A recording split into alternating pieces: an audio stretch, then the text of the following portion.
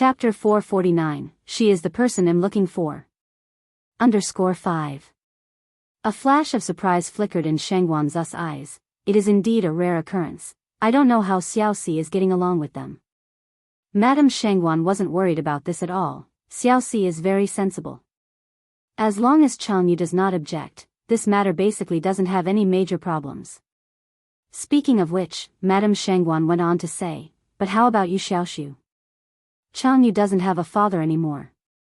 If this matter really succeeds, Changyu will likely be living in our house in the future.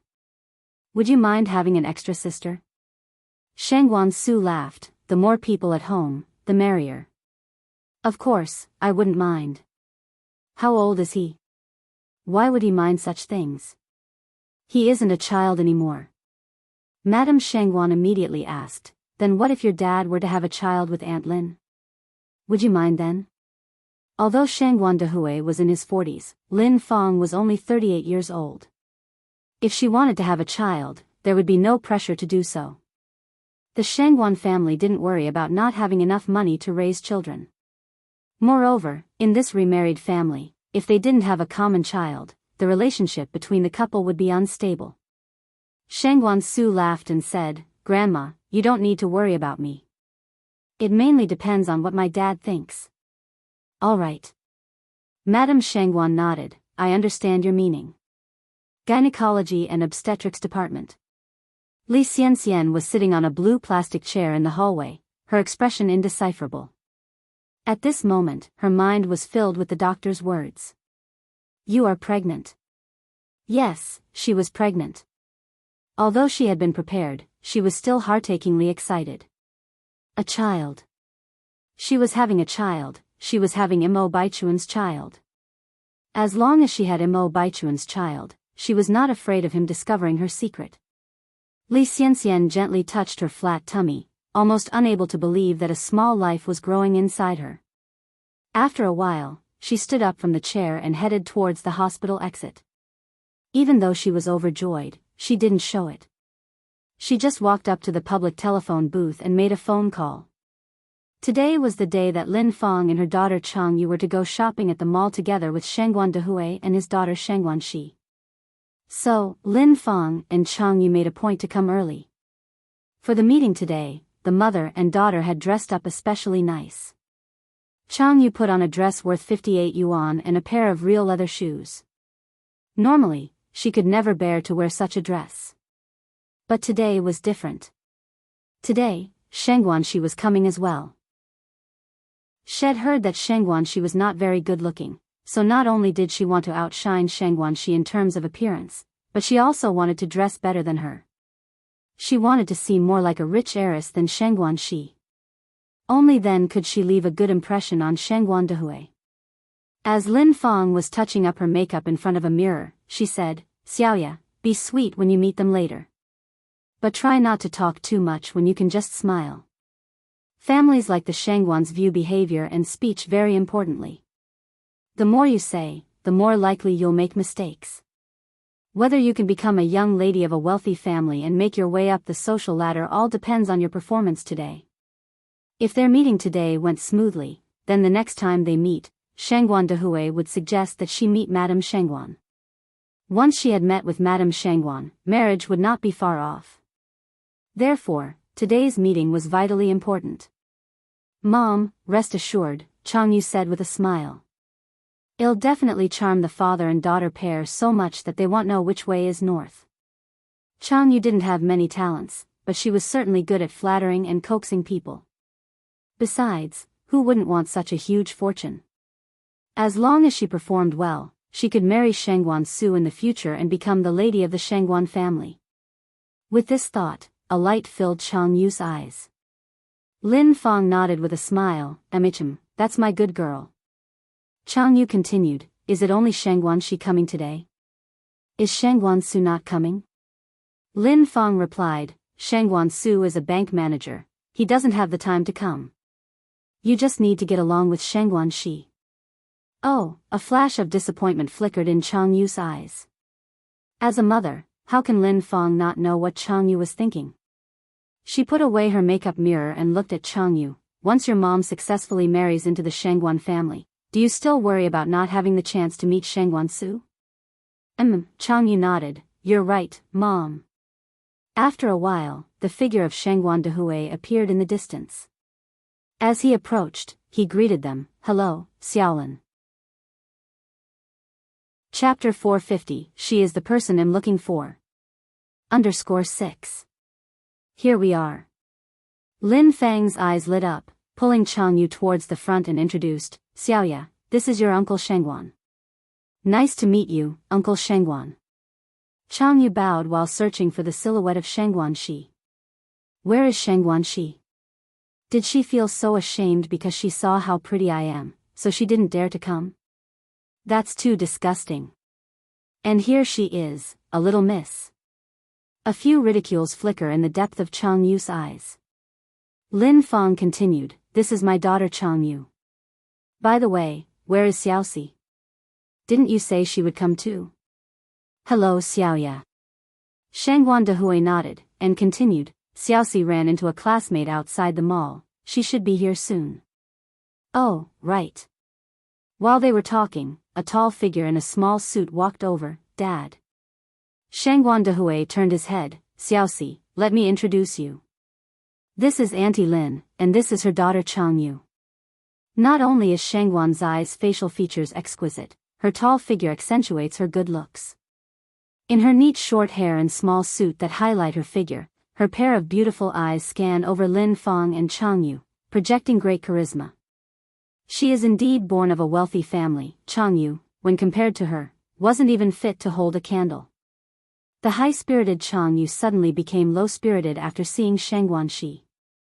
Nice to meet you, Auntie Lin and Xiaoya.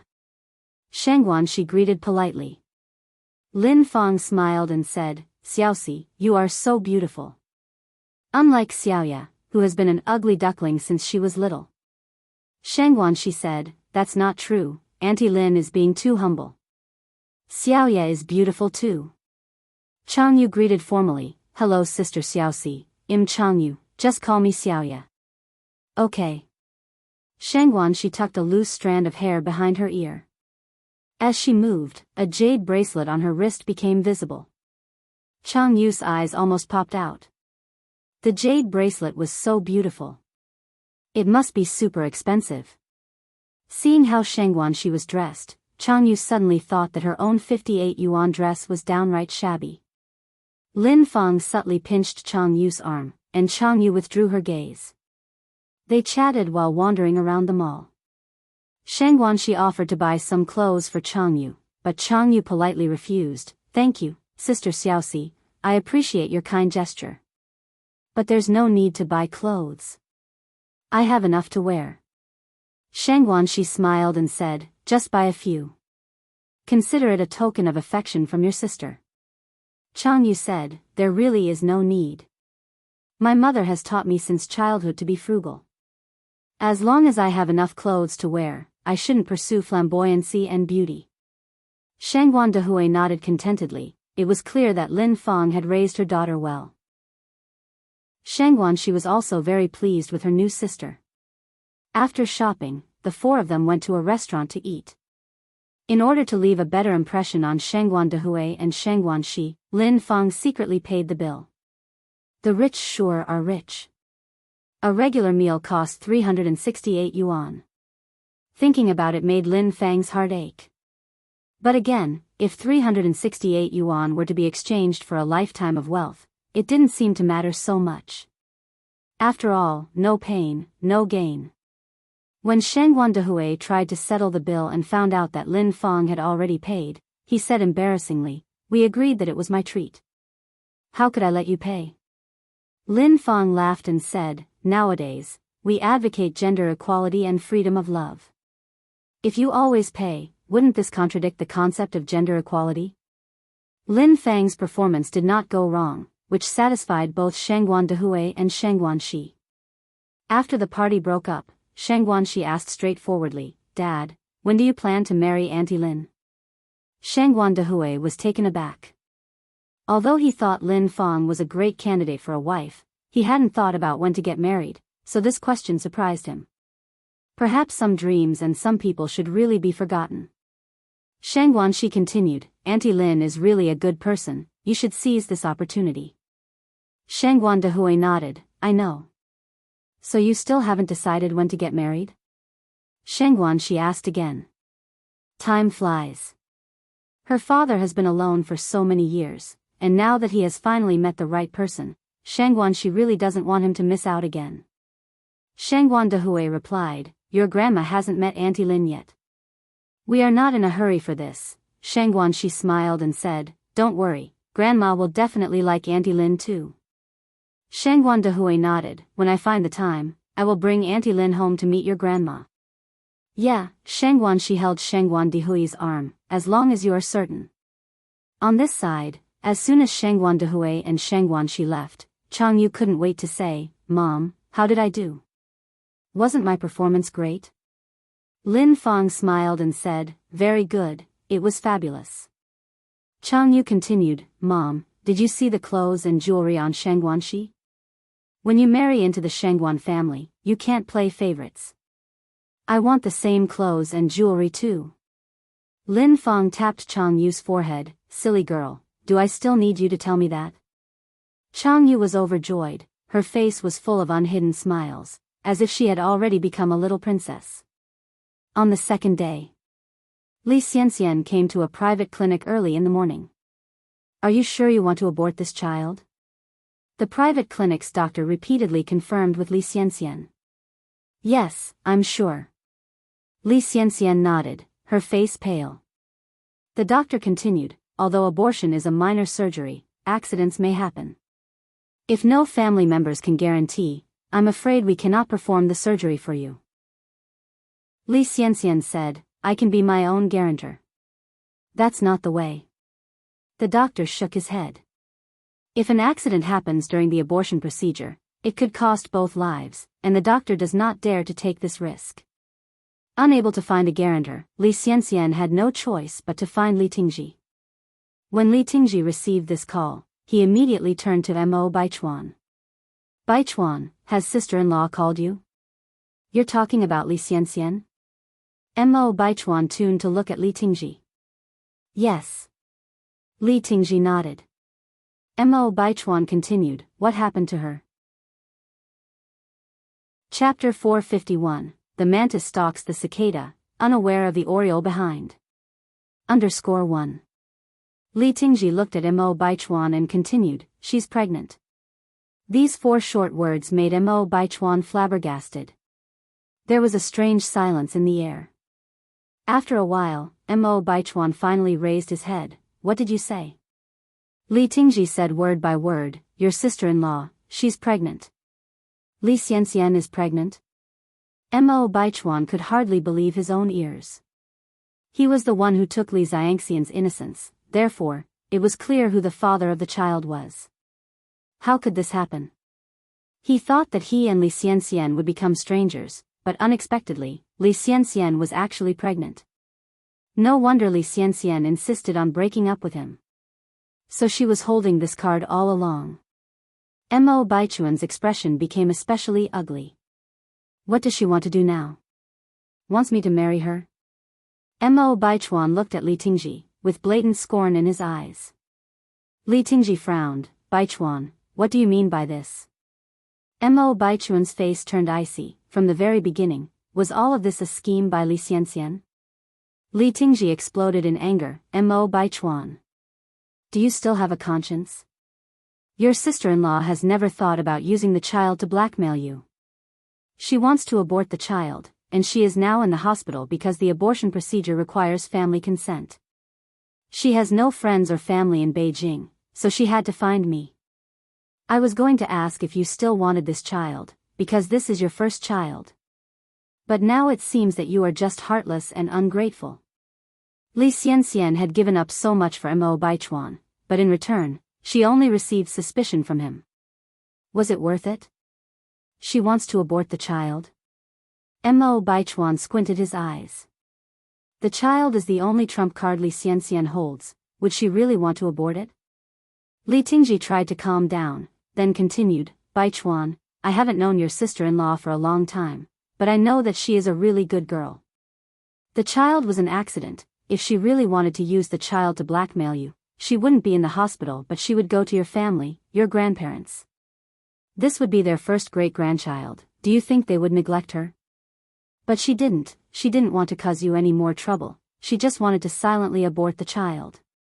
She didn't even have any family member around who could sign the consent forms, and yet she still had no complaints. But what about you? Instead of understanding her, you question her. Are you being fair to her? Mo Baichuan remained silent. He was now unsure whether or not Li Xianxian was putting on an act. Li Tingji no longer wasted words with Mo Baichuan and continued, your sister-in-law is at the private clinic on Wenan Road number 69. Whether or not you want the child, it's all up to you. As your brother, I have said all I need to say. After saying this, Li Tingji turned and walked away. Mo Baichuan watched Li Tingji's retreating figure, his eyes filled with mixed emotions. He and Li Tingji had been brothers for over 20 years. He knew well that Li Tingji was not the sort of man who couldn't discern right from wrong. Could it be that he was the one who was mistaken? Mo Baichuan absently slumped into a chair, lighting a cigarette. Li Tingji rushed to the hospital without delay. Li Xianxian was sitting on a blue plastic chair, her face a bit pale. Sister-in-law. Li Tingji managed to say these two words with difficulty. Tingji. Li Xianxian lifted her head, looking behind Li Tingji. Mo Baichuan hadn't come, which was within Li Xianxian's expectations. Mo Baichuan was naturally suspicious. If he had followed Li Tingji here, it would have caused an issue instead.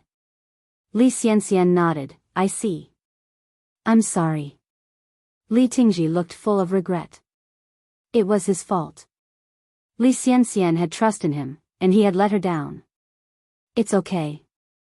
Li Xianxian managed a bitter smile, perhaps, this is my fate. Fate? She never believed in fate.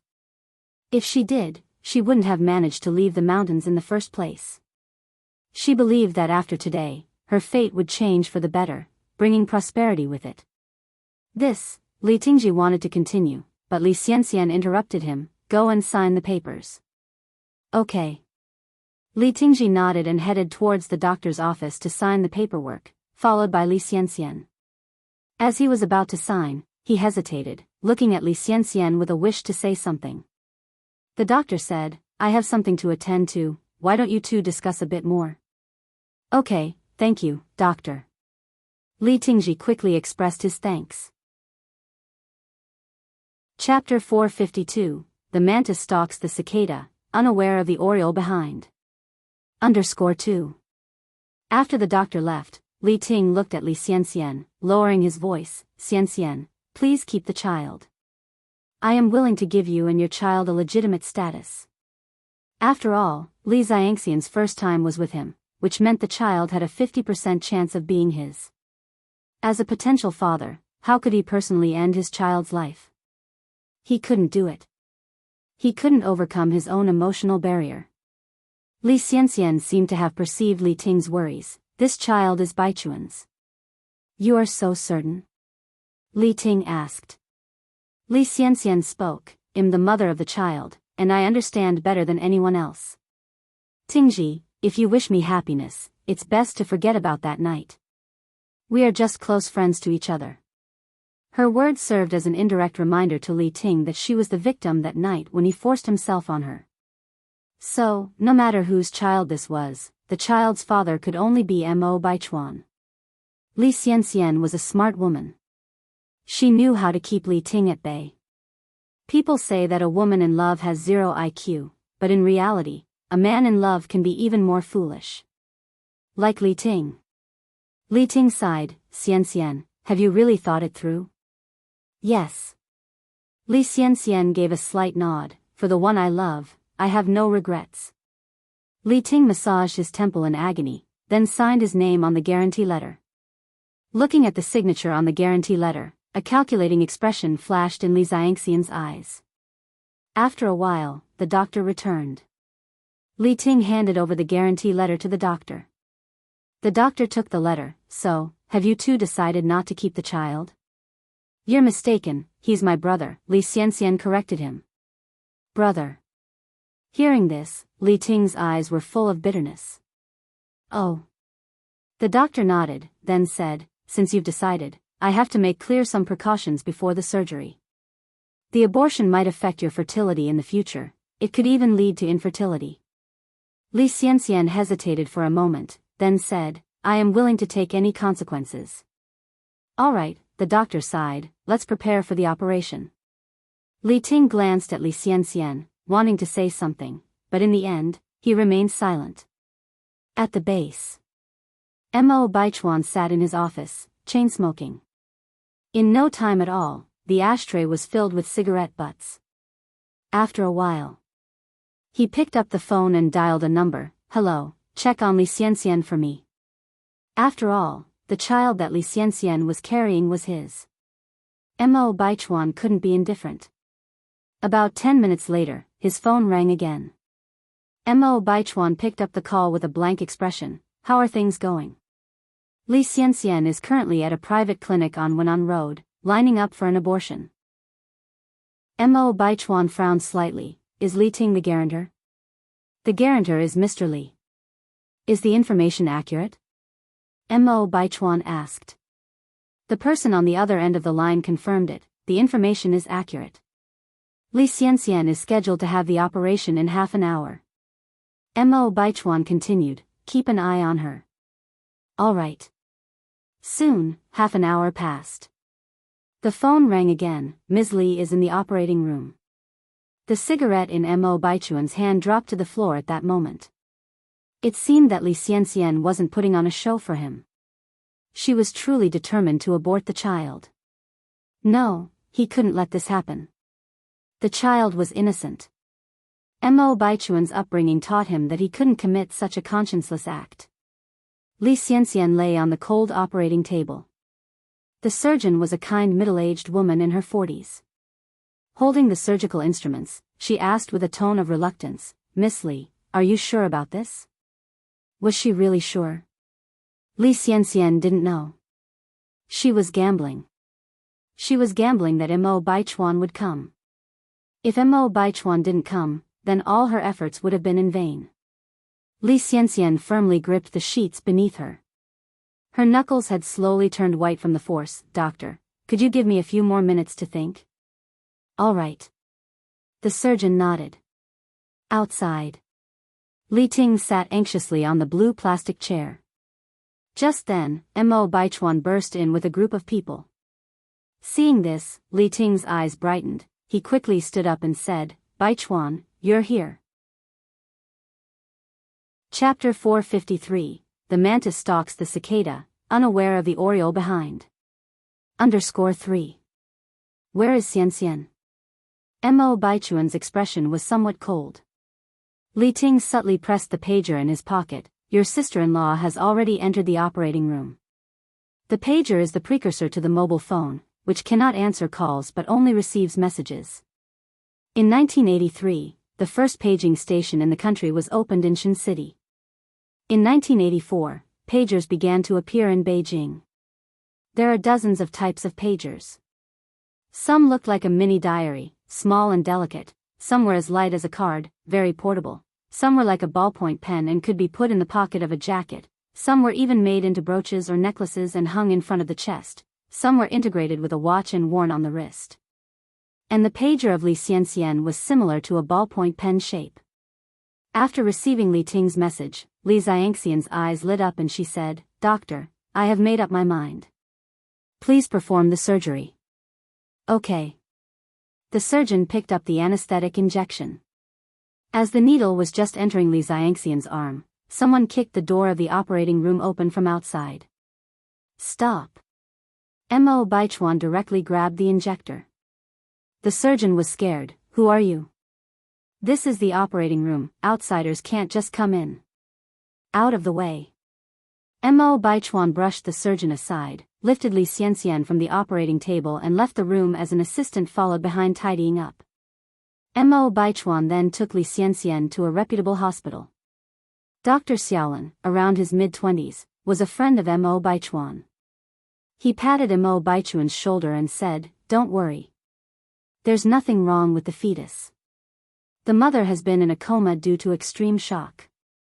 Mo Baichuan then asked, "Xiaolin, how long has she been pregnant?" Dr. Xiaolin answered, "Over 2 weeks, almost 3.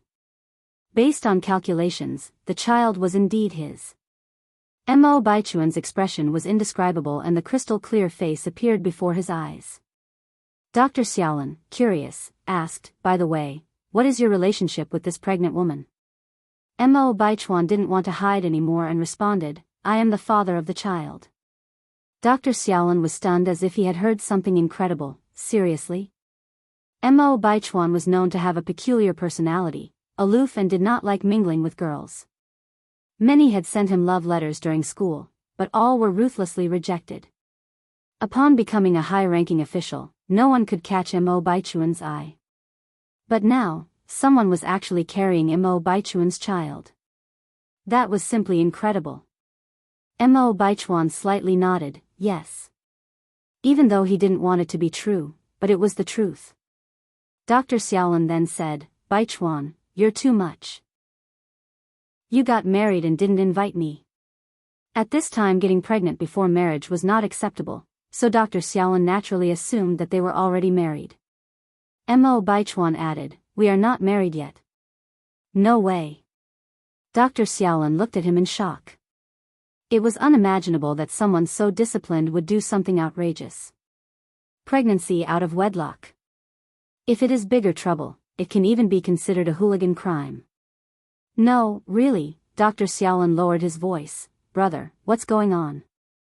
Mo Baichuan looked impassive. "It's not something that can be explained in a few words." "Do you plan to marry her?" asked Dr. Xiaolin.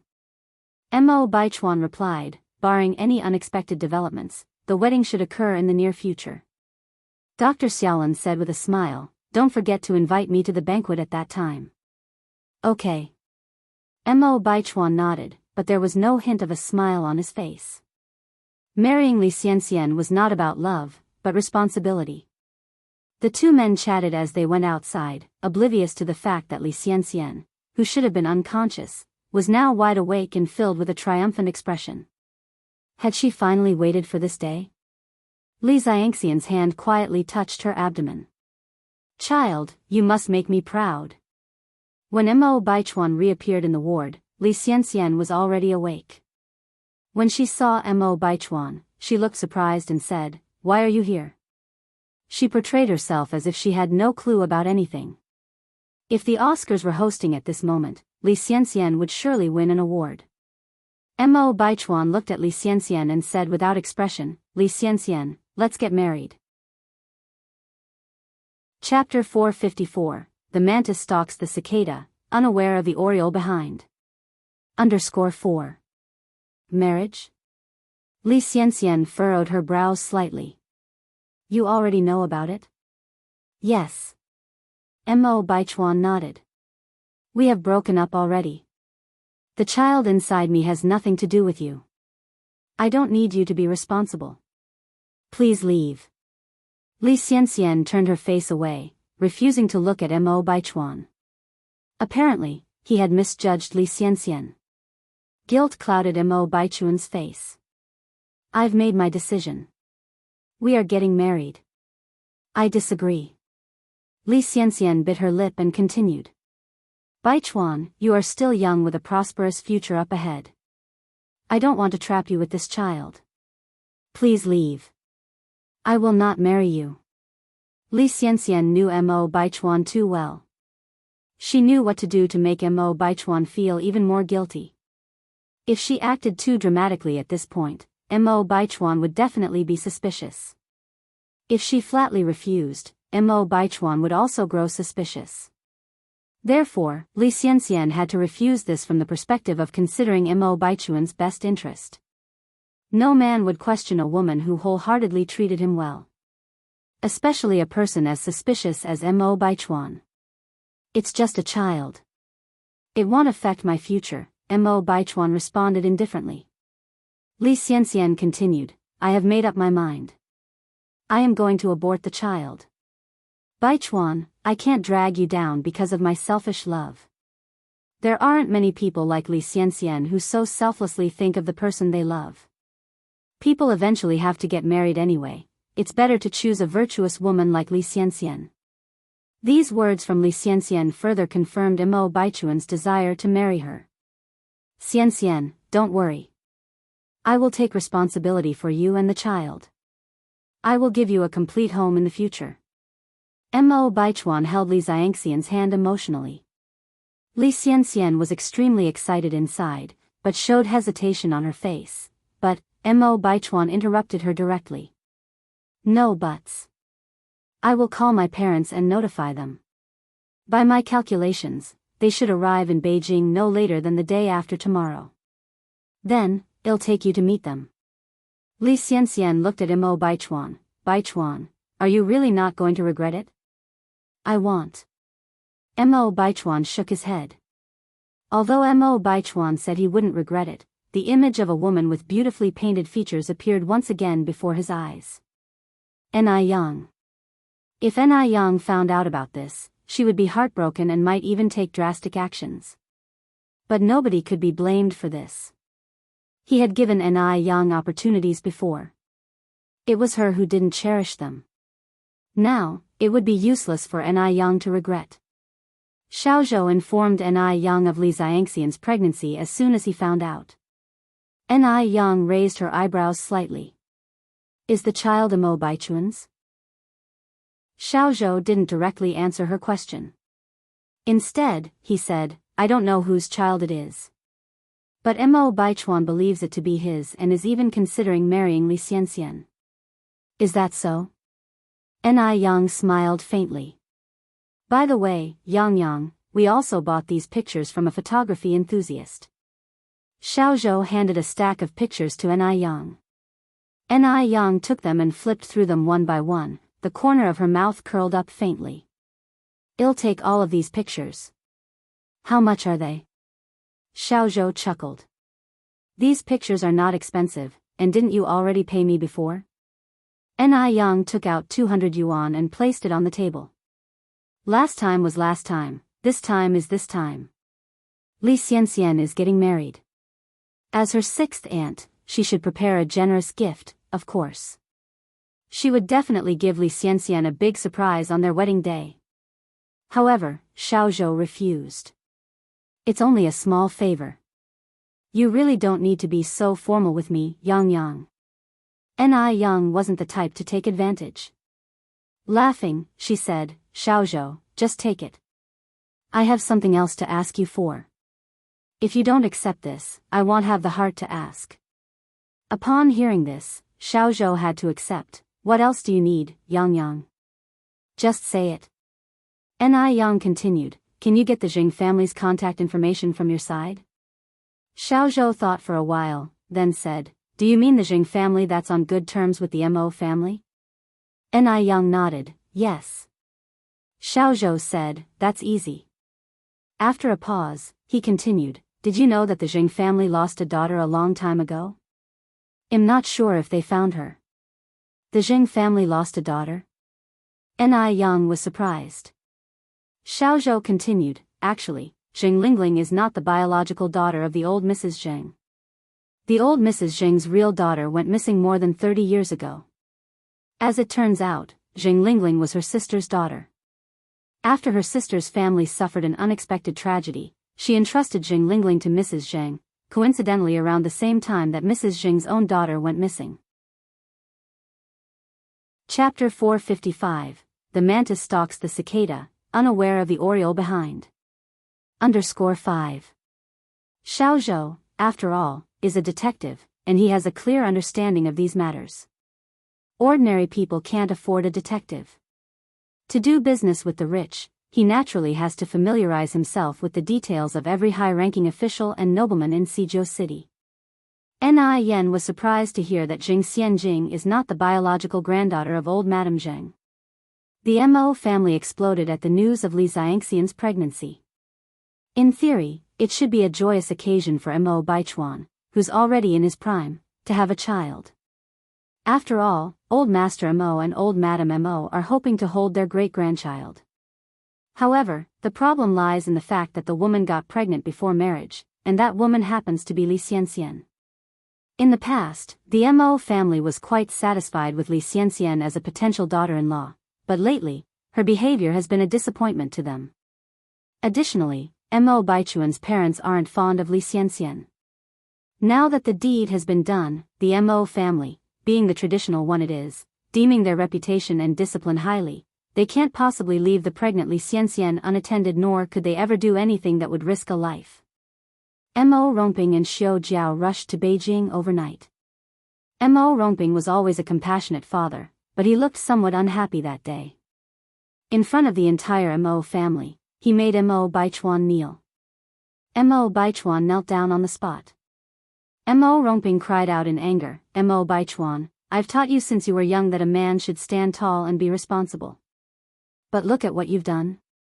You've completely disgraced the Mo family." Mo Baichuan kept his back straight. "Dad, I know I was wrong.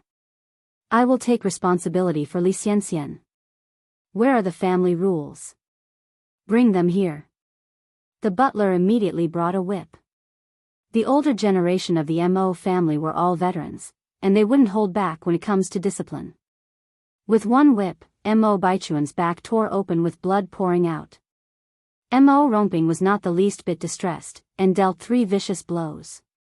Although old Madame Mo and old Master Mo pitied him, they could not intervene. The atmosphere in the living room was extremely oppressive, and everyone's faces were tense. Everyone was worried for Mo Baichuan, only Mo Qishan seemed relaxed. He lounged on the couch, eating sweet grapes, and watched the spectacle unfold almost like a spectacle. He thought to himself, this nephew of his was bound to be killed by his own stupidity one day. As Mo Rongping went to deliver the 4th blow, Xiao Jiao grabbed the whip. "What's done is done, hitting him now won't help anything." Old Madame Mo chimed in, "Xiao Jiao is right, Rongping, even if you beat Baichuan to death now, it wouldn't change the situation. We should discuss when to hold the wedding. Regardless, the child in Xianxian's belly is the first heir of our Mo family. In wealthy households like theirs, the first child always holds significant meaning." Mo Rongping sighed deeply, dropped the whip at hand, and continued, "How can we decide this matter unilaterally? We should invite the girl's parents to discuss together." Mo Rongping was not the type of person who disregarded proper etiquette. Old Madame Mo added, "You don't have to worry about that. Xianxian is an orphan without any family. Let Baichuan bring Xianxian here tomorrow." Mo Rongping nodded, "That should be fine." Xiao Jiao said, "Now that she's pregnant, we cannot delay the wedding. The sooner the better, otherwise when she starts to show, others will laugh at our Mo family for lacking discipline and decorum." Originally, Xiao Jiao didn't like Li Xianxian. She thought Li Xianxian was too vain and not a good match for Mo Baichuan. But now, even if she was dissatisfied, she had no choice but to accept it. The next day, Mo Baichuan brought Li Xianxian home to meet his parents. This time, Li Xianxian behaved very well and did not use her pregnancy as an excuse to be difficult, which changed Mo Baichuan's parents' impression of her. Moreover, Li Xianxian is a poor child with no parents.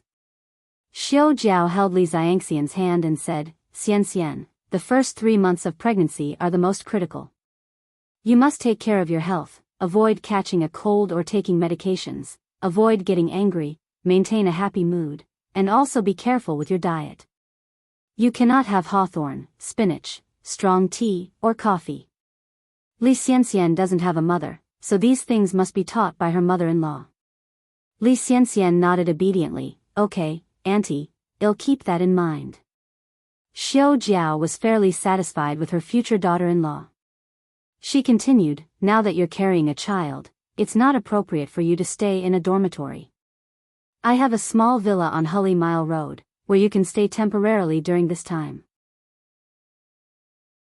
Chapter 456, The Mantis Stalks the Cicada, Unaware of the Oriole Behind. _6. Li Xianxian laughed and said, "Auntie, I'm not that high maintenance, staying in a dorm is fine." "No way." Xiao Jiao shook her head, "There are too many people in the school, it would be troublesome if you bumped into someone. I've hired 2 servants in that small villa, they'll take care of your daily needs. After all, what Li Xianxian was carrying in her belly was her first grandchild. How could Xiao Jiao not put importance on it? Li Xianxian then said, Auntie, you really don't have to go through so much trouble. It's settled then, you don't need to refuse. Xiao Jiao directly shoved the key into Li Xianxian's hand. Li Xianxian knew that it would be ungrateful to refuse at this point, so she laughed and said, Thank you, Auntie. We're family now, there's no need to be so polite. Xiao Jiao continued, As for the school, we've already arranged your leave of absence. The wedding will be taken care of by me and Baichuan's father. During this period, you just need to focus on your pregnancy. Thank you, Uncle and Auntie. Xiao Jiao held Li Xianxian's hand and talked a lot more. Li Xianxian knew how to make people happy. With a few words, Xiao Jiao dropped all her prejudices. From an angle where Xiao Jiao couldn't see, a glint of triumph flashed in Li Xianxian's eyes. She finally entered the doors of the Mo family.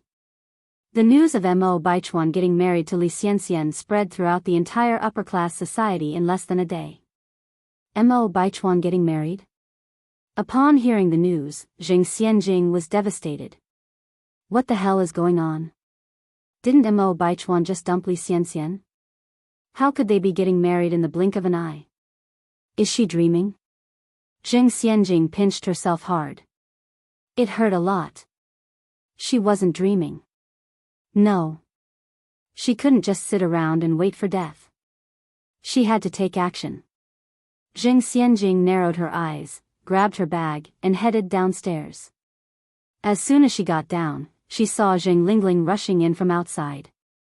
Xianjing. Something terrible happened. Zheng Lingling grabbed Zheng Xianjing's hand, looked around and said, Let's go inside to talk. Okay. Zheng Xianjing nodded. The mother and daughter went inside. Zheng Lingling closed the door. Xianjing, Baichuan and Li Xianxian are getting married. I already know about this. Zheng Xianjing seemed relatively calm. Mom, don't panic, they're just getting married. As long as they're not married yet, I still have a chance. Zheng Lingling frowned. It's not as simple as you think. What do you mean? Zheng Lingling continued, I went to the Mo's this morning. Your grandma Mo quietly told me that Li Xianxian is pregnant. What? Zheng Xianjing's face turned pale. Pregnant? She never imagined that Li Xianxian would get pregnant. No wonder they are in such a hurry to get married. So it turns out there's a bun in the oven. Didn't they just break up a few days ago? How could she get pregnant so quickly? That little bitch Li Xianxian, how could she be so shameless? Zheng Lingling sighed, how smart she is. She knows the principle of a mother being noble by her son. Why didn't we think of this method? If she had known about the principle of mother being noble by her son, she should have tried to get Zheng Xianjing pregnant. Zheng Xianjing was nearly suffocated, with mixed feelings in her heart. It took her a great deal of effort to find out who Mr. Mogg was, and now the prize was snatched away by someone else when it was nearly in her grasp. Mom, what if Li Xianxian's baby were to accidentally be lost? Would she still have a chance of marrying into the Mo family? Zheng Xianjing hatched a plan and turned to look at Zheng Lingling, her eyes filled with malicious intent. Li Xianxian gained nobility by her child? If there's no child, how could she be noble? Zheng Xianjing wouldn't let anyone steal the throne of Mrs. Mogg. Zheng Lingling narrowed her eyes. Xianjing, you mean? Zheng Xianjing nodded. Zheng Lingling continued, this matter sounds easy, but it's not so easy to do. Once we're discovered, we'll be in big trouble. At this moment, there was a knock on the door from outside. The mother and daughter immediately stopped talking. Who is it? The voice of the servant came from outside. Madam, it's me. Someone on the phone is looking for Miss Xianjing. Who's looking for me? Zheng Xianjing asked. She was not in mood to take a call right now. The servant continued, a Mr. Mogg. Mr. Mogg? Could it be Mo Baichuan? Zheng Xianjing brightened up and immediately said, It'll come down right now. Zheng Xianjing came downstairs and carefully picked up the phone. Hello? But the voice that came was not Mo Baichuan's, but a deep and mellow voice, as if the person was speaking right beside her. Miss Zheng, hello. Who are you? Zheng Xianjing frowned slightly, losing much of her enthusiasm upon realizing the caller wasn't Mo Baichuan. The other side chuckled. It doesn't matter who I am. What matters is that I can help you. Who exactly are you? Zheng Xianjing was getting impatient. I don't have time to play riddles with you. As I said, I'm someone who can help you. I don't need your help. Saying this, Zheng Xianjing was about to hang up the phone. But the person on the other end, as if knowing that Zheng Xianjing wanted to hang up, continued, Miss Zheng, don't be in a rush to hang up. I know a secret about Li Xianxian that no one else knows. About Li Xianxian's unknown secret, of course Zheng Xianjing wanted to listen. Go ahead. There was another chuckle from the other end. Miss Zheng should understand that there is no such thing as a free lunch, right? What do you mean? Quid pro quo. He continued, 30,000 yuan for Li Xianxian's hidden secret. 30,000 yuan is not a small sum. Currently, the financial power was still in the hands of old lady Zheng. It would not be easy for Zheng Xianjing to get the money. Zheng Xianjing remained silent, her eyes thoughtful. The person on the other end of the phone continued, strike the snake at its weakest point. This secret is Li Xianxian's weak point. Miss Zheng, don't you want to take a gamble? Or do you want to just watch Li Xianxian marry Mo Baichuan? Regardless of whether the secret was Li Xianxian's weak point or not, the mysterious man's word successfully hit Zheng Xianjing's weak point. She absolutely could not let Li Xianxian steal Mo Baichuan away. Who are you exactly? Zheng Xianjing narrowed her eyes. Why should I believe you? Chapter 457. Zheng Xianjing took the bait, making money to support our Mr. Mo's family. _1. Zheng Xianjing was not a fool. She could not just believe in the authenticity of this man's words based on one phone call. What if he was a scammer? 30,000 yuan was not a small sum. She was the honorable young lady of the Zheng family. If word got out that she had been scammed, what face would she have to show in her circle?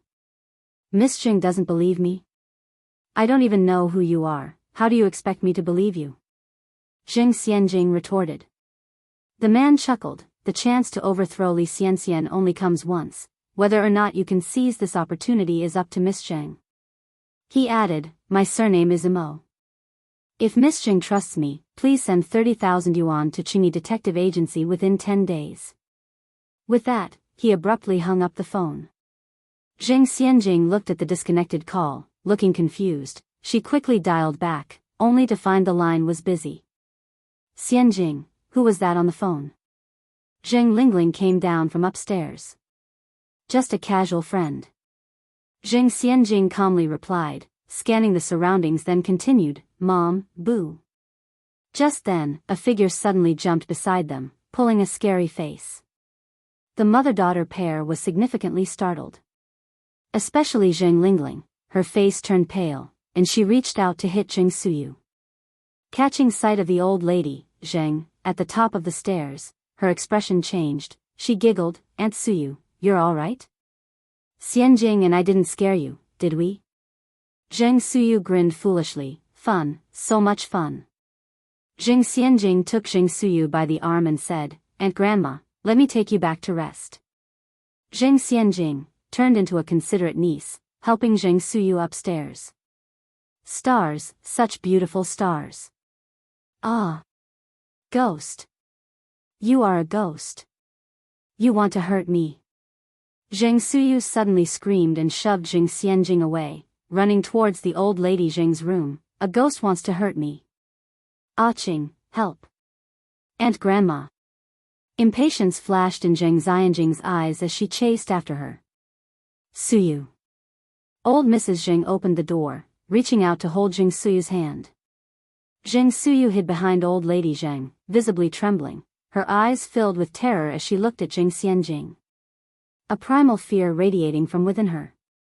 Strangely enough, ever since Zheng Suyu lost her sanity, She saw everyone as a ghost, except for old lady Zheng. She could even remember her name. Grandma. Zheng Xianjing respectfully said. Old Mrs. Zheng nodded, looking at Zheng Suyu. Don't be afraid, Suyu. This is Xianjing. Do you remember Xianjing? She is your great niece.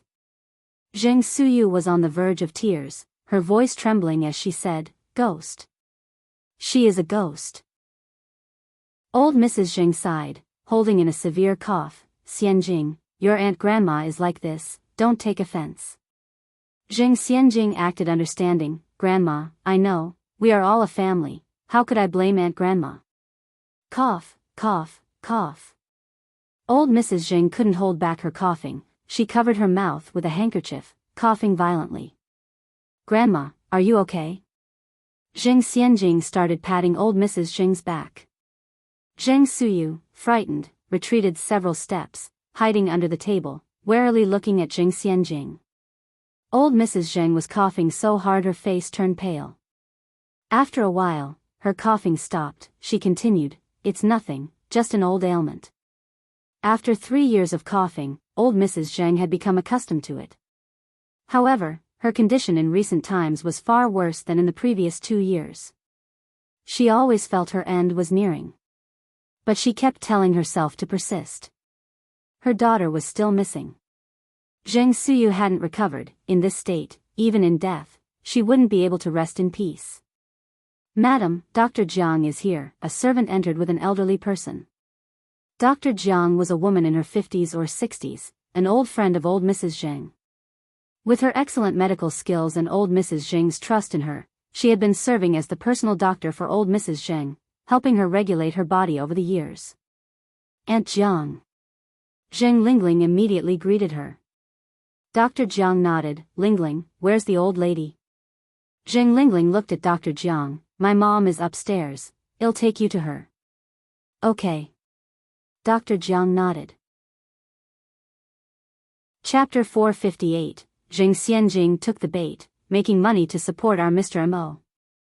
_2.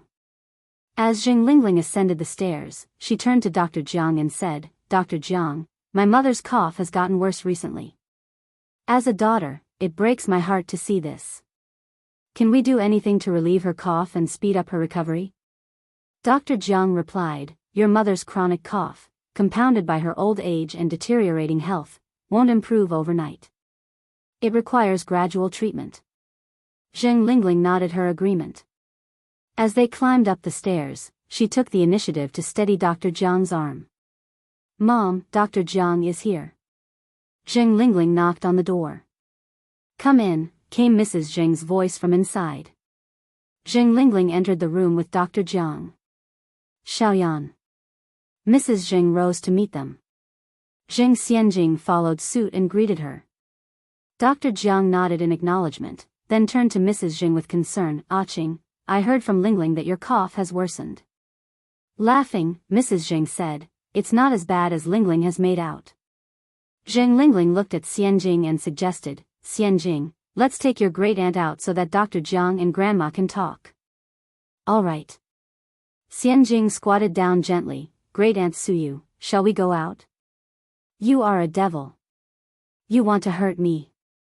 Suyu burst into tears, terrified. Zheng Lingling squatted down, coaxing, Aunt Suyu, shall we take you out for some candy? Yes. Suyu brightened up. Candy. Candy. Mother and daughter cajoled Aunt Suyu and managed to lead her out. Mrs. Zheng heaved a helpless sigh. Dr. Jiang inquired, Didn't a self-proclaimed divine doctor who could cure Suyu come a while ago? From my observation, Suyu's condition hasn't improved at all. Recalling something, Mrs. Zheng burst out, Divine doctor, my foot. He was nothing but a fraudster. Upon hearing this, Dr. Jiang patted Mrs. Zheng's hand reassuringly. Suyu has her own fate. She will surely recover. I hope so. Mrs. Zheng sighed again. Dr. Jiang continued, By the way, Qing, have you heard anything about Tingting lately? No, Mrs. Zheng shook her head, it has been over 30 years. It wouldn't be that easy to find her. I'll be frank, I've given up hope. Dr. Jiang glanced at Mrs. Zheng, a hint of knowing sparkle in her eyes. No hope. Then why did she secretly send Hare for DNA testing? What old friends? What lifelong sisterhood? It's all a facade. If Mrs. Zheng considered her as a dear friend, she wouldn't keep secrets from her. Dr. Jiang narrowed her eyes subtly. Although you say that, you should still continue your search. After all, Tingting is your biological daughter. Lingling, despite being raised by you, isn't your flesh and blood. The proverb "our own children are our precious jewels" holds truer than ever. Dr. Jiang glanced at Mrs. Zheng, changing her tone, but speaking from my heart, Lingling is an exemplary and filial daughter, who cares deeply about your health every time I visit. Mrs. Zheng nodded. Indeed, Lingling is a good daughter. Dr. Jiang extracted a stethoscope from her medical bag and began to examine Mrs. Zheng, changing the topic. Qing, have you been taking your medicine on time recently? Yes, always on time. Dr. Jiang continued. Has your toilet routine been normal? Yes, normal. After asking a few more questions, Dr. Jiang's smile faded. A look of concern clouded her face. Is my condition bad? Mrs. Zheng looked at Dr. Jiang. No. Dr. Jiang shook her head. Don't worry too much, you're in good health. Mrs. Zheng wasn't a fool. She had already perceived the answer from Dr. Jiang's expression. Xiaoyan, I'm now in my 60s and have weathered many storms. You can tell me straight, there's no need to tiptoe around it. Really, it's nothing. Dr. Jiang smilingly responded. Qing, you worry too much. I remember when you were younger, you would always fight and make a fuss with Jing Jun because of this. Upon mentioning youth, Mrs. Jing's face lit up with a faint smile. She appeared lost in old memories, as if back in those days. Back then, Tingting was still here. Suyu hadn't gone mad yet. Their family was so happy. Chapter 459, Jing Xianjing takes the bait, earning money to support our Mr. Mo's family. _3. Dr. Jiang continued. Oh, speaking of which, where is Jing Jun? He should be in the Xiaohua garden. Jing Jun is a typical scholar, tending to his books and plants every day. All domestic matters, big or small, were taken care of by Madame Zheng, especially after their only daughter went missing. He practically stopped caring about everything. How many years have passed? Dr. Jiang sighed. He's still the same. You've broken your heart for this family while he behaves as if nothing's wrong. If not for Madame Zheng, the family would have fallen apart long ago. He's suffering inside. Their only daughter was lost, and the youngest sister went mad. No one knows the agony Jing Jun suffers beneath his placid facade. He's suffering? You tell me, aren't you suffering too? Dr. Jiang continued. You really are lucky, Jing Jun, to have such a wonderful wife. Madame Zheng chuckled. Xiaoyan, be honest with me, how's my health really?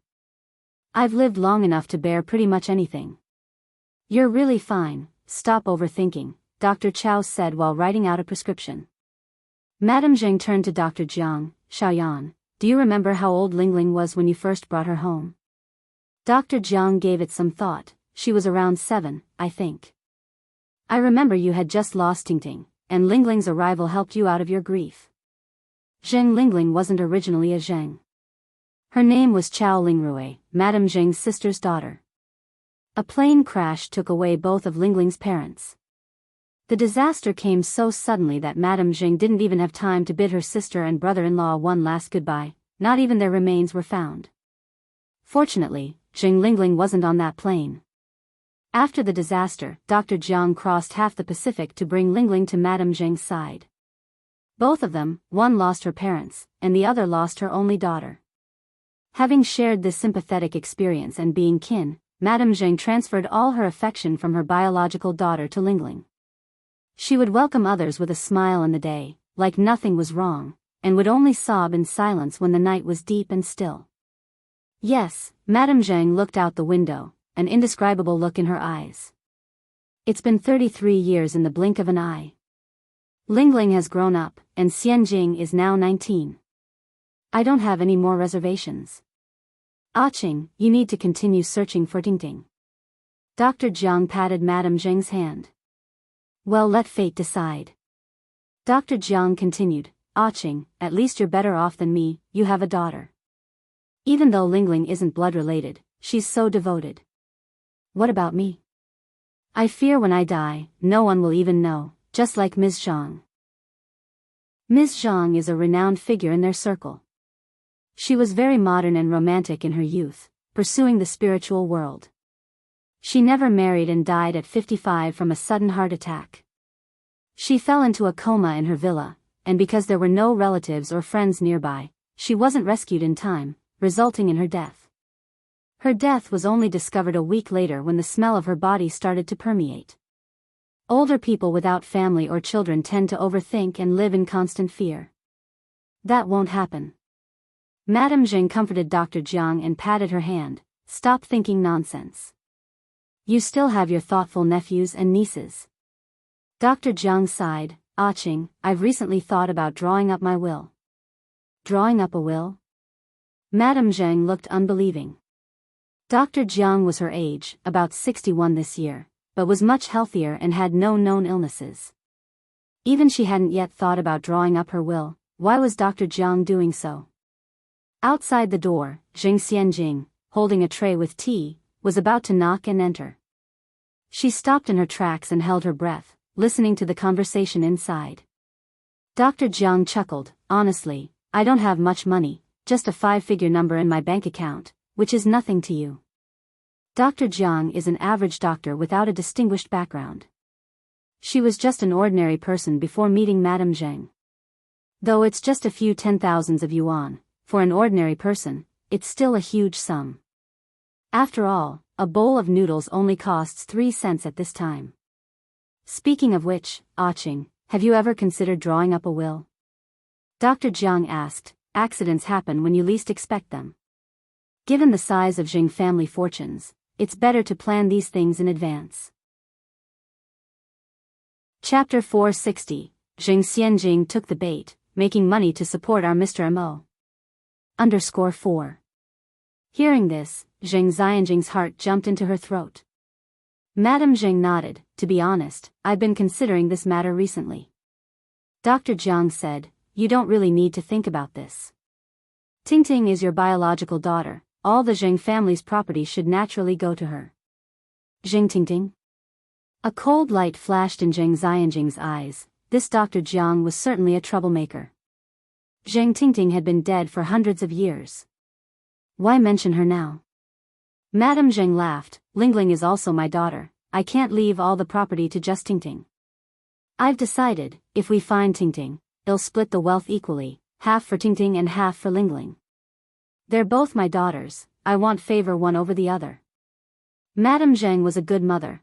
Although Zheng Lingling wasn't her biological daughter, she raised her with her own hands. In her heart, Lingling made no difference from her own birth child. So, she would treat them fairly. Dr. Jiang smiled. Lingling is fortunate to have such a good aunt. In my heart, she has long been my own daughter. Own daughter? A mocking glint flashed in Zheng Xianjing's eyes outside the door. If this old witch seriously thought of Jing Lingling as her own daughter, then she wouldn't be leaving only half the property to Jing Lingling.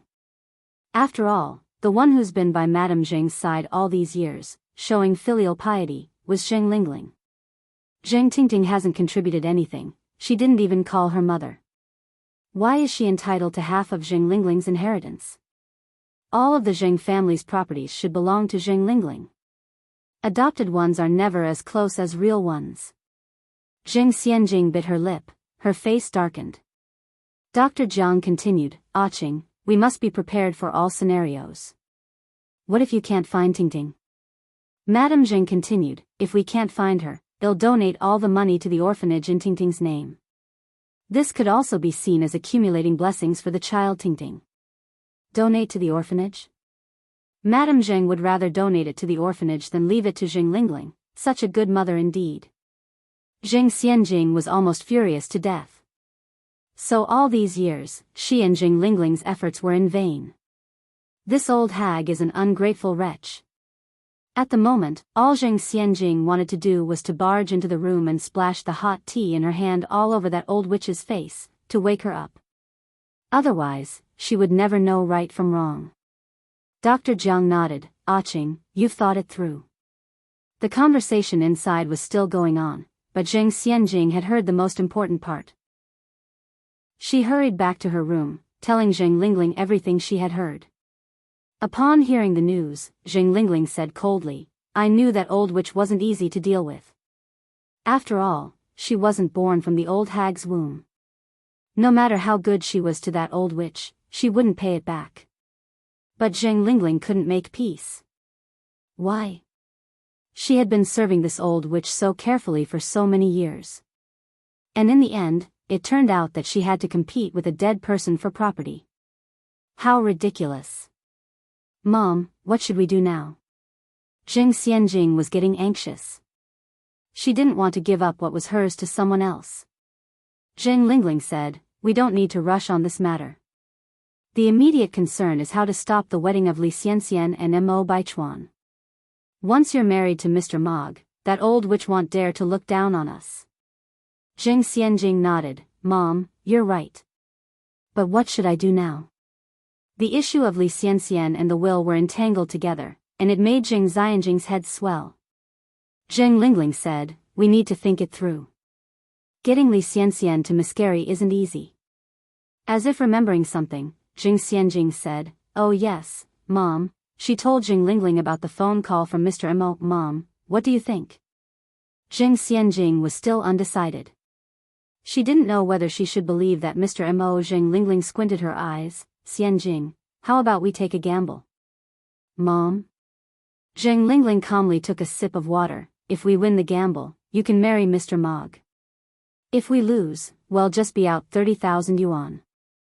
Spending 30,000 yuan to buy the ultimate honor is worth it. Chapter 461, Zheng Xianjing took the bait, making money to support our Mr. Mo. _5. After all, the temptation was simply too great, and Lingling didn't want to miss out on such an amazing opportunity. After all, didn't life sometimes require a gamble? Just like back then. If she had not taken a chance then, would she have what she has now? Xianjing followed up, saying, but where are we going to get all that money? The absolute control over the Zheng family's finances now lay in the hands of Granny Zheng. She gave Lingling 8,000 yuan every month, while Xianjing only got 5,000. This many thousands of yuan is money that regular people could work years for and still not make, but among the wealthy, it's just pocket change, gone in a few rounds of mahjong. Lingling and Xianjing, the mother and daughter with big spending habits, would each spend 500 to 600 yuan every month on skincare products. With the addition of jewelry purchases and such, their money would be gone almost as soon as they'd gotten it. Where are they going to round up 30,000 yuan now? Lingling answered, don't worry about the money, they'll figure out something. Mom, do you have some hidden stash of money? Lingling didn't answer Xianjing directly, instead saying, Xianjing, were you not just about to take some tea to Granny and Granny Jiang? I'll go with you so I can check on how Granny's health is doing. Xianjing picked up on faint footsteps outside the door and said with a smile, okay, Mom, you don't need to worry, Granny will be fine. The mother-daughter duo walked out the door to take tea to Dr. Jiang and Granny Zheng. Dr. Jiang gave Lingling a list of food that Granny Zheng should avoid and daily practices she should pay attention to before saying her farewells. Lingling said with a smile, Dr. Jiang, let me see you out. Xianjing didn't exactly get along with Dr. Jiang. Ever since she had heard the conversation between Dr. Jiang and Granny Zheng, she disliked Dr. Jiang even more. It baffled her why Lingling was so nice to Dr. Jiang. Xianjing, come with me to see Dr. Jiang off. Lingling turned to Xianjing. All right. Xianjing obediently followed Lingling. Dr. Jiang laughed very kindly and said, back when Xianjing was just a baby you could hold in your arms and now she has grown into such a lovely young lady. Lingling asked, Xianjing, do you remember when you were a baby that Granny Jiang used to hold you? Xianjing laughed and said, that was so long ago, how can I possibly remember? Lingling seemed dissatisfied as she glanced at Xianjing, but Dr. Jiang seemed unbothered and said, "Oh, it's not a big deal, children have short memories." Lingling said, "It's fortunate that you're not picky with her." When they got to the door, Dr. Jiang stopped. "This is far enough." She then seemed to recall something and took a bottle of medicine out of her bag. "I almost forgot, this medicine is very effective against coughing. Lingling, just put half a pill in the chicken soup when you're making it." Lingling very solemnly took the bottle and said, "Thank you for your trouble, Dr. Jiang." Dr. Jiang laughed and said, "Your mother and I have been as close as sisters for many years, there's no need for such courtesy." Lingling continued, "Dr. Jiang, are you free tomorrow morning? I have a friend who isn't feeling well, and I want to bring her over tomorrow." "Sure, I'll see you tomorrow morning then." "Goodbye, Dr. Jiang." Lingling pushed Xianjing. "Say goodbye to Granny Jiang." Xianjing carelessly said, "Goodbye, Granny Jiang." As soon as Dr. Jiang left, Lingling scolded Xianjing angrily, "Xianjing, this is a warning. From now on, you will not disrespect Granny Jiang." Xianjing sniffed dismissively and replied, "What's the point in you being so nice to her? You don't know what she says about you behind your back." Dr. Jiang clearly wasn't a good person. "She said one thing to your face and another behind your back." Lingling breathed out a sigh and gravely said, "Regardless, Granny Jiang is your elder. Remember to show her respect." "She's hardly an elder." Xianjing muttered, "More like a shit stirrer." Lingling's expression darkened. "Xianjing, do you remember who you are?" "Sorry Mum, I was wrong." Lingling carried on, "Do you know that if you keep acting like this, people will say that you have no manners?" Xianjing responded, "Mom, I only act like this around you. I never act this way around other people." Lingling sternly said, "You're not allowed to behave this way around me either, habits form naturally." Chapter 462, Jing Xianjing took the bait, making money to support our Mr. Mo. _6. Oh, I understand now, I won't dare to do it again.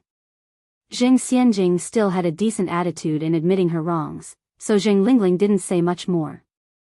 She turned around and walked into the house with Jing Xianjing. Just as they entered the house, Jing Lingling busied herself with making chicken soup for the old Madame Zhang in the kitchen. Jing Xianjing was speechless. After all that old hag had done to them, she couldn't believe that Jing Lingling was still so nice to her. She must be out of her mind.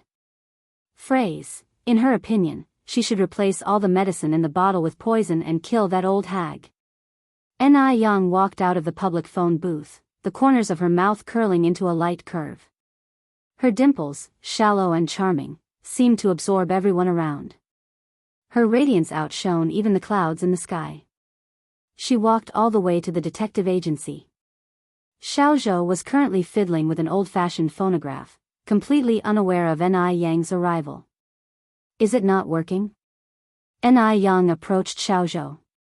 Startled by the sudden comment, Xiaozhou turned to see Ni Yang and broke into a smile. "It's not exactly that it doesn't function, it's just that the sound produced seems off, like a saw being drawn." "Let me have a look." Ni Yang walked to the front of the phonograph. This was a very ancient phonograph. With its swan neck-like bend and large horn, it resembled a blooming trumpet flower, prideful and elegant. The large horn was made of pure copper, highly wear-resistant and non-fading. It was perfectly complemented by an elegant, traditional wooden cabinet. This type of phonograph originated from the Republic era. A few of them could still be found in the 1980s in China. In later generations, they all became precious antiques only seen in museums and with collectors. In her former life, Ni Yang didn't have many hobbies. Collecting phonographs was one of the few. She fiddled with it for a while, put on the disc, pressed the start button, and instantly, melodious music flowed from the large horn. The night in Shanghai, you are a city that never sleeps, the lights are up, it's all song and dance," Xiaozhou exclaimed in surprise, "That's amazing. Yang, you're really something. You even know how to repair phonographs." In these times, the most popular gadgets were radios. All the trendy boys and girls had radios in their hands, with a pair of earphones plugged into their ears. They couldn't have looked cooler. Earphones entered China around the end of the Qing dynasty when telegraph machines came into existence. Now, hardly anyone bothered with big, heavy, old-fashioned gadgets like phonographs.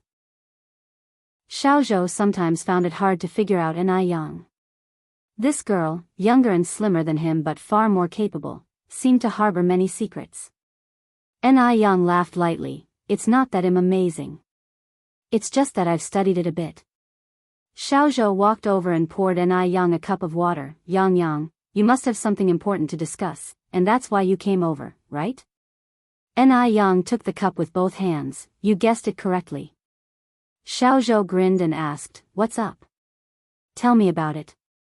Ni Yang took a sip of tea. In the next few days, someone might send some money to Mr. Mog. When they do, just tell them he's out, you'll take care of the delivery, but keep the money for me.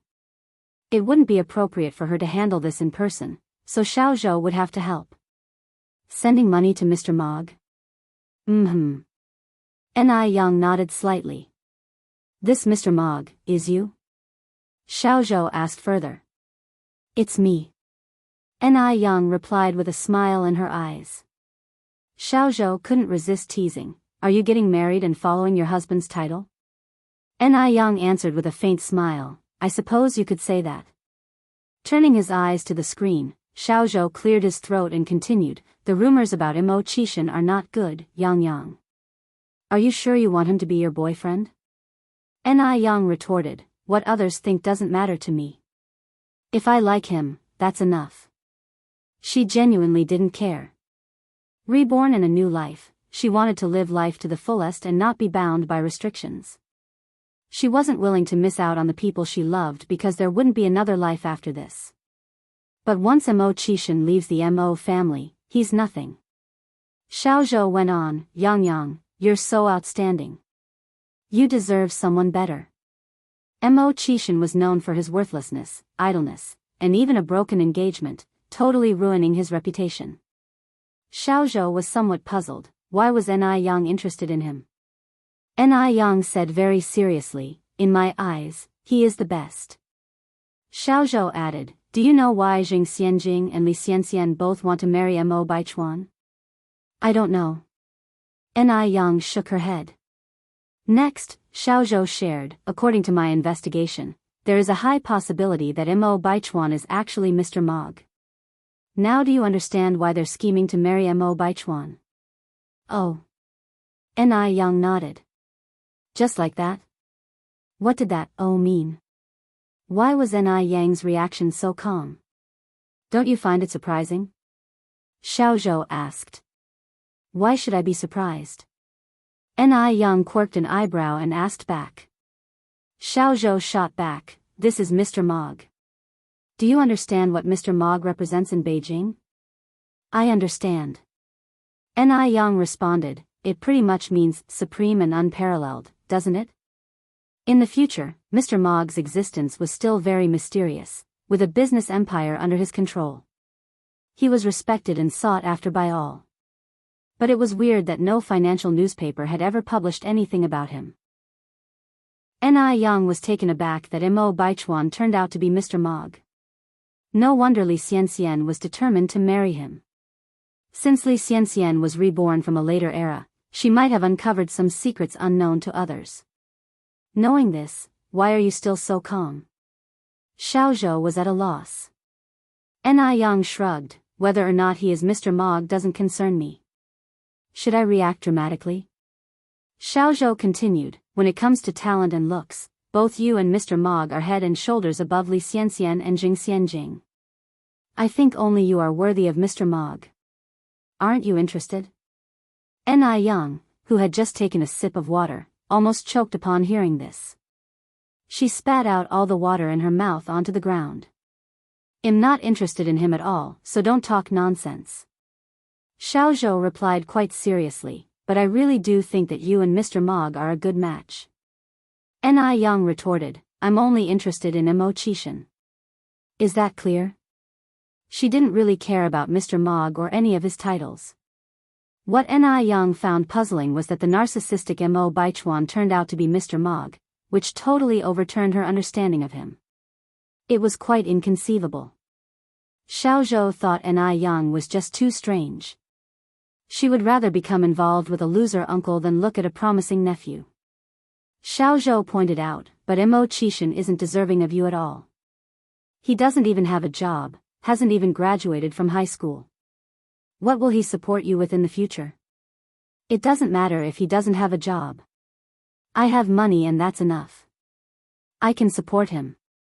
Ni Yang replied directly. Chapter 463, I am Mr. Mog _1. Ni Yang is a very pragmatic person.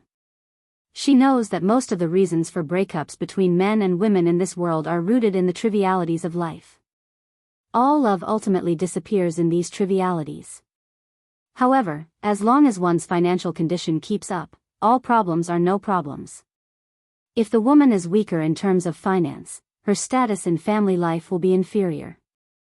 If the woman takes up the major economic role, instantly the tables can turn. This is also the main reason why Ni Yang doesn't rely on men.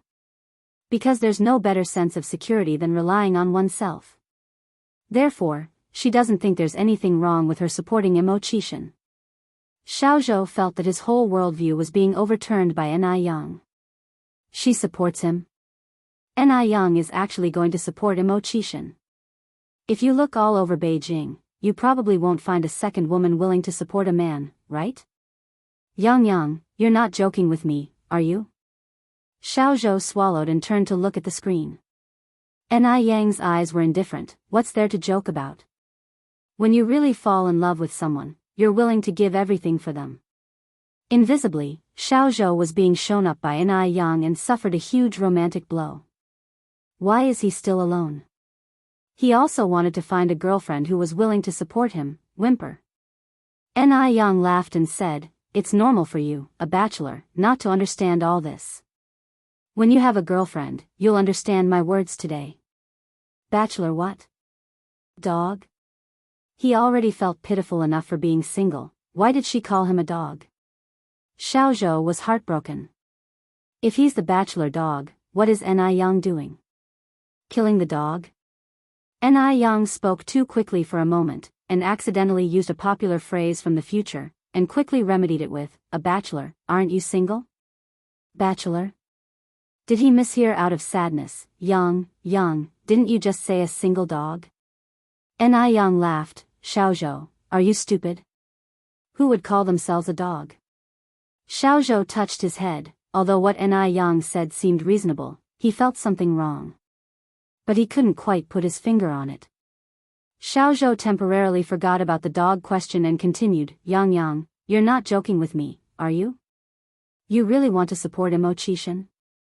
Ni Yang raised her eyebrows slightly. Do I look like I'm joking? Xiao Zhou shook his head, his gaze unconsciously sliding from the screen. No. He then continued, but don't all you girls like men with power and status like Mr. Mog?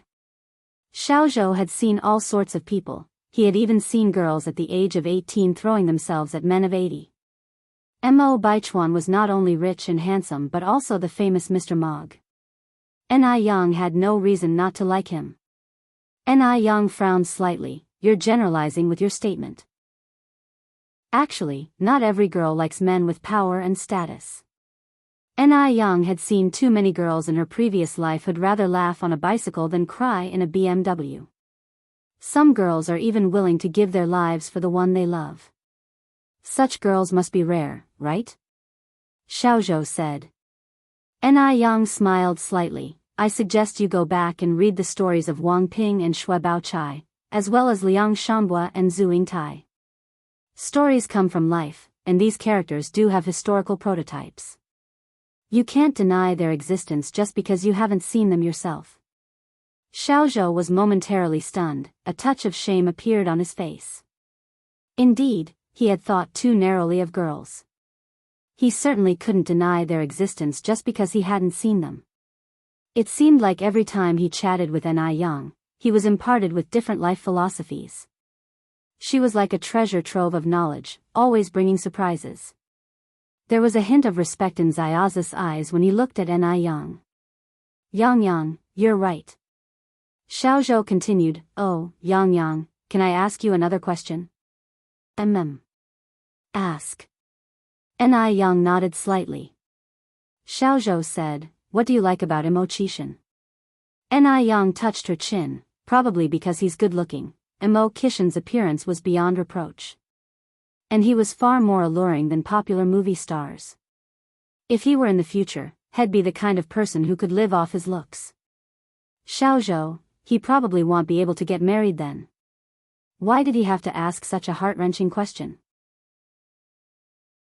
Chapter 464, I am Mr. Mog _2. Xiaozhou turned his head to look at the screen. Yang, chuckling, asked, why are you always looking at the screen? Hiding a beauty behind it? Xiaozhou touched his nose, no, it's just that I think the patterns on the screen are fascinating. Yang nodded with an ambiguous smile. Oh, I've got to go, I have some errands to run. Remember to collect money for me. Where are you going? Xiaozhou instinctively asked. Yang responded without looking back, to make money, to support our Mr. Mog at home. Xiaozhou, he also wished someone could support him. After Yang left, a tall, slender figure emerged from behind the screen. The dim light cast a layer of mystery on his distinct facial features, making it hard to read the expression in his narrow eyes. Buddy, you're quite lucky with ladies. Xiaozhou walked over to Imo-Qishan, patted him on the shoulder, and said, even without a high school diploma, you attract people. What's more, someone is even willing to financially support him. For goodness sake. Comparisons are odious. Jealous? The man turned his eyes slightly and revealed a breathtaking face. His tone was deep, as if soaked in ink. Not jealous, I'm green with envy. Understand? Xiaozhou stared at Imo-Qishan, gritting his teeth. Xiaozhou and Imo-Qishan were friends from primary school. But Imo-Qishan was so brilliant that they only studied together for 1 year before Imo-Qishan skipped a grade to go to junior high school. Although they only had a year of formal education together, they amassed a profound friendship. In the years that followed, their bond became even stronger. Xiaozhou completed junior and senior high school, and even made it into a prestigious university. But Imo-Qishan seemed to lose his stride. He began to fall behind academically in junior high school, paid his way through senior high, and finally even dropped out before graduating. He disappeared for 4 or 5 years in between, then remained the same, living off his family's resources, idle, and ultimately even lost his fiancée.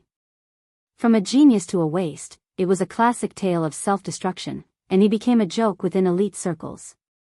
As Imo-Qishan's best friend, Xiaozhou felt pity for him on numerous occasions. But now, he envied Imo-Qishan immensely. Freaking hell. Despite all his hard work, he didn't have a girlfriend.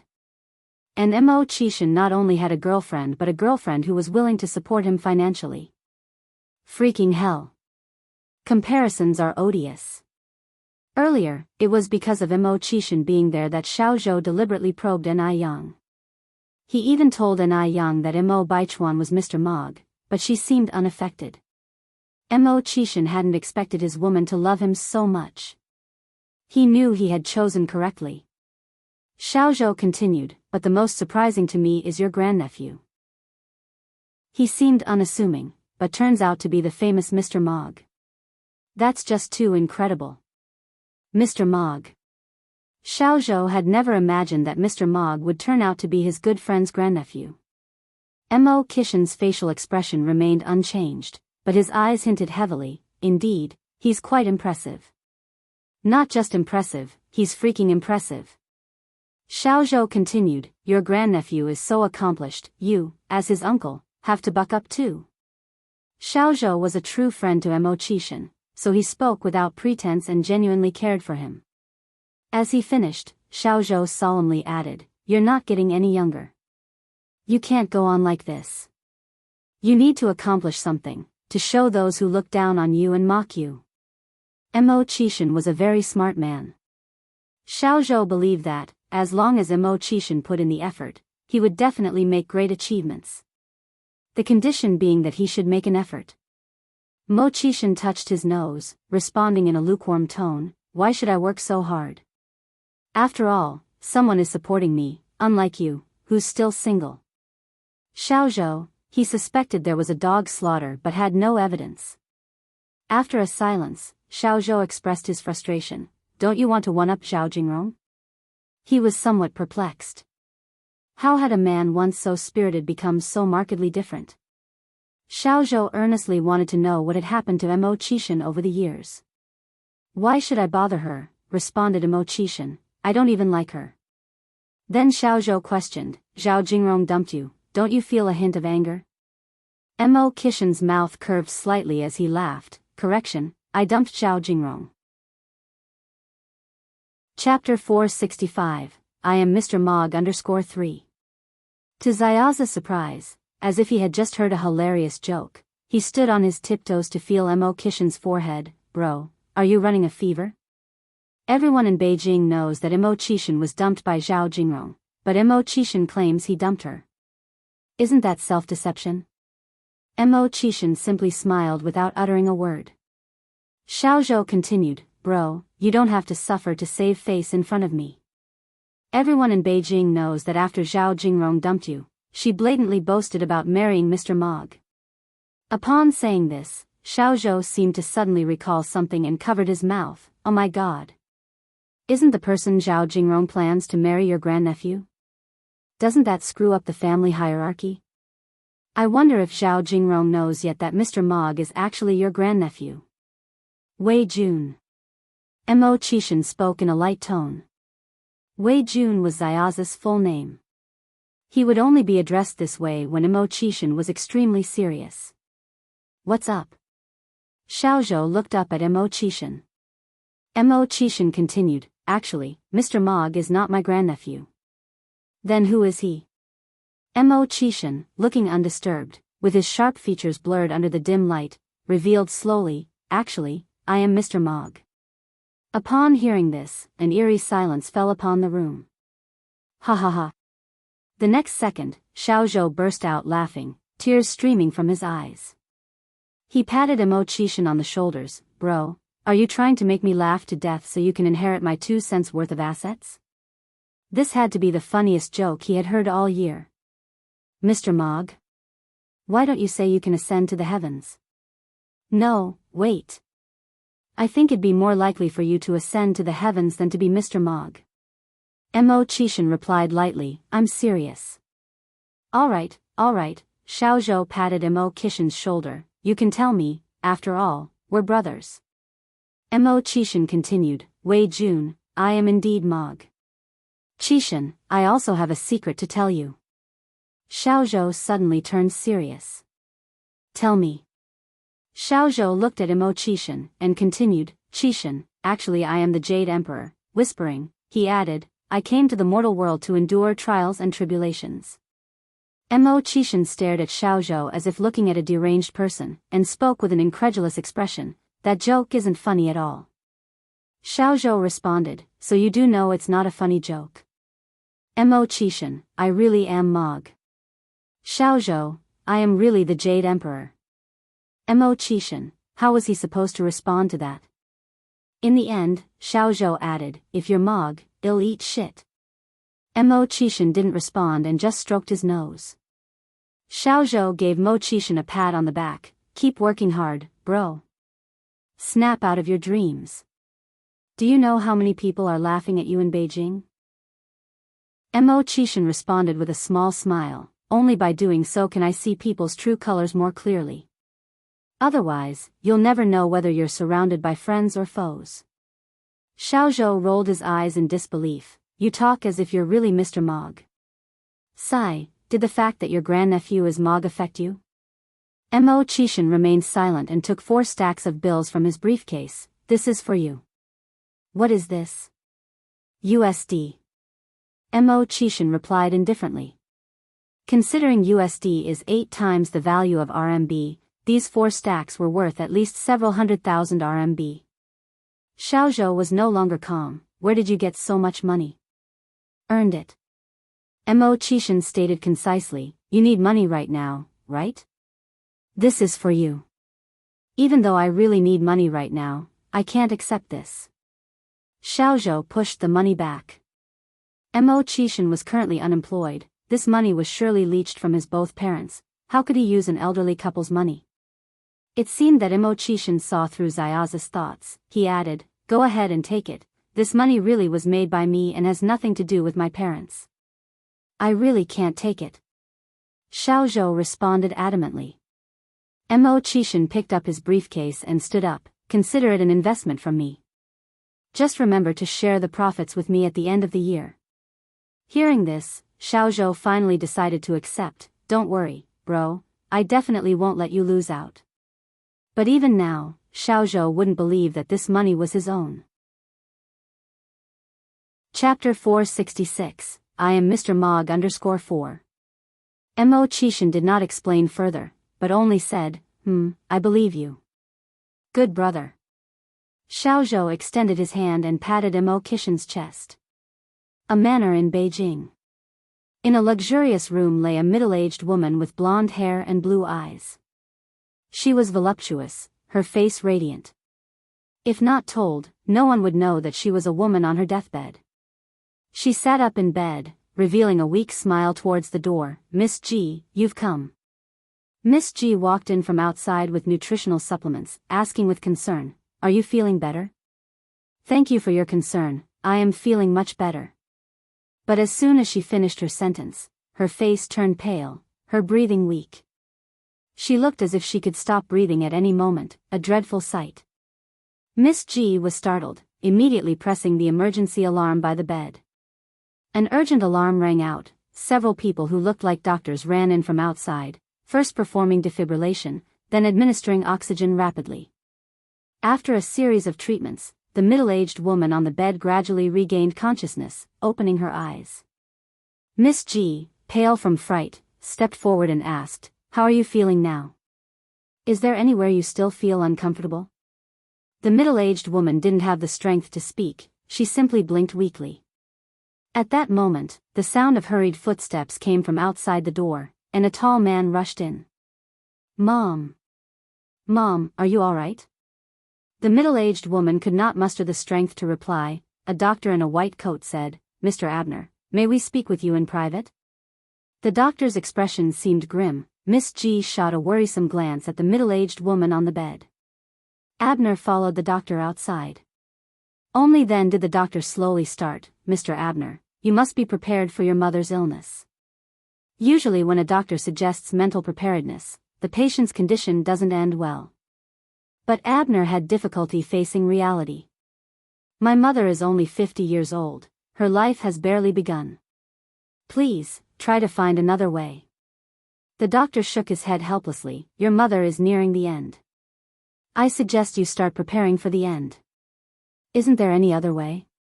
Abner, with a pained expression, said, I am willing to pay any price if it will allow my mother to live. He had lost his father at a young age. His mother had raised him single-handedly, and just when she finally could have a few good days, she was stricken with a terrible disease. As her son, he felt unbearable heartache. The doctor regretfully said, if we continue like this, it would only increase the patient's pain. Rather than prolong her suffering, it may be better to let her pass quickly. Abner pressed his temples in pain, there really isn't any other way? No, as doctors we wouldn't stand by while a person dies. The doctor continued, suffering from this kind of disease, the pain a patient endures is unimaginable to us. Each breath is like being pierced with a needle, the pain is unbearable. If you truly love your mother, I suggest you allow her to be free from her pain sooner. Abner was silent, a pained expression on his face. After a while, he finally said, all right, I understand. If there's nothing else, I will take my leave. Abner nodded his head. After the doctor left, Miss G immediately comforted him, Mr. Abner, don't be upset. In China, we have a saying that there will be a way when it seems impossible. I believe your mother will get better. Miss G had heard everything the doctor said. Although she believed that Abner's mother was terminal, she knew comforting words were still necessary. Mr. Abner. A male assistant walked over. Chinese medicine has broad and profound knowledge. Perhaps you could try hiring a traditional Chinese medicine doctor. The man speaking was Abner's personal assistant, Li Long, a genuine Chinese. Hearing this, Abner seemed to have found a lifeline. He replied, "Then I'll leave this matter to you." "All right." Li Long nodded his head. Miss Ji said, "Mr. Abner, I think you should consider this carefully." Li Long raised his eyes in surprise at Miss Ji. Miss Ji continued, "Traditional Chinese medicine is often conservative and rule-bound. They are not good at innovating. Your mother's illness is quite serious. If they can't treat her successfully and even worsen her condition, it would be a disastrous mistake." At this moment, Li Long even doubted if Miss Ji was actually Chinese. Chapter 467, I am Mr. Mog_5. How can someone denigrate their own country so much? Li Long said, "Miss Ji, you're mistaken. Traditional Chinese medicine has been passed down for thousands of years and has benefited countless humans. If traditional Chinese medicine were really as bad as you say, wouldn't China have been destroyed long ago?" Miss Ji laughed lightly, and replied, "If traditional Chinese medicine is really that good, why is it that you can't find a traditional Chinese medicine hospital on every street corner? The few existing traditional Chinese medicine stores are on the brink of closure. Western medicine dominates today, and it is indeed difficult to find large-scale traditional Chinese medicine hospitals in the country." Li Long frowned slightly. "Miss Ji, what you're saying is simply unreasonable." Miss Ji said, "Li Long, being patriotic is good, but we must be sensible. Do you realize that your suggestion could kill Auntie?" No matter what, Miss Ji would not believe in traditional Chinese medicine. Over the years, all her serious and minor illnesses had been cured by Western medicine. She vaguely remembers, when she was very young, she also drank extremely bitter Chinese medicinal soup. A simple cold can be cured by Western medicine with just one injection, while traditional Chinese medicine would require a week of specifically prepared concoctions for a slow recovery. This is also why traditional Chinese medicine declines so rapidly. With that, Miss Ji looked at Abner. "Mr. Abner, do you still want to consult a traditional Chinese medicine doctor?" Abner pinched his temple. "Let me think a bit more." Li Long wanted to say something, but he swallowed his words. After a while, Abner said, "Li Long, go ahead and get a traditional Chinese medicine doctor to give it a try." Miss Ji turned pale and was about to speak, but she was stopped by Abner's raised hand. Miss Ji had to shut her mouth with discontent. Li Long was happy, and replied, "Yes, sir." The traditional Chinese medicine doctor was brought back quickly, an old man in his 60s or 70s with white hair. Li Long took the initiative to introduce him. "Mr. Abner, this is Dr. Wang. Dr. Wang comes from a long line of traditional Chinese medicine practitioners. His ancestors served as imperial doctors in the palace. He has a high reputation in Jianghu City." Miss Ji's face was full of disdain. What kind of nonsense imperial doctor? If he were so skilled, would the Qing dynasty have fallen? Fortunately, Dr. Wang did not notice Miss Ji's contempt. Upon hearing that Dr. Wang's ancestors were imperial doctors, Abner's face immediately showed a look of respect, and he said with his accented Chinese, "Dr. Wang, please come this way. I'm entrusting my mother's care to you." Dr. Wang followed Mr. Abner into the house. After examining Abner's mother's condition, Dr. Wang shook his head. "This disease is too strange. I have been practicing medicine for more than a decade, and I have never seen such a strange disease. Not to mention ever encountering this disease, even the medical books of his family did not have any record of it." Upon hearing this, ridicule flashed in Miss Ji's eyes. She thought he was an incredibly famous doctor, but it turns out he couldn't even diagnose the disease. How embarrassing. Mr. Abner then asked, "Dr. Wang, what do you mean?" Dr. Wang stroked his beard. "You might want to seek out someone more skilled." The light in Abner's eyes dimmed bit by bit. Was there really no hope for his mother's illness? Li Long then spoke up. "Dr. Wang, you're the most skilled traditional Chinese medicine doctor in Jianghu City. If even you can't treat it, who else can we turn to?" Dr. Wang replied, "Thank you for your compliment, but there's always a bigger fish. The depth and breadth of traditional Chinese medicine are vast. Just because I can't treat the disease, doesn't mean others can't." Miss G snorted, "I told you long ago that traditional Chinese medicine is outdated, inflexible, and incapable of treating serious diseases. Li Long, you didn't believe me. Now do you see it with your own eyes?"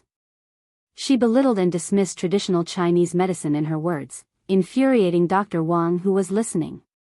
"Young lady, how dare you speak this way?" Miss G laughed, "Don't get worked up. I'm not targeting you, I'm simply stating facts." "What facts?"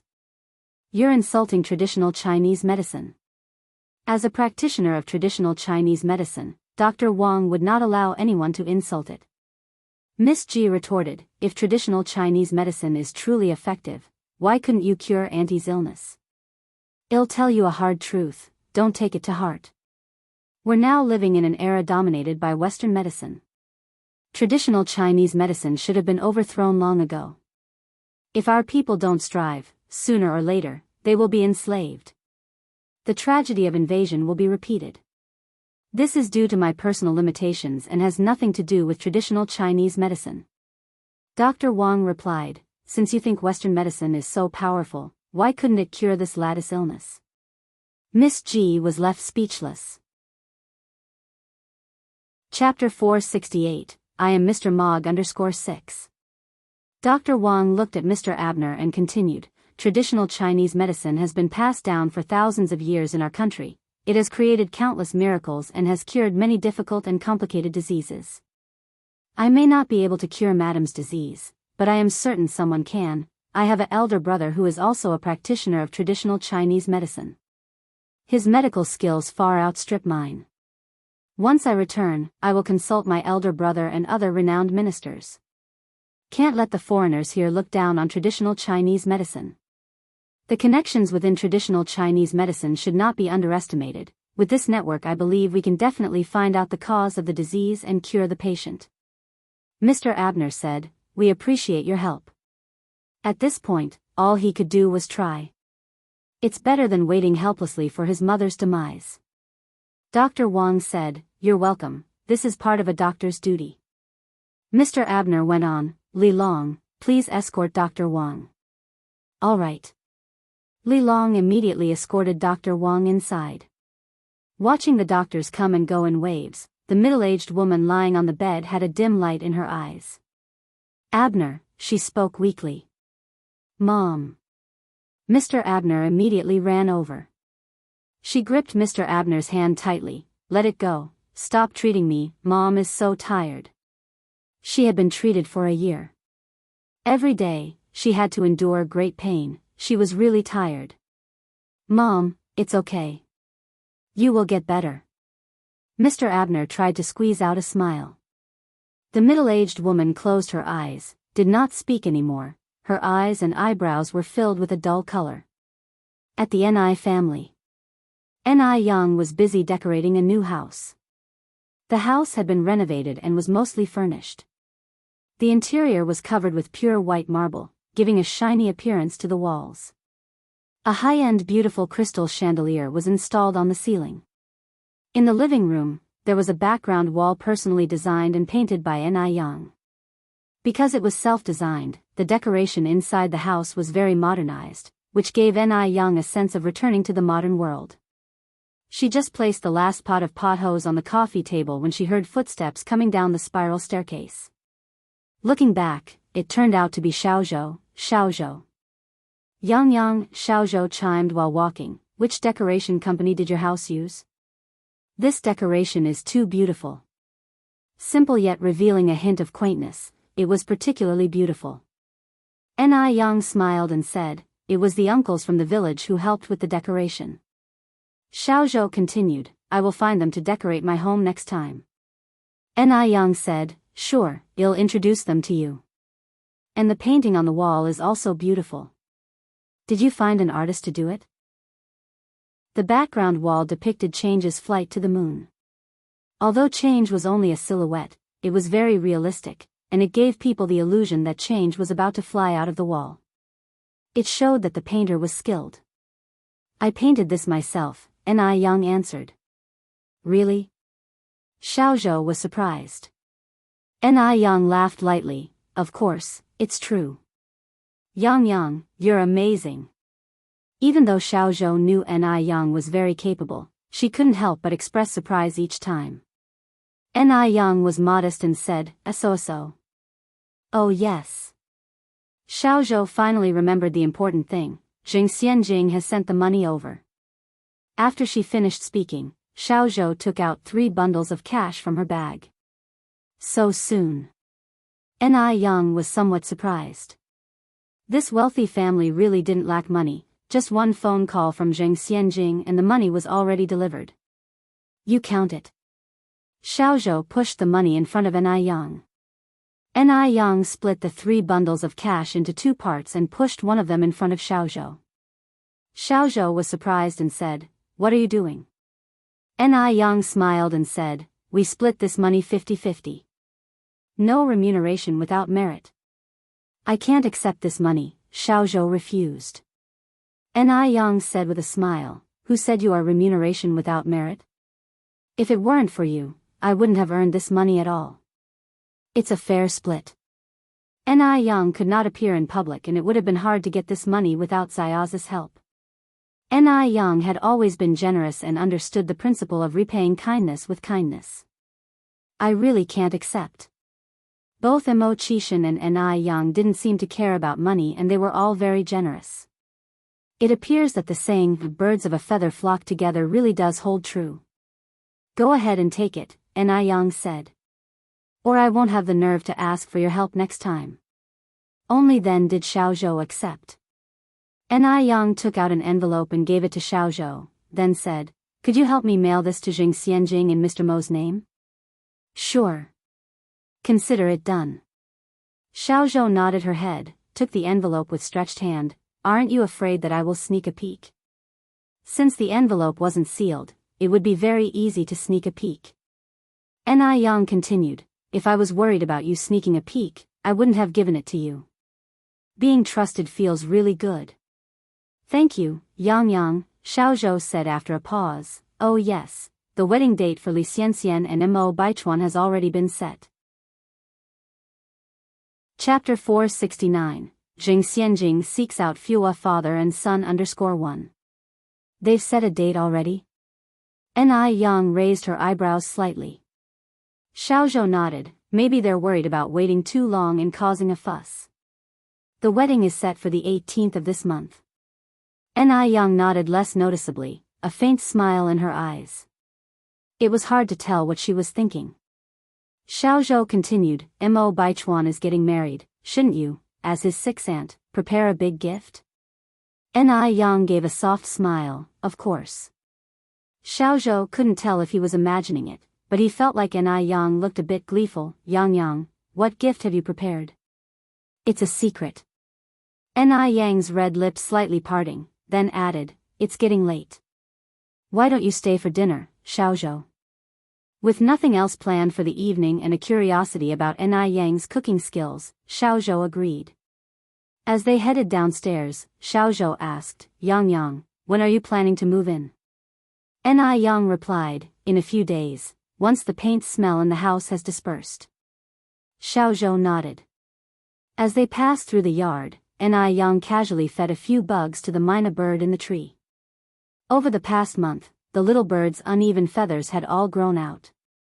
The feathers were shiny and stood out brilliantly while nibbling on the bugs. The bird nuzzled against Ni Yang's palm. It couldn't have looked more docile and cute. Even Xiaozhou, a grown man, found his heart softened as he petted the bird's head. Is this bird yours? He asked. The docile bird suddenly turned hostile, lashing out and pecking Xiaoza's hand. Ni Yang laughed, Be careful, Duo is pretty aggressive. Hearing this, Duo seemed to understand Ni Yang's words. It flapped its wings and glared threateningly at Xiaozhou as if it wanted to eat him. Riding the momentum of others indeed. Duo? That's its name? Yes. Ni Yang nodded slightly. Xiaozhou joked, Duo? More like evil bird, chirp. Duo pecked Xiaozhou again. If you're so tough, do it again. Chirp. Xiaozhou was furious. You evil bird. Try pecking me one more time. And Duo did exactly that, proving it was fearless. Xiaozhou was so angry, he rolled up his sleeves and said, "You're going down today." Duo took off into the air and continuously mocked Xiaozhou. The war between man and bird officially began. Yang. A sweet voice suddenly echoed through the air. Suddenly, a lovely girl in a princess dress ran in from outside. Yanran. Seeing who it was, Nai face softened into a smile. Li Yanran gave Nai a big hug. Yang, I've missed you so much. Nai patted her back and asked with a smile, "Where have you been recently?" Li Yanran replied, "I went to M country." Seeing that the newcomer was a girl, Xiaozhou dropped his bird-killing idea, stood there properly and smiled. "And who is this?" Li Yanran noticed Xiaozhou. Nai introduced them with a smile. "Yanran, this is my good friend Xiaozhou. Xiaozhou, this is my close friend Yanran." Xiaozhou, the perfect gentleman, extended his hand to Li Yanran. "Hello, I'm Zhou Weijun. You can call me Xiaozhou, just like Yang does." As polite as ever, Li Yanran shook Xiaoza's hand and said, "I'm Li Yanran, but you can call me Yanran." Why did Li Yanran look so familiar? Snot sister? Xiaozhou tentatively uttered this childhood nickname. The smile on Li Yanran's face froze. Back when they were kids, since she always had a runny nose, everyone called her Snot sister. But after primary school, no one had called her that anymore. Not many people knew her childhood nickname. Who was this annoying guy? Li Yanran squinted her eyes and asked, "Dimwit?" Xiaozhou smilingly said, Yes, that's me."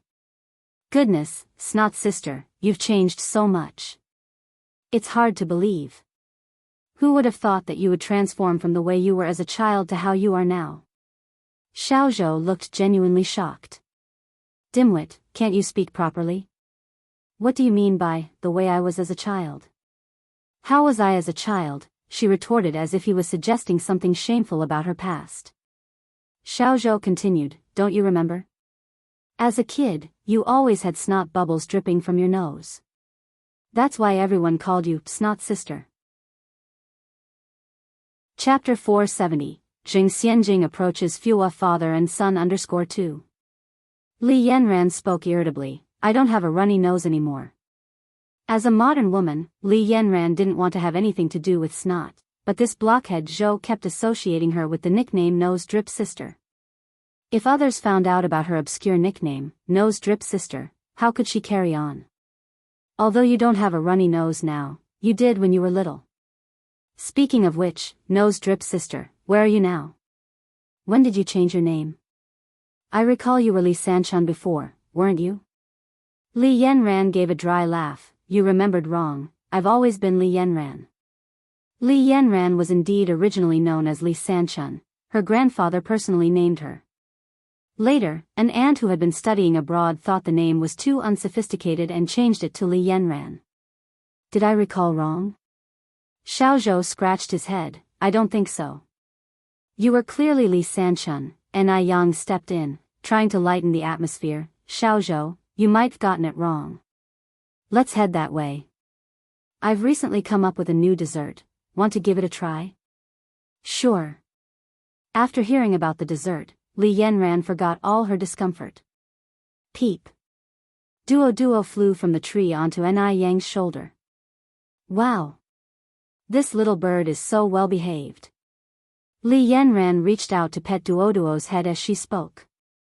Before Xiaozhou could caution Li Yanran against being pecked, Duo was already rubbing against Li Yanran's hand, like a cat, purring happily. This was strange indeed. Could it be that this often troublesome bird has suddenly changed its nature?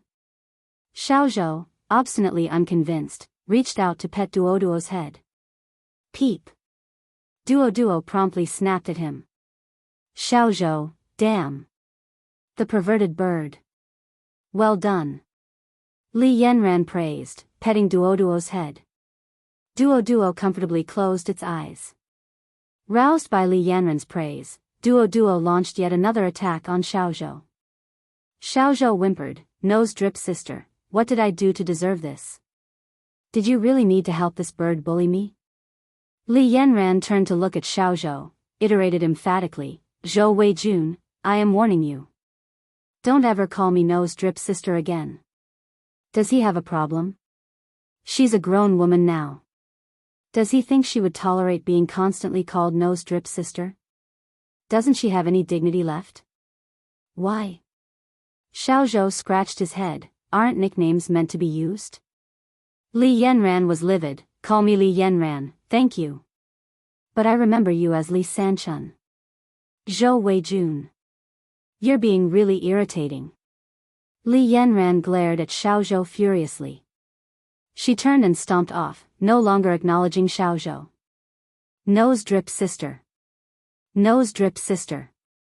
Xiaozhou chased after Li Yanran's steps, but she ignored him. The saying about a woman's heart being as deep as the sea rang true. For no apparent reason, she had become angry. Xiaozhou furrowed his eyebrows, not understanding. He moved next to Ni Yang and asked in a low voice, "Yang, what's up with nose drip sister?" "She's angry."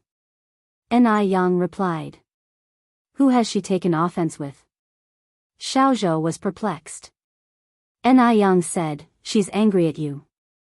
Xiaozhou scratched his head, looking exasperated. "Angry at me?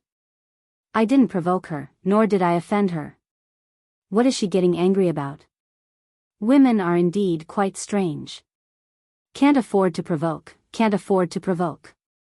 This was truly a calamity not of his making. Boys like Xiaozhou could best be described in modern terms as steel-hardened straight males. Ni Yang laughed. "All girls love to be beautiful, and you calling her nose drip sister all the time, isn't it natural that she gets angry?" Xiaozhou sighed. "What's there to be angry about? You girls are just so strange." Ni Yang continued, "In any case, just stop calling Yanran nose drip sister, alright? Fine. If you say so, I won't call her that." As he finished speaking, Xiaozhou caught up with Li Yanran and continued, "I'm sorry, nose drip sister. I promise not to call you that anymore. Li Yanran, you can keep your hollow gratitude to yourself." With a smile, Ni Yang led the two to the living room. "You two sit here. I will make the dessert." The dessert Ni Yang planned to make was red bean taro balls. Taro balls is a type of snack from Minnan, southern Fujian province. It's made from cassava starch. Ni Yang took out 3 different colored balls of cassava starch from the fridge. She kneaded the dough into a rectangular shape, cut it into small pieces, and boiled it. Then, she put the cooked taro balls into chilled red bean soup. She added sago and whole milk, then garnished the bowl with some mint leaves and lemon slices. A delicious and good-looking bowl of red bean taro balls was ready to be served. Chapter 471, Jing Xianjing looks for Fua father and son _3. Since all the ingredients were prepared in advance, it took only a few minutes to make 4 bowls of taro balls. Ni Yang brought the cooked taro balls to the table. Li Yanran exclaimed in surprise, Yang, what kind of dessert did you make? It looks so beautiful." Ni Yang said, "This is a traditional snack from southern Fujian called red bean taro balls, give it a try." Li Yanran took a spoon and tasted it. The mouthfeel was a mixture of the chewiness of red beans and the creaminess of milk, exhibiting a rich, fragrant flavor that also emitted a light refreshing scent, somewhat similar to lemon, yet it also smelled mildly like mint. It was satisfying and refreshing. She gently bit into a taro ball, finding it pleasantly chewy with a hint of sweet potato fragrance. It was absolutely delicious. Li Yanran had never tasted such a delicious dessert. "Delicious, it's really delicious." Li Yanran said vaguely, Yang, what are these chewy little balls made of?" The taro balls were indeed delightful. Even Xiaozhou, who didn't usually have a sweet tooth, found them irresistible.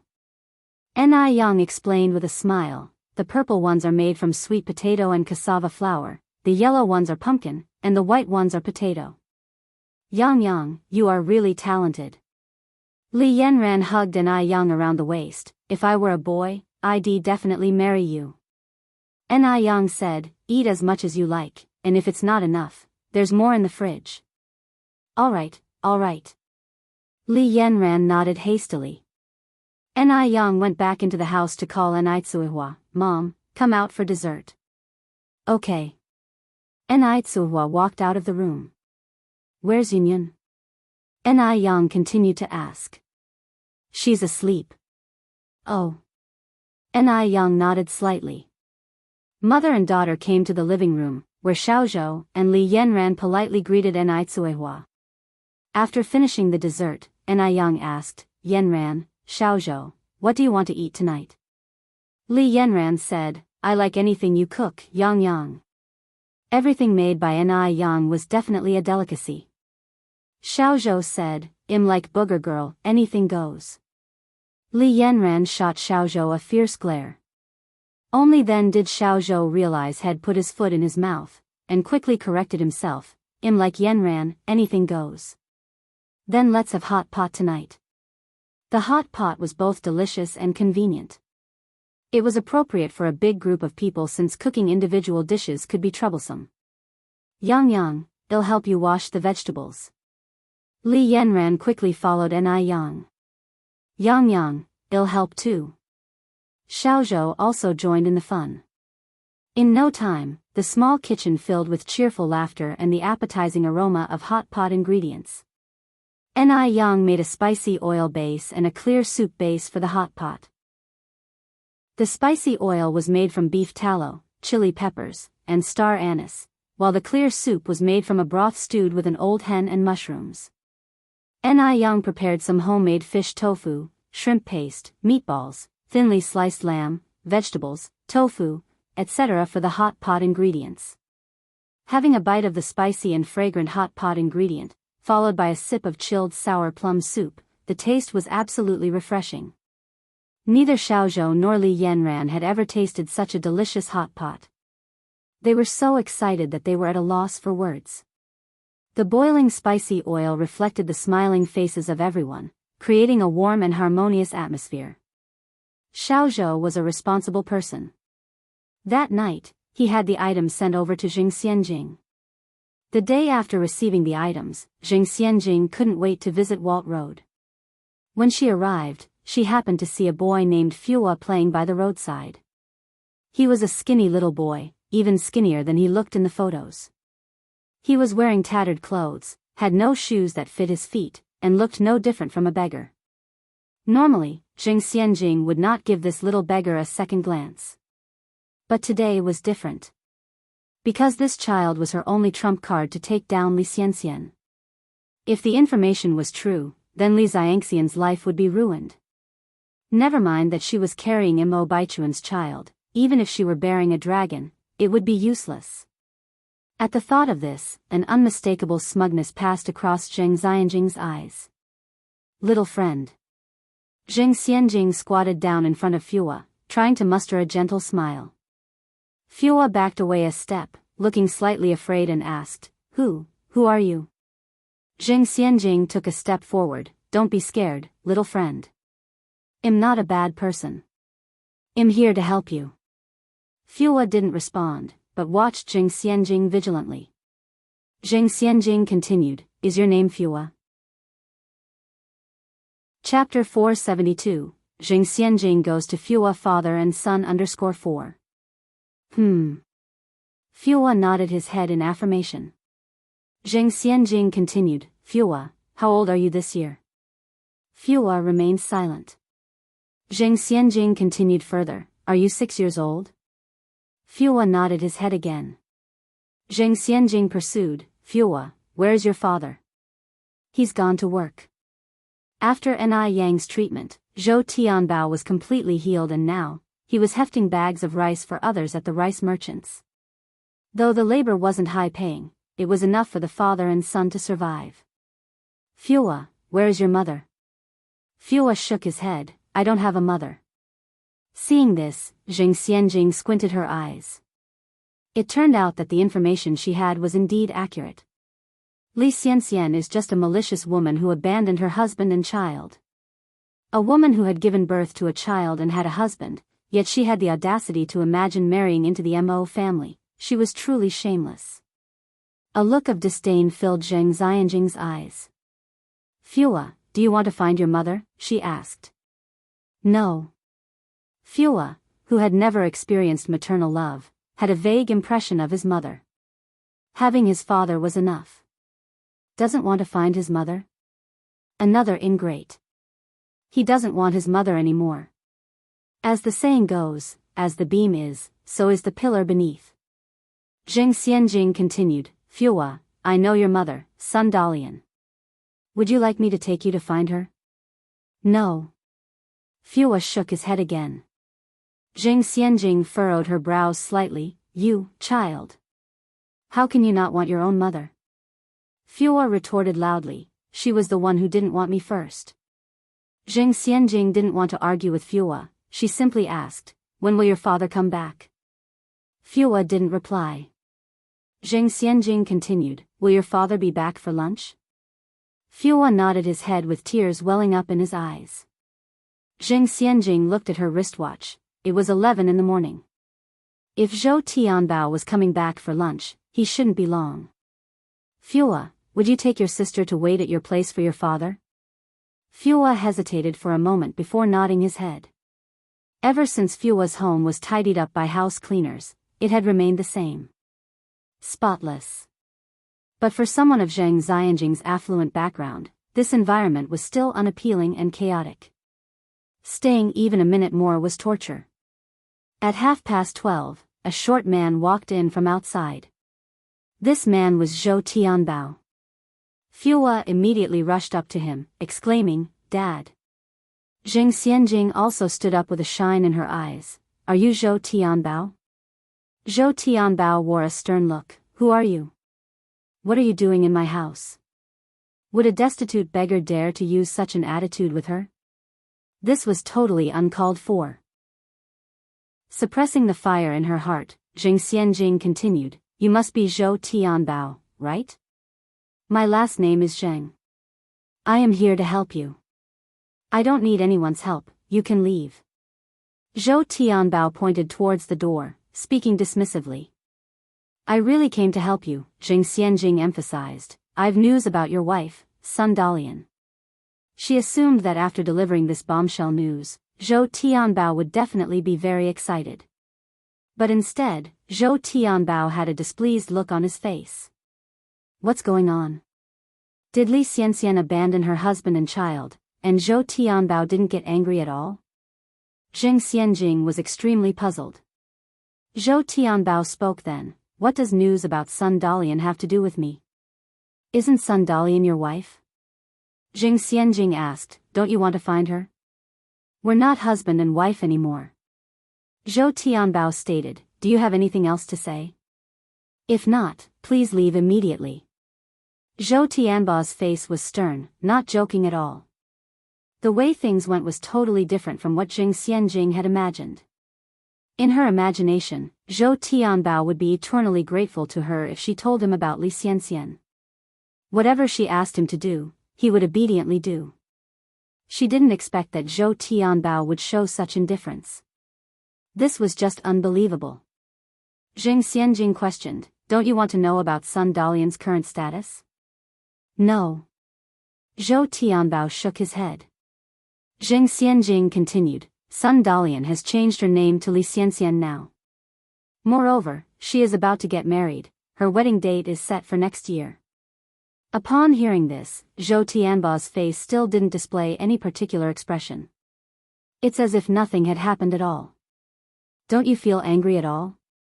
Zhang Xianjing asked. What is there to be angry about? Zhou Tianbao retorted.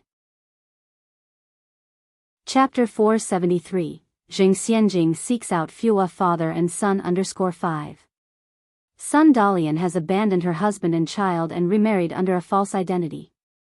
You guys are struggling to make ends meet, while she lives a lavish life. Don't you, as her husband, feel anything about it? At this point, Jing Xianjing pausing, said, I can help you now. Shall I help you find Sun Dalian? Help us? Zhou Tianbao laughed, don't you mean exploit us? Look at what you're saying. I kindly offered to take you to see Sun Dalian.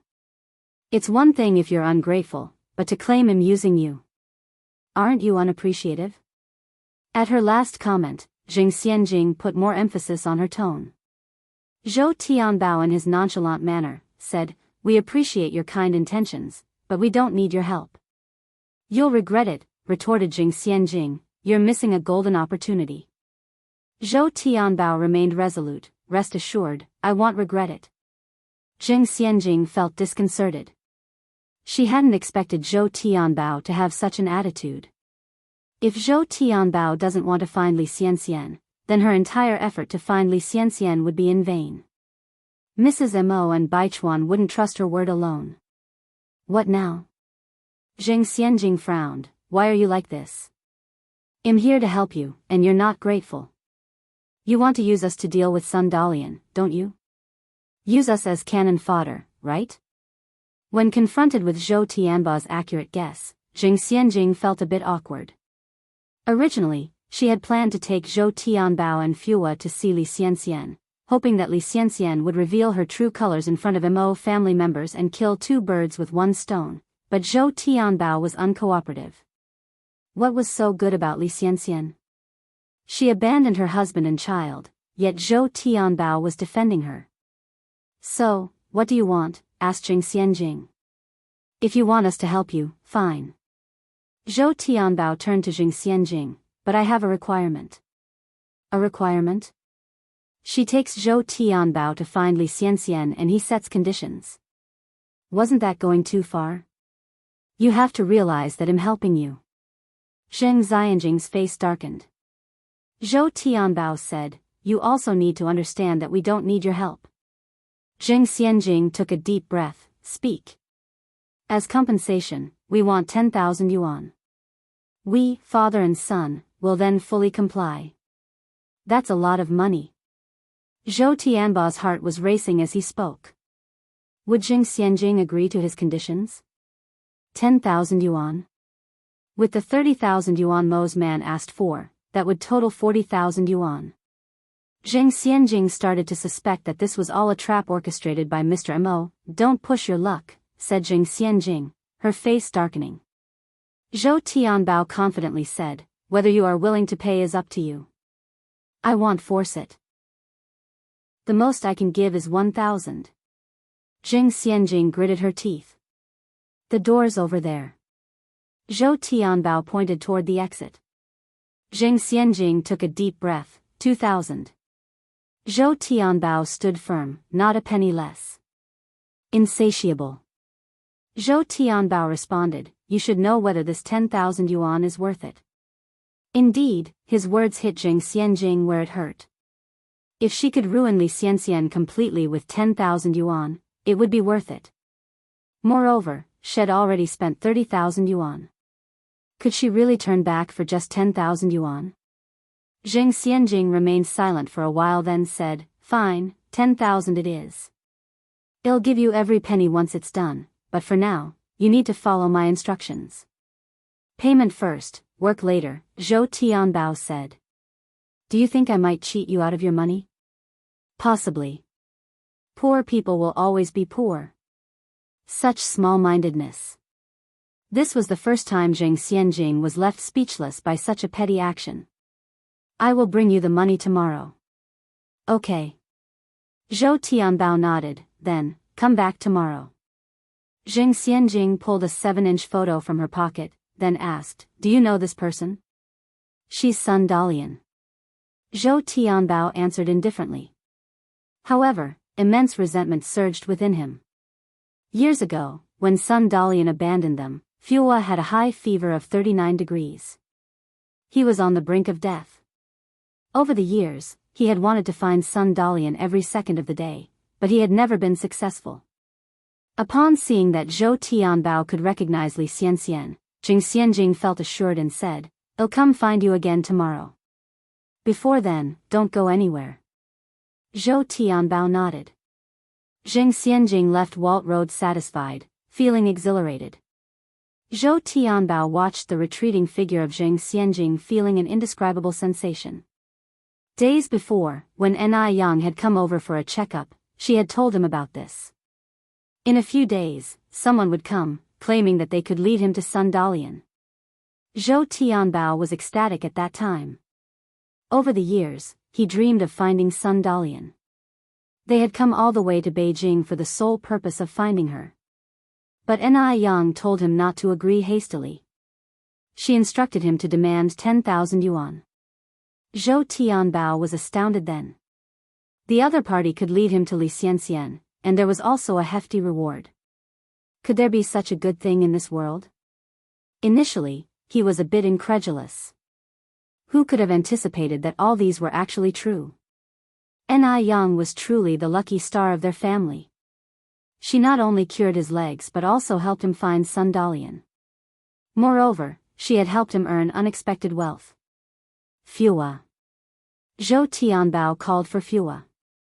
Daddy. Fua came running. Zhou Tianbao continued, Fua, from now on, you cannot tell anyone you know Sister Ni Yang. Although Ni Yang hadn't said anything to him, Zhou Tianbao had a hunch. If they told other people they knew Ni Yang, it would definitely cause trouble for her. Ni Yang was their benefactor, he couldn't cause her any difficulty. Why? Fua looked at Zhou Tianbao with confusion.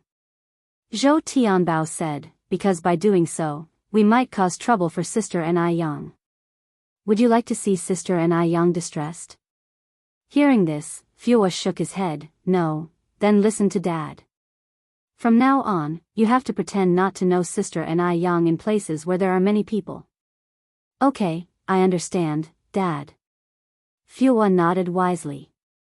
Mo Baichuan's wedding was approaching, the Mo family was very busy. After all, Mo Baichuan is the legitimate eldest grandson of Mo family, so his wedding cannot be simple. Baichuan, you have beautiful handwriting, so let's leave the invitation cards to you. Xiao Jiao handed Mo Baichuan a stack of invitations. Alright, Mom. Mo Baichuan nodded. Xiao Jiao continued, Baichuan, have you been visiting Xianxian these days? Mo Baichuan paused for a moment before replying, I've been too busy these days. Xiao Jiao went on, Baichuan, Xianxian is pregnant now, and it is a critical period. She feels sensitive and has no other close family members. There are more than 10 days left before your wedding. You should find some time to see her. Xiao Jiao also felt sorry for Li Xianxian, who is an orphan. While it's bustling over at Mo's house, she was solitary and alone. Mo Baichuan nodded, alright, I got it, Mom. As long as you understand. Xiao Jiao added, and by the way, don't forget to write an invitation for your sixth uncle's girlfriend. Your grandmother specifically asked me about it. Mo Baichuan looked up at Xiao Jiao, sixth uncle's girlfriend?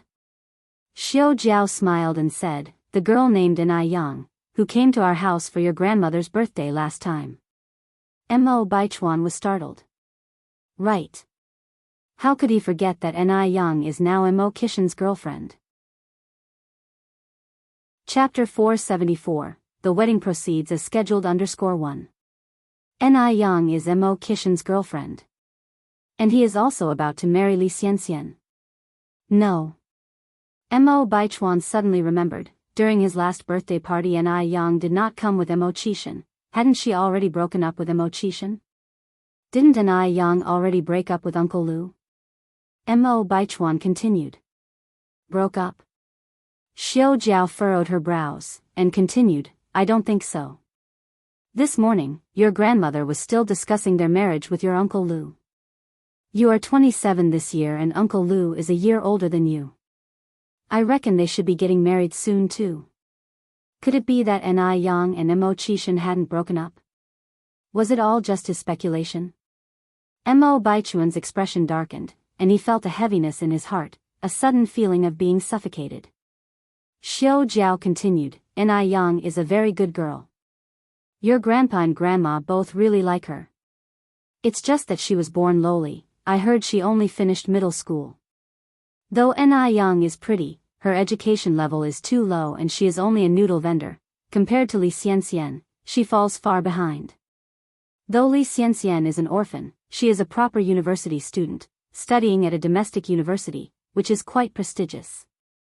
But on the other hand, it seems that Imo Qishan can only match up with someone like this. A girl as outstanding as Zhao Jingrong would never look at Imo Qishan. After all, Imo Qishan is just a good-for-nothing. What kind of affluent family's girl could he possibly marry? Even though she only finished middle school, her ambitions are not small, Mo Baichuan said with a cryptic expression. Xiao Jiao was taken aback. What do you mean? Mo Baichuan said, she's just a noodle vendor. If she didn't have some tact, how could she have possibly won the favor of my grandparents? When Master Mo and Madame Mo were young, they had both experienced the hail of bullets in war, and an ordinary person wouldn't catch their eyes. Could an ordinary person pull off this? Besides, Mo Baichuan suspected that Ni Yang was reluctant to break up with Mo Qishan because she had other motives. Xiao Jiao said, Ni Yang does indeed seem like a likable kid. Plus, she saved Xiaodai, so it's normal for your grandparents to like her. Apart from her low status, Xiao Jiao didn't see any other flaws in Ni Yang. Mo Baichuan's expression was cryptic as he started to write on the invitation. After writing one invitation, Mo Baichuan picked up the coat hanging on the rack and began to walk towards the door. Baichuan, where are you going? Xiao Jiao asked from behind. Delivering the invitation, Mo Baichuan replied. Who are you giving it to? Xiao Jiao continued, who sends out invitations one by one? You should write them all out then deliver them all together. Mo Baichuan did not answer and disappeared out the door. Sometime later, the sound of a car engine came from outside. Mo Baichuan drove all the way to Jinghua village. Because the dirt road was inconvenient, he parked the car at the entrance of the village and walked to the Ni family's courtyard. The courtyard door was half closed. Through blooming banana flowers, he could somewhat see a slender figure. She was in black cotton shorts, revealing two slender and fair long legs, wearing a white camisole on top. She was wearing flip-flops, standing under an osmanthus tree feeding the birds insects. Because of the movement, when she stood on her toes, a small part of her slender waist was exposed. It was quite captivating. From where Mo Baichuan was standing, he could see her profile. Her long, dense eyelashes cast a shallow shadow on her nose. Why would she dress like this in broad daylight? Did she know he was coming and intentionally dressed this way? Was this how a decent woman should dress? Mo Baichuan slightly frowned, took a step back, and knocked on the door. The door isn't locked, just come in, Ni Yang's voice came from inside. Mo Baichuan pushed the door and entered. When Ni Yang saw that the visitor was Mo Baichuan, she was taken aback for a moment, then said, Why are you here? I came to give you the invitation. Mo Baichuan handed over the big red invitation to Ni Yang. Ni Yang reached out and took it, congratulations, winning the beauty. No matter how Mo Baichuan heard it, he felt that there was some bitterness in her words. It made sense, he was about to get married to Li Xianxian, and Ni Yang must be very upset now. Mo Baichuan narrowed his eyes and said, The wedding is set for the 18th. If you sincerely want to attend the wedding, I will be very happy. But if you have other intentions, don't blame me for not being polite. Chapter 475. The wedding was held as scheduled _2. Mo Baichuan had come over this time to confront Ni Yang. He was worried that Ni Yang would disrupt his wedding to Li Xianxian. Li Xianxian was already pregnant, and Mo Baichuan did not want her to suffer any further grievances. Even at this point, Mo Baichuan was still so narcissistic. Hadn't she made herself clear last time? Ni Yang was somewhat speechless. At the same time, Ni Yang felt relieved that she had entrusted this matter to Jing Xianjing. If she had personally dealt with Li Xianxian, who knew how Mo Baichuan would have misunderstood the situation. Nephew, I suggest you spend less time admiring yourself in the mirror. Ni Yang spoke softly, without a trace of sorrow in her eyes or expression. Mo Baichuan furrowed his brows slightly. If Ni Yang was pretending, then her acting skills were quite powerful indeed. Had he been wrong from the start? Or was she pretending now? Just then, the sound of footsteps were heard again from outside the yard. Ni Yang looked up and saw a pair of radiant eyes. She stood up to greet him, "Big brother Mo." Yang. Mo Qishan reached out to take Ni Yang's hand, furrowing his brows slightly. "Why are you dressed so lightly?" As he spoke, he naturally removed his white shirt and draped it over Ni Yang. The pure white men's shirt was just long enough to cover Ni Yang's shorts, creating an immediate impression of a child wearing an adult's clothing. Mo Qishan bent down to fasten the shirt buttons one by one. Ni Yang's outfit was quite common in modern times, and even in the 80s, it wouldn't have been considered unusual. She hadn't expected Mo Qishan to be so conservative. "Big brother Mo, are you done?" Ni Yang asked, looking down slightly. "Just one more button."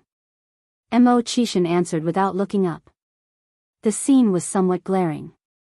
Mo Baichuan furrowed his brows, stepped forward and said, "Uncle Six." Mo Qishan nodded slightly. His expression didn't reveal any emotion. "Why are you here?" "I'm here to deliver the wedding invitation to my future Aunt Six," Mo Baichuan replied. "Have you delivered it?" "I have." Mo Qishan glanced at Mo Baichuan, his thin lips slightly parted. "Since you have already delivered it, why don't you leave? Are you planning on spending the new year at your Aunt Six's house?" Just the thought that Mo Baichuan had seen his wife's long legs and slender waist irritated Mo Qishan. His wife was his, and only he had the right to look. Mo Baichuan's face flashed with a hint of embarrassment before saying, "Uncle Six, then I'll be on my way." "Go ahead." Mo Qishan said, "Your Aunt Six and I are busy." Mo Baichuan glanced at Ni Yang before turning around to leave, his face clouded with embarrassment. Ni Yang didn't pay any more attention to Mo Baichuan. Holding Mo Qishan's hand, they headed inside. "Big brother Mo, let's go inside. It's hot out here." Since entering the room, Mo Qishan's face was rigid, his lips nearly a thin line, and he remained silent. "Big brother Mo, what's wrong?" Ni Yang brought him a bowl of red bean taro balls. "Try the taro balls I made." "Are they good?" Mo Qishan didn't say a word. "Big brother Mo?" Ni Yang waved her hand in front of his eyes. "If you don't say anything, they'll go wash my hair." Saying that, Ni Yang turned around to walk outside. Just then, her wrist was grabbed. A sudden force yanked her back, and in a dizzying whirl, she was pulled onto Mo Qishan's lap. Mo Qishan held her waist tightly with both hands, buried his chin in the hollow of her neck, and mumbled, Yang, I'm angry." "Huh?" Ni Yang was taken aback. "Cajole me now." Mo Qishan whined like a 5-year-old child. Ni Yang chuckled, looking at Mo Qishan while cupping his face. "Aren't you being childish?" "I'm really angry." Ni Yang smiled and said, "Then, I'll make you a delicious dinner tonight." "Will you stop being angry then?" "No." "Then, I'll say sorry." "I'm sorry, it was my bad." "No." Mo Qishan shook his head. "I'm still very angry." Mo Qishan looked discontentedly at Ni Yang. Yang, I'm still very angry." Ni Yang's face turned stern. "Mo Qishan, enough is enough." Mo Qishan still wanted Ni Yang to kiss him again. "I'm really very angry." Ni Yang didn't indulge him anymore and turned to walk out of the room. Mo Qishan, like a lord, sat on the chair, expecting Ni Yang to come to placate him. A minute, 2 minutes, then soon 3 minutes passed by. Chapter 476, The Wedding Takes Place as Planned _3. Mo Qishan now felt a bit uncomfortable and turned his gaze toward the door. Ni Yang was watering the plants in the yard with her watering can. Giddily, Mo Qishan ran up to her and said, Yang? Ni Yang didn't respond. Mo Qishan continued, "Wifey?" Ni Yang still ignored him. Mo Qishan went on, "Wifey, I was wrong. I shouldn't have pushed my luck. Can you stop ignoring me, please?" Wifey, let me help you water the plants. Mo Qishan took the watering can from Ni Yang. Wifey, can you crack a smile, please? You're scaring me like this. Mo Qishan was genuinely nervous and a bit scared. Next time, dare to misbehave? Ni Yang sternly grabbed his ear. I dare not do it again, I don't. Mo Qishan quickly nodded. I promise I'll always follow the leader's orders. 1 if the leader says 1, 2 if the leader says 2. Ni Yang slightly curved her lips into a shallow smile, dimples appearing at the corners of her mouth, before turning and heading into the house. Mo Qishan didn't dare to ask anything else. Instead, he focused attentively on watering the plants. After a while, Ni Yang came out of the room. She had changed into a vintage-styled short shirt with a standing collar, paired with a pair of black wide-leg pants below. The vintage look was sophisticated, yet with a hint of playfulness. Here, you should have this. Ni Yang handed the white shirt back to Mo Qishan. Mo Qishan asked, Yang, how come you're not wearing it? Ni Yang replied, you should put it on. What do you look like topless?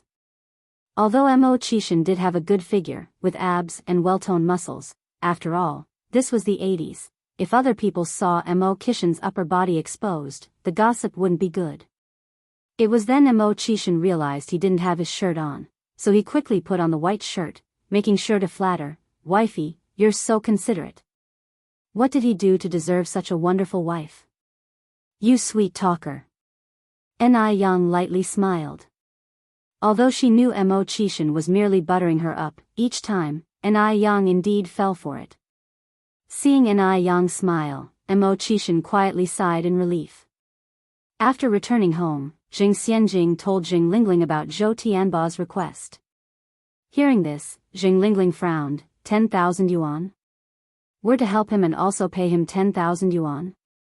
The 30,000 yuan required a few days ago had already given Jing Lingling a hard time. Where was she supposed to find the remaining 10,000 yuan? Jing Xianjing sighed. Unfortunately, Li Xianxian is really something. Despite abandoning her husband and child, Zhou Tianbao still defends her. Xianjing, could you try if it's possible to give him the money at the beginning of next month? The beginning of the month is when you have pocket money. Currently, Jing Lingling had absolutely no cash on her. No way. Jing Xianjing said, by the beginning of next month, that bitch Li Xianxian will already be married to Mo Baichuan. When is the wedding of the Mo family set? Jing Lingling asked. This month on the 18th. Jing Xianjing answered. So soon. Jing Lingling narrowed her eyes. Jing Xianjing added, if it's any later, would Li Xianxian's belly be able to wait? Jing Lingling nodded in agreement. You're right, Xianjing. She then asked, so, Xianjing, you plan to stir up trouble at the wedding? Jing Xianjing nodded, of course, the more drama, the better. It was about time Li Xianxian, who had flaunted in front of her for so long, suffered. She intended to embarrass Li Xianxian in front of everyone so that she would never be able to hold her head up high. Moreover, Li Xianxian was pregnant. If this matter was not made a big deal of, what if the Mo family chose to settle for peace because of the child? Jing Xianjing couldn't take that risk. Jing Lingling suggested, in that case, I have a set of jewelry that I don't particularly like. It should be worth around 10,000 yuan. Thank you, Mom. Jing Xianjing's eyes lit up, then she asked, by the way, Mom, where did you get the 30,000 yuan last time? I borrowed it. From whom? Jing Lingling explained, a mahjong buddy, you don't know him. Oh, Jing Xianjing nodded. Jing Lingling stood up to leave. Wait for me here, Xianjing. I'll go upstairs and get the jewelry. It was a simple platinum diamond necklace which she had bought for over 20,000 yuan at the time, so it should more than cover the 10,000 yuan she needed. Jing Xianjing accepted the jewelry, then I'll go have it exchanged right now. Mo Qishan got home from his dinner at Ni Yang's well past 7 in the evening. When he arrived, Mo Baichuan was calligraphing couplets on the living room table. Nephew. Mo Qishan approached Mo Baichuan. Chapter 477, the wedding takes place as planned _4. Uncle 6, do you need anything? Mo Baichuan put down his brush. Mo Qishan continued, dear nephew, I suggest you reconsider your marriage to Li Xianxian. She's not as simple as you think. Regardless, Mo Baichuan was the only child of his brother and the eldest legitimate grandson of the Mo family. Mo Qishan couldn't bear to see Mo Baichuan sink into a pitfall. Did Ni Yang send you to say these things? Mo Baichuan sneered at Mo Qishan. No wonder Ni Yang refused to break up with Mo Qishan. So this was her plan. Mo Qishan frowned slightly, this matter has nothing to do with your sixth aunt. Mo Baichuan continued, Uncle 6, you know if it matters or not. Li Xianxian is already pregnant with my child. No matter what you say, I will stand by Li Xianxian. From Mo Baichuan's words, Mo Qishan could deduce that his nephew was beyond saving. Indeed, as Ni Yang had said, terrifyingly narcissistic. Mo Qishan bluntly responded, so she got pregnant just like that after one time, nephew, don't be a fool who can't even see when he's being cuckolded. After all, this was his birth nephew. Mo Qishan still needed to say what should be said. Uncle 6. Mo Baichuan's face stiffened. You're crossing a line. I trust Li Xianxian. Useless. His words were completely illogical. Li Xianxian gave him her first time, how could she possibly cheat on him? Besides, Li Xianxian was not that kind of person. Mo Qishan's words were too outrageous. Not only did he damage Li Xianxian's reputation, he indirectly insulted his dignity. I have spoken my mind. Whether you listen or not is up to you. Mo Qishan did not want to waste more words with him. Mo Baichuan looked at Mo Qishan and continued, did Ni Yang have you pass on this message? Without a doubt, these words must have come from Ni Yang. She intended to use Mo Qishan to ruin his wedding with Li Xianxian. Even if it was from Ni Yang, Mo Qishan should have thought twice about whether he should say it out loud. Mo Qishan sighed helplessly, nephew, paranoia is a disease, it needs treatment. Mo Baichuan replied, Uncle 6, don't let yourself be used as someone's tool unknowingly. Mo Qishan didn't want to waste more words with him and continued, I wish you and Miss Xianxian a long and happy life together. With that, Mo Qishan turned around and headed upstairs. Mo Baichuan continued writing invitations. The next day, Jing Xianjing delivered the cash to Zhou Tianbao's house as promised, and explained some details to Zhou Tianbao. Zhou Tianbao said, Miss Zheng, rest assured, since I have taken your money, I will not disappoint you. Remember your words. Jing Xianjing narrowed her eyes, if you dare to play any tricks, it'll make you regret it. After some discussions, Jing Xianjing left Walt Road. Days flew by quickly. In the blink of an eye, it was the day of Mo Baichuan and Li Xianxian's wedding. The wedding was held at the Mo family's old house. Many prestigious families from Beijing personally attended to give their blessings. Li Xianxian sat in front of the dressing mirror, a smirk surfaced in her eyes when she saw her finely made-up self reflected back. She had finally waited for this day. From now on, she would be the high-profile Madame Mog, an object of envy in Beijing. Miss Li, it's time to change into your wedding dress. The makeup artist brought in an imported wedding gown. Not many people wore wedding gowns in those times, and country folks hadn't even seen one. Looking at the magnificent wedding gown, Li Xianxian was reminded of her previous wedding. 6 years ago, when she was pregnant and getting married to Zhou Tianbao, she didn't even have a decent red gown, let alone a wedding dress. 6 years later, through her own efforts, she had become the happiest bride in the world. It all felt like a dream. Miss Li. Seeing her lost in thought, the makeup artist reminded her. All right, I'm coming right away. Li Xianxian snapped out of her trance and took the wedding gown. The makeup artist followed Li Xianxian. Li Xianxian said, I can change on my own, there's no need for you to follow. The makeup artist answered, how could we do that? The madam and the old lady specifically instructed me not to allow any mishaps. There was no shortage of envy in the makeup artist's eyes. She had heard that Miss Li was just an orphan. Who would have thought that an orphan would have such good luck to marry into the Mo family? From now on, she would truly be a lady of a rich family, a life completely different from an ordinary person's. Li Xianxian enjoyed the envy in the makeup artist's eyes and without saying much more, allowed the makeup artist to follow her into the fitting room. Just as she changed into her wedding gown, a servant entered from the outside. "Miss Li, there is someone looking for you." Chapter 478, Big Slap in the Face on Sight. _1. Who is looking for me? Li Xianxian asked. Miss Zheng, the housekeeper replied. Miss Zheng? Li Xianxian squinted her eyes. Is it Zheng Xianjing? Yes, the housekeeper nodded. Li Xianxian's mouth curled into a smile, as she sorted her dress. Let her in. All right. In a moment, the servant brought Zheng Xianjing in. Zheng Xianjing had her hair styled in the most popular manner of the time, framed by well-drawn eyebrows, painted red lips, a heavy layer of foundation making her face white as chalk. She wore a bright red formal dress, red high heels to match, looking more the bride than the bride herself. Just by her outfit, it was clear that she had come prepared. But Li Xianxian was not afraid anymore. Inside her belly was the legitimate heir of the Mo family.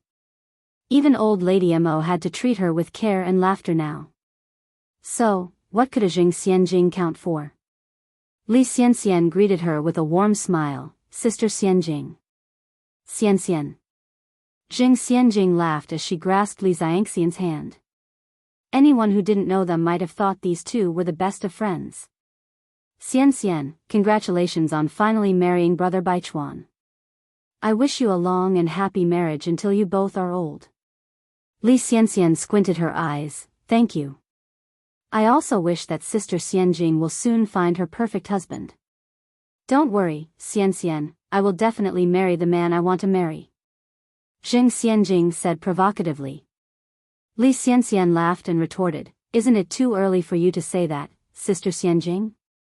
Do you believe that a person's luck can change from full to emptiness? Marry the man she wanted? Did Zheng Xianjing hope to marry Mo Baichuan and become the second wife? She was so blatant about being a mistress. Shameless. Zheng Xianjing locked eyes with Li Xianxian, excitedly declaring, the game isn't ended yet. It's not certain who will be the ultimate winner. A mocking look flashed in Li Xianxian's eyes. In life, you should learn to cut losses at the right time. Don't wait until you hit a wall to realize that it's time to turn back. Even if you scheme your heart out, in the end, it's all in vain. Why keep trying? Without hitting that wall, how will I know it's not about to fall? Responded Zheng Xianjing, grinning. Xianxian, am I right? She would certainly win this battle. As for Li Xianxian, she was destined to be a stepping stone. Li Xianxian didn't take Zheng Xianjing seriously, replied with a smile, then I wish for Sister Xianjing's complete victory. Zheng Xianjing's face was filled with undisguised triumph. Li Xianxian continued, Xiao Wang, bring a chair. I want to sit and chat with Sister Xianjing. After speaking, Li Xianxian turned her head to look at Zheng Xianjing and said apologetically, Ever since I got pregnant, I've been very weak, I always feel tired. Xianjing, you wouldn't mind me sitting down to talk, would you? Zheng Xianjing forced a smile, Of course not. How could I mind? The chair was right next to them. She could just sit down if she wanted to. But Li Xianxian had to make a show out of it, solely to flex her power over Zheng Xianjing. She was reminding Zheng Xianjing that she was carrying Mo Baichuan's child. Anything Zheng Xianjing did would be in vain. Mockery flashed across Zheng Xianjing's eyes. Just wait. The more triumphant Li Xianxian was now, the more desperate she would be later. Today was Mo Baichuan's wedding day, so a drama was about to be staged. Ni Yang, as the aunt, had to be present, of course. At 10:30 a.m., Mo Qishan came to pick up Ni Yang on his bicycle. The moment Ni Yang opened the door, she saw Mo Qishan leaning against his bicycle smoking, emanating a strong and slender silhouette. Mo Qishan had outstanding features, a handsome face, refined and deep-set, knife-like cheekbones, each angle perfect. He was destined to be a ruler. Seeing Ni Yang approaching, Mo Qishan instantly extinguished the unfinished cigarette between his fingers. Yang. Ni Yang walked over and sat on the crossbar of the bicycle. Brother Mo, let's go. Mo Qishan's nose brushed gently over her hair. All right. With the beauty in his arms, Mo Qishan rode the bike slowly. Mo family home. The wedding was scheduled for 12:18 p.m. By 10 o'clock, all the guests had arrived. Today was Mo Baichuan's wedding, so naturally, the task of entertaining guests fell to Mo Rongping and Xiao Jiao. As for the old master and old lady Mo, all they had to do was enjoy the festivities and chat. Chapter 479, Big Slap in the Face on Sight. _2. Now that Baichuan has gotten married, who knows when we'll be able to celebrate your sixth child's wedding. The speaker was the Wang family's old lady, who generally didn't see eye to eye with the Mo family's old lady. Everyone knew that Mo Qishan had just been dumped by Zhao Jingrong. The Wang family's old lattice comment was obviously intended as scoffing. But the Mo family's old lady didn't seem to mind. Our sixth son's girlfriend is still young, and there's no hurry, she responded. Your sixth son has a girlfriend? The Wang family's old lady was taken aback. Not only was she surprised, but all the nearby observers were taken aback as well. Could a loser like Mo Qishan really find a girlfriend? What a sight to behold. The Mo family's old lady nodded. The young lady is only 18 years old this year, a whole 10 years younger than our sixth son. Mo Qishan was well over the hill, and to have found an 18-year-old girlfriend was definitely something for the Mo family's old lady to boast about. The Wang family's old lady continued, if your sixth son already has a girlfriend, then she must be here for such an important day. Erwin, why are you hiding this? You've got such a wonderful daughter-in-law, why not introduce her to us? Are you worried we might steal your family's prestige? On hearing this, the others around them nodded in agreement, their eyes gleaming with anticipation of the unfolding drama. Yes, watching the drama. What type of girlfriend could a loser like Mo Qishan find? Probably some low-class girl not fit for the social scene. So, everyone was eager for the Mo family's old lady to make a fool of herself. The Mo family had held their ground in Beijing for years, and people were grateful they still had their hopeless son to joke about, otherwise, the Mo family might completely monopolize Beijing. While some appeared friendly with the Mo family on the surface, they secretly wished for their downfall. The Mo family's old lady responded with a smile, our sixth son has gone to pick up the young lady. Don't be impatient, everyone. Erwin, it's almost 11 o'clock. They're not bailing, are they? Scoffed the Wang family's old lady, implying that it'd be shameful to showcase the undeserving girlfriend. Someone else chimed in, perhaps they're too intimidated by the crowd to show up. It's only natural for the young lady to be shy. Do you think we can compare just anyone to Jingrong? The mention of Zhao Jingrong brought a moment of silence. After all, she was Mo Qishan's ex-fiancée. Bringing her up in this setting was clearly an attempt to stir up trouble. Auntie, since you're so pleased with your sixth son's girlfriend, she must be even more beautiful than Sister Jingrong, right? The speaker was Zhao Jingrong's good friend, Sun Yulan. Zhao Jingrong's beauty was widely recognized amongst their circle. It would be difficult to find another woman more beautiful than her. Sun Yulan's words were clearly meant to embarrass the Mo family's old lady. The Mo family's old lady smiled at Sun Yulan, beauty is only skin deep. Some people may have pretty faces, but they are dishonest and do despicable things. What use is their beauty? Her words were a veiled insult to Sun Yulan and indirectly, Zhao Jingrong. Sun Yulan was taken aback, but she retorted, while that saying holds some truth, how many of us genuinely disregard appearance? Isn't it a consolation for those who can't have it? Her words were mocking the Mo family's old lady for bemoaning the loss of what she could not have. What kind of girlfriend could that loser Mo Qishan possibly get? Perhaps she's just some ugly, dull woman. If she were genuinely beautiful, the Mo family's old lady would not have been harping on about beauty only being skin deep. Someone nearby joined in the conversation. Finding a suitable wife these days is no easy task. It's quite remarkable that your sixth son managed to find one. You shouldn't mind whether she's beautiful or not. Mrs. Liu is right, it doesn't matter if she's a bit ugly, as long as she can continue the family lineage. Everyone was chiming in with their mockery towards the Mo family's old lady. But the Mo family's old lattice demeanor didn't falter. Erwin, why haven't your sixth son and his girlfriend arrived yet? Could it be like they said, she was scared off and is too fearful to show up? Just then, two figures approached from outside the door. The Mo family's old lattice eyes lit up, gesturing to them, Yang Yang. Sixth. Mo Qishan was leading Yang towards them. Mom. Chapter 480, Big Slap in the Face on Sight. _3. Yang greeted following Hua, Aunt Mo. Yang, you guys are here at last, Mo said. Mo Qishan said, we were held up on the way. Yang's ears turned red for an instant, and she discreetly pinched Mo Qishan's waist. Mo Qishan maintained a calm expression, acting as if nothing happened. The elderly Madame Mo did not notice the exchange between them. She took Yang's hand and introduced, Yang, let me introduce you. This is Aunt Wang, Aunt Wu, Aunt Xiao, and this is son Yulan from Aunt Qian's family. After finishing her introduction, Madame Mo turned to everyone and said, this is Yang, my sixth grandson's girlfriend. Yang was dressed in a light blue cheongsam. Her black, shiny hair was braided into a beautiful fishtail, adorned with pearls. Draped over her shoulder, she did not wear any makeup, but her beauty took everyone's breath away. Thank the heavens for the gorgeous woman who lives in the valley.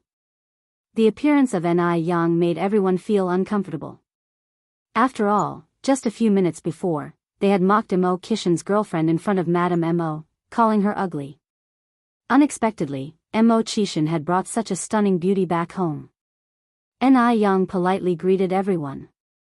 She conducted herself with elegance, overshadowing son Yulan, a fellow member of the elite. As another woman, it was inevitable to feel a touch of envy.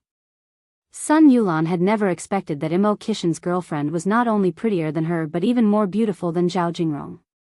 She had originally intended to slap Madame Mo for disrespecting Zhao Jingrong. Unexpectedly, the tables have turned, and she was the one who got slapped by Madame Mo. This scene was witnessed by Zheng Xianjing. Zheng Xianjing gestured son Yulan to come over. Son Yulan quietly walked towards her, Xianjing. Yulan, come over here. Son Yulan moved closer to listen. Within Zheng Xianjing's eyes, a calculating glint flashed as she whispered something quietly. What a splendid day. Not only did she get a chance to expose Li Xiangxian's true identity in public, but she could also embarrass Yang to the last. Hearing this, son Yulan's eyes reflected a sense of smugness, and she said, thank you, Xianjing. Zheng Xianjing replied with a smile, my pleasure. It'll go over now, said son Yulan. Zheng Xianjing nodded. Son Yulan returned to Yang's side and continued the conversation. Yang, I heard you're just a junior high school student, right? Yang didn't avoid the question and nodded directly. A junior high school student? Upon hearing this, everyone's expressions varied significantly. In this wealthy family, the lowest educational level among girls was a college degree, with many holding master's or doctoral degrees, and many had studied abroad. However, there were none who had only graduated from junior high school, except for Yang. What's the use of being pretty? She's like a gorgeous but empty vase. Son Yulan regained some of her confidence and said, Yang, girls should continue their study. I graduated from the number 1 middle school, and since I was admitted to a university, I have some reputation there. Do you need my help to introduce you to the principal so that you can study again at number 1 middle school? Thank you, but I don't need it. Yang responded lightly, I am already an inserted student in the 3rd grade of number 3 middle school. People waiting for a laugh were stunned. What? Yang already entered number 3 middle school? Was it arranged by the Mo family? However, the threshold for admission to number 3 is high, with students usually entering based on their actual grades. If the MO family wanted to make arrangements, they could probably only manage for admission to number 1 middle school. Sun Yulan's face stiffened. She hadn't expected such a turn of events. Perhaps An Yang was just boasting. Number 3 middle school was not a place where one could enter just like that. Sun Yulan continued, "Which class are you in?" "I am in class 5. "Class 5? What a coincidence." She could immediately expose An Yang's lie.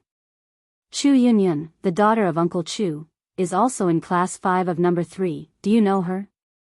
An Yang went to class 5 only twice apart from the exams. How could she know all the students of class 5? An Yang said, "I've just transferred there, so I'm not quite familiar with my classmates in class 5 yet." "Really?" Sun Yulan's smile seemed a bit strange. "It's natural that you don't remember all your classmates, but Yunyun would definitely remember you."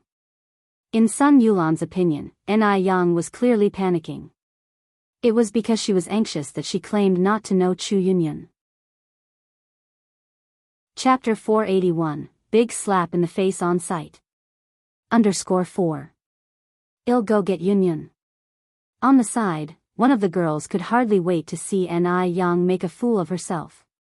Exposing An Yang's lies in front of everyone would certainly make her extremely embarrassed. Chu Yunyun was quickly called over. As she walked in their direction, there was no joy in her eyes upon seeing her classmates. The triumphant look on Sun Yulan's face became more apparent. She knew very well that Chu Yunyun would definitely not know An Yang. The others also wore disdainful expressions while watching An Yang. Why learn bad habits at such a tender age? Having to resort to lying. She's too vain. While she's not a student at City number 3 middle school, she boasts about having passed their transfer student exam. Just then, Chu Yunyun, who had a plain expression at first, suddenly lit up and quickly walked over to An Yang, exclaiming in surprise, "An Yang. It really is you. I thought I had seen wrong just now." Chu Yunyun has severe myopia, so she didn't notice An Yang at the beginning, hence her indifference. An Yang smiled and nodded. Now, Sun Yulan's face hung in the balance. "Yunyun, do you know Yang Yang?" Chu Yunyun said, "An Yang is a well-known figure in our school. She ranks first in the transfer student exam. Not just me, nobody in the school would not know who An Yang is." After all, An Yang was ranked first, and she was beautiful. It was too hard for everyone to forget about her. Ranked first. Sun Yulan's face changed. She had no idea that An Yang would be so excellent. Now, instead of being the one to humiliate, she herself got humiliated. The faces of other people around were also not looking good. They originally wanted to witness a joke, but they were repeatedly left red-faced. At this moment, an elderly woman with white hair recognized An Yang. "Young lady, weren't you the girl who gifted the longevity picture at the last birthday feast?" The longevity picture that An Yang had presented last time had left a deep impression on everyone. Afterwards, some people who were uninformed even offered a handsome amount to buy the longevity picture, but they were refused by Mrs. Mo. Old Lady Mo chimed in, "Yes, yes, the one who presented the longevity picture was Yang. Don't underestimate her age, she knows a lot. Xiao Dai's illness was also cured by her." Old Lady Mo took the opportunity to extol An Yang. Aren't good daughters-in-law meant to be boasted about? An Yang ran into Li Xianxian on her way to the bathroom. To be precise, Li Xianxian had purposely sought her out. An Yang. Li Xianxian looked at An Yang, a triumphant smile on her face. "What's the matter?" An Yang raised her eyes slightly. An Yang, Li Xianxian proudly stuck out her tummy, impregnant. An Yang's tone was neutral, "I know. It's Mo Baichuan's child." Li Xianxian said, looking extremely pleased with herself. Yes. Li Xianxian was here to claim her sovereignty. From start to finish, she had never considered Jing Xianjing as a threat. Her real enemy was An Yang. After all, there was the precedent from the previous life. That's why she could not let her guard down. She couldn't let anyone snatch Mo Baichuan from her. What is it that you want to say? Ni Yang arched her eyebrows slightly. I already know all that. Also, let me tell you a secret, Li Xianxian continued. Do you know who Mo Baichuan really is? Ni Yang remained silent. Li Xianxian, feeling elated, said, he is Mr. Mog. And in the future, it'll be Mrs. Mog. Mrs. Mog. That was an enviable title to everyone. How does that concern me? Ni Yang was not concerned about who Mog was. In other words, it did not matter who Mr. Mog was. It had absolutely nothing to do with her. Li Xianxian curved up the corners of her mouth. Ni Yang, stop pretending, I know you are feeling miserable. But it's pointless for you to feel bad now. As long as Bai Baichuan's side, you'll never stand a chance to snatch him away. The winner of this life is her. Ni Yang was destined to be nothing more than a stepping stone. Ni Yang also didn't get angry. Instead, she looked at her calmly with a smile. Seeing Ni Yang's calm demeanor, Li Xianxian suddenly felt panic rising in her heart. She refused to believe that Ni Yang would easily give up on Mo Baichuan.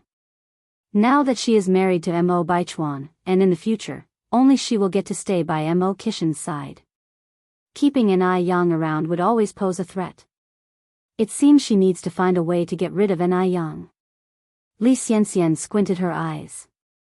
Soon, it was 12 o'clock, and the wedding would start in just 18 minutes. The wedding was set to take place in the Mo family's back garden. By this time, everyone was heading towards the back garden. Ni Yang and Mo Qishan were not in a hurry, following behind the crowd leisurely. Chapter 482, Big Slap in the Face on Sight. _5. Yang. Just then, someone slapped Ni Yang's shoulder. Yen ran.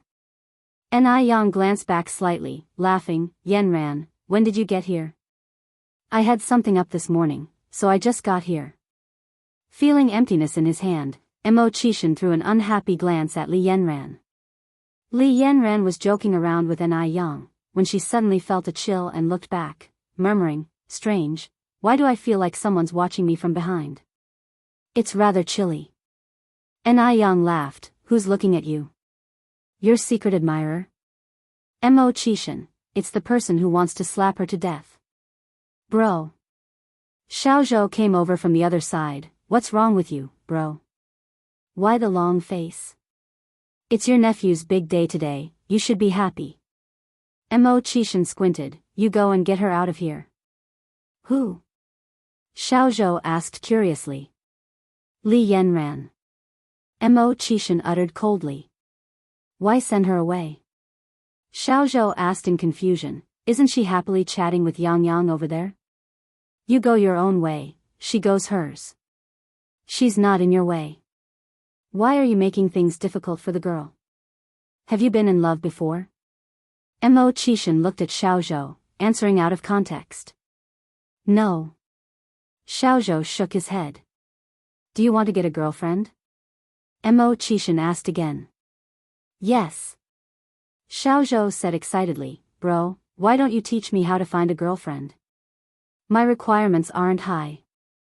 Any girl will do. He has been unable to find one. Mo Qishan sighed, you better prepare to be a bachelor for the rest of your life. Why? Xiaozhou was heartbroken. Mo Qishan said, because you don't have what it takes to be in a relationship.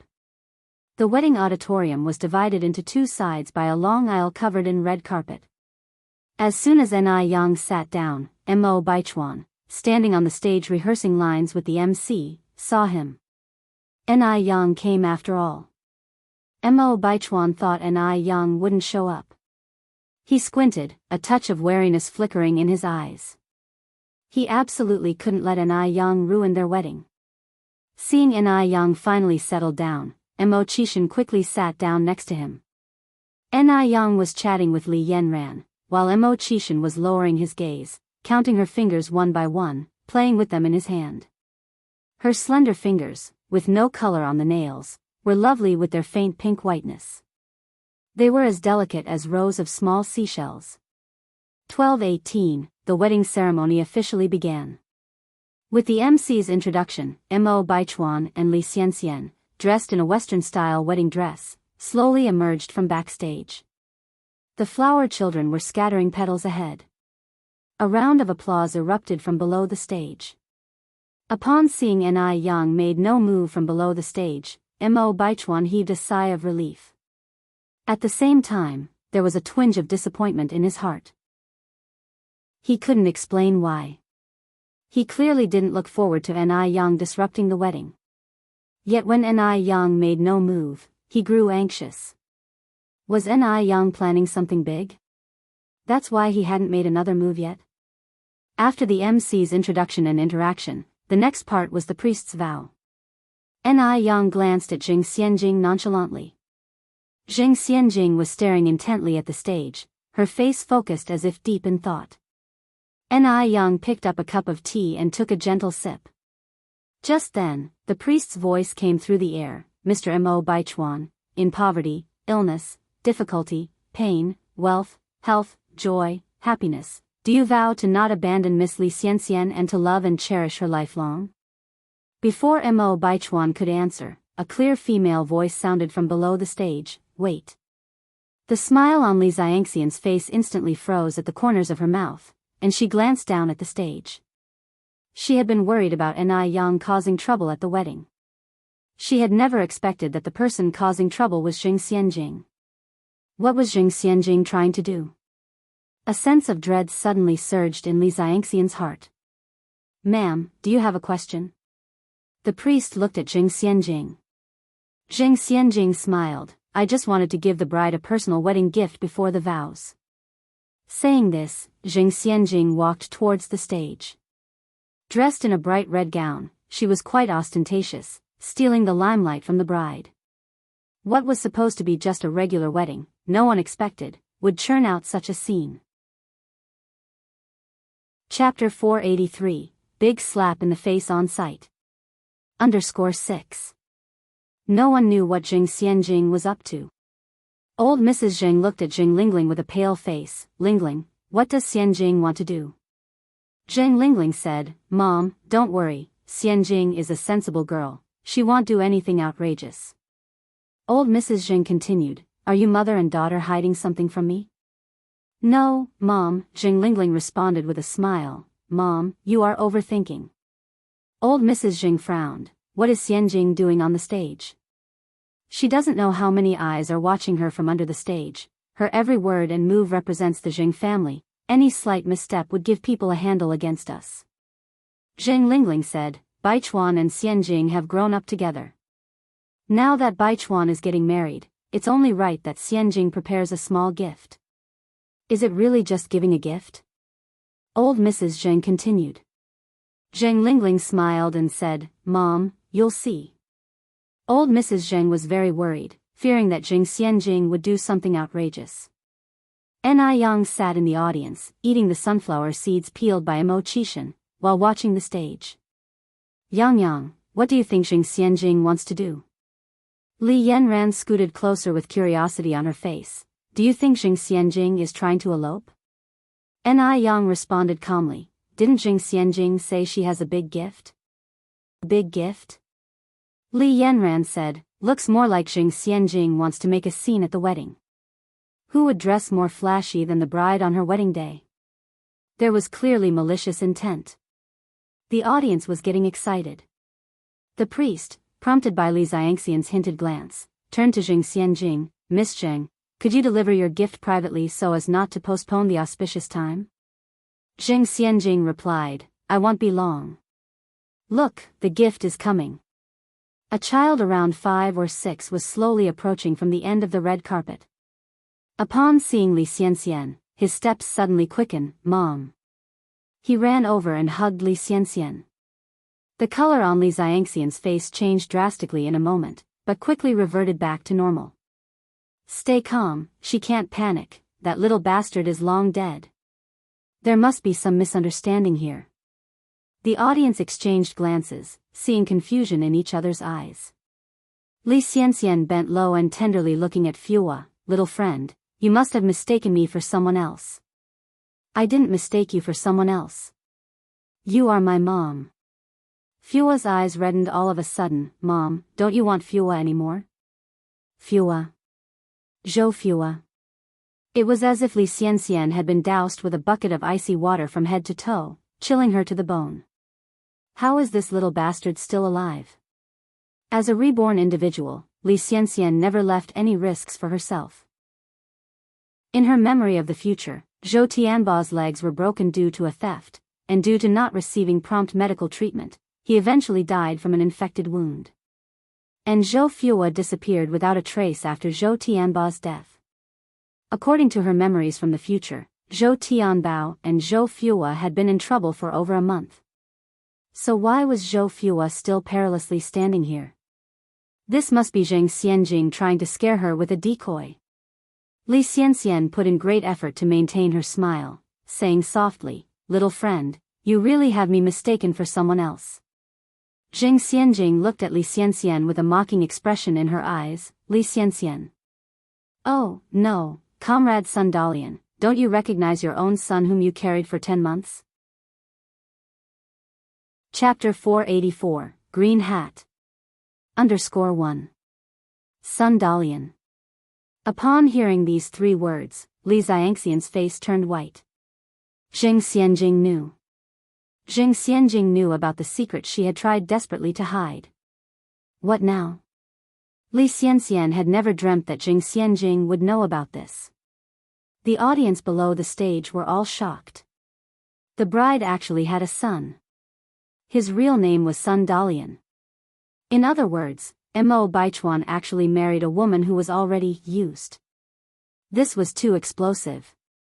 Li Xianxian tried hard to calm herself down. She turned to look at Zheng Xianjing and frowned. Sister Xianjing, I know you've always liked Baichuan, and you even tried to harm me with drugs because of this. Now you're here spouting nonsense. The guests present here are not fools. Do you think they will believe you?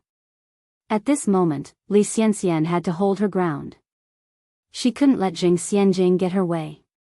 No one could ruin her wedding.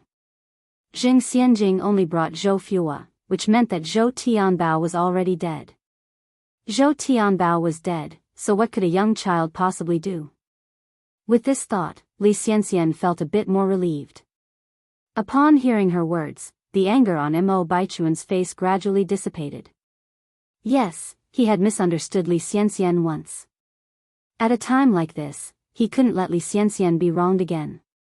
Zheng Xianjing, like Ni Yang, was determined to marry him and so had tried every means to undermine Li Xianxian. Xianjing, stop causing trouble.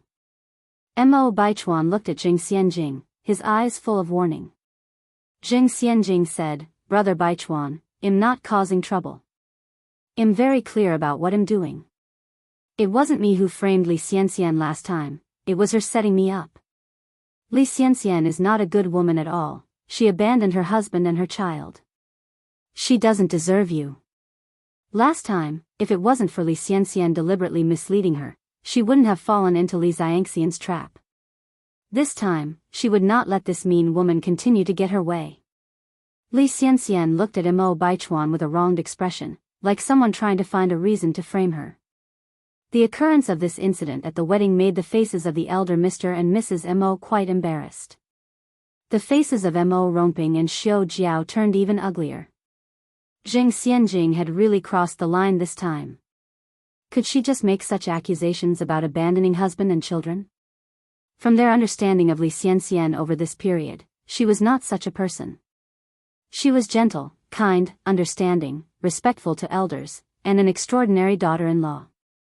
Xiao Jiao had no daughters of her own, and through the time they had spent together, she had come to regard Li Xianxian as her own daughter, and she absolutely did not believe that Li Xianxian would do such a thing.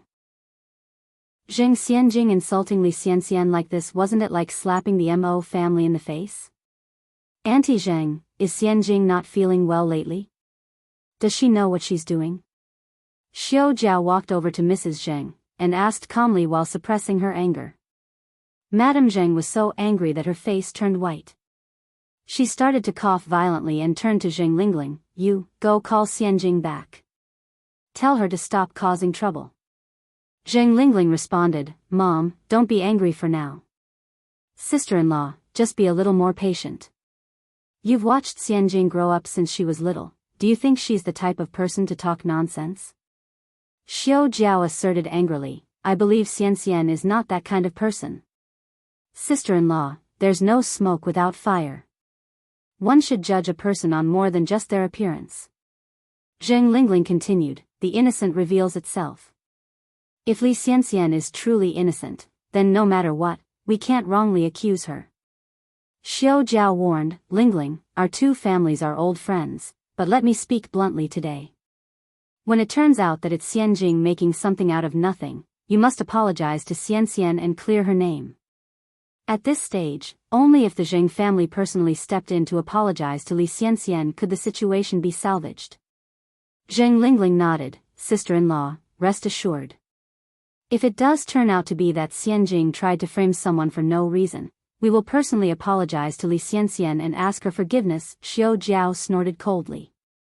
On the wedding stage, Fua tugged at Li Xianxian's skirt, begging, Mom, please don't abandon me and Dad. The episode stirred up such a fuss that the guests started to discuss amongst themselves. Mo Baichuan's gaze involuntarily moved towards Ni Yang.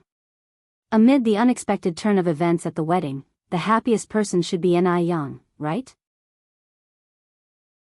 Chapter 485, Green Hat. _2. I wonder if Ni Yang and Jing Xianjing together designed this stunt. After all, they're birds of a feather. Mo Baichuan narrowed his eyes. Little fellow. Li Xianxian looked at Fua gently, you've mistaken me for someone else. I'm really not your mother. Amidst his crying, Fua insisted, You are my mother. You really are my mother. Li Xianxian left when Zhou Fua was barely a year old, an infant. What could an infant remember? These words were surely Zheng Xianjing's doing. Reunited with her biological son after 6 years, Li Xianxian felt not the expected emotional stirrings, but endless regret. She regretted leaving too hurriedly and not ending the little monster's life. If only she had killed him, there would be no troubles like these today. From above, Zheng Xianjing watched Li Xianxian, an expression full of mockery on her face. Li Xianxian, you heartless witch. You're so desperate to marry into a wealthy family, you won't even acknowledge your own child. Zheng Xianjing. Li Xianxian shot up, her eyes locked onto Xianjing. Today is my wedding day. That's why I've been tolerating you. But be warned, I may behave like a pushover, but am not. Push me one more time and you'll see my wrath. If she continued bearing everything in silence, Xianjing might mistake her for a sick cat. With a small laugh, Xianjing continued, Li Xianxian, stop pretending. Your real name is Sun Dalian, currently 21 years old. At 16, you had a son, Zhou Fua, with Zhou Tianbao from your village.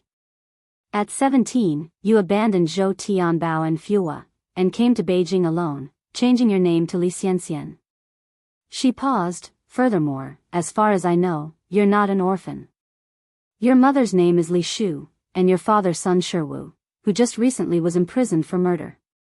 The only reason you've concealed your identity and name is because you're scared people would uncover your past of deserting your husband and child and having a murderer for a father. A wave of blood seemed to surge painfully through Li Xianxian's body.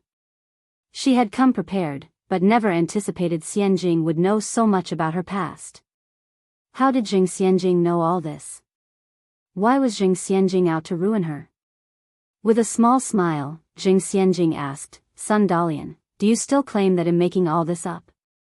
There were murmurs of astonishment from the crowd. No one had expected Li Xianxian to have such a past. Even the elder Mo's were deeply shocked. Xiao Jiao's face twitched. Gauging by Xianjing's sure tone, could it be true? You are making it all up. You just love Baichuan. The sole purpose of your actions is jealousy because I am marrying Baichuan. Li Xianxian, tears streaming down her face, defended, I know I'm not matched for you, being from a rich family. But I am now carrying Baichuan's child. A child needs a father. Sister Xianjing, I beg you to stop pushing me. Can you let me and my child live? With her final words, Li Xianxian fell to her knees. Many guests had been invited to the wedding, but only a few close to the Mo family knew that Li Xianxian was pregnant. Her words held two meanings. She made herself the victim, and revealed her pregnancy to everyone present. Since she was pregnant, no matter what happened, the Mo family should not ignore her. Her words instantly swayed the pendulum in her favor. People are inclined to sympathize with the weak. Witnessing Li Xianxian kneeling down, the crowd instinctively sided with her. Li Xianxian is so pitiful. She has been forced into this state by Zheng Xianjing.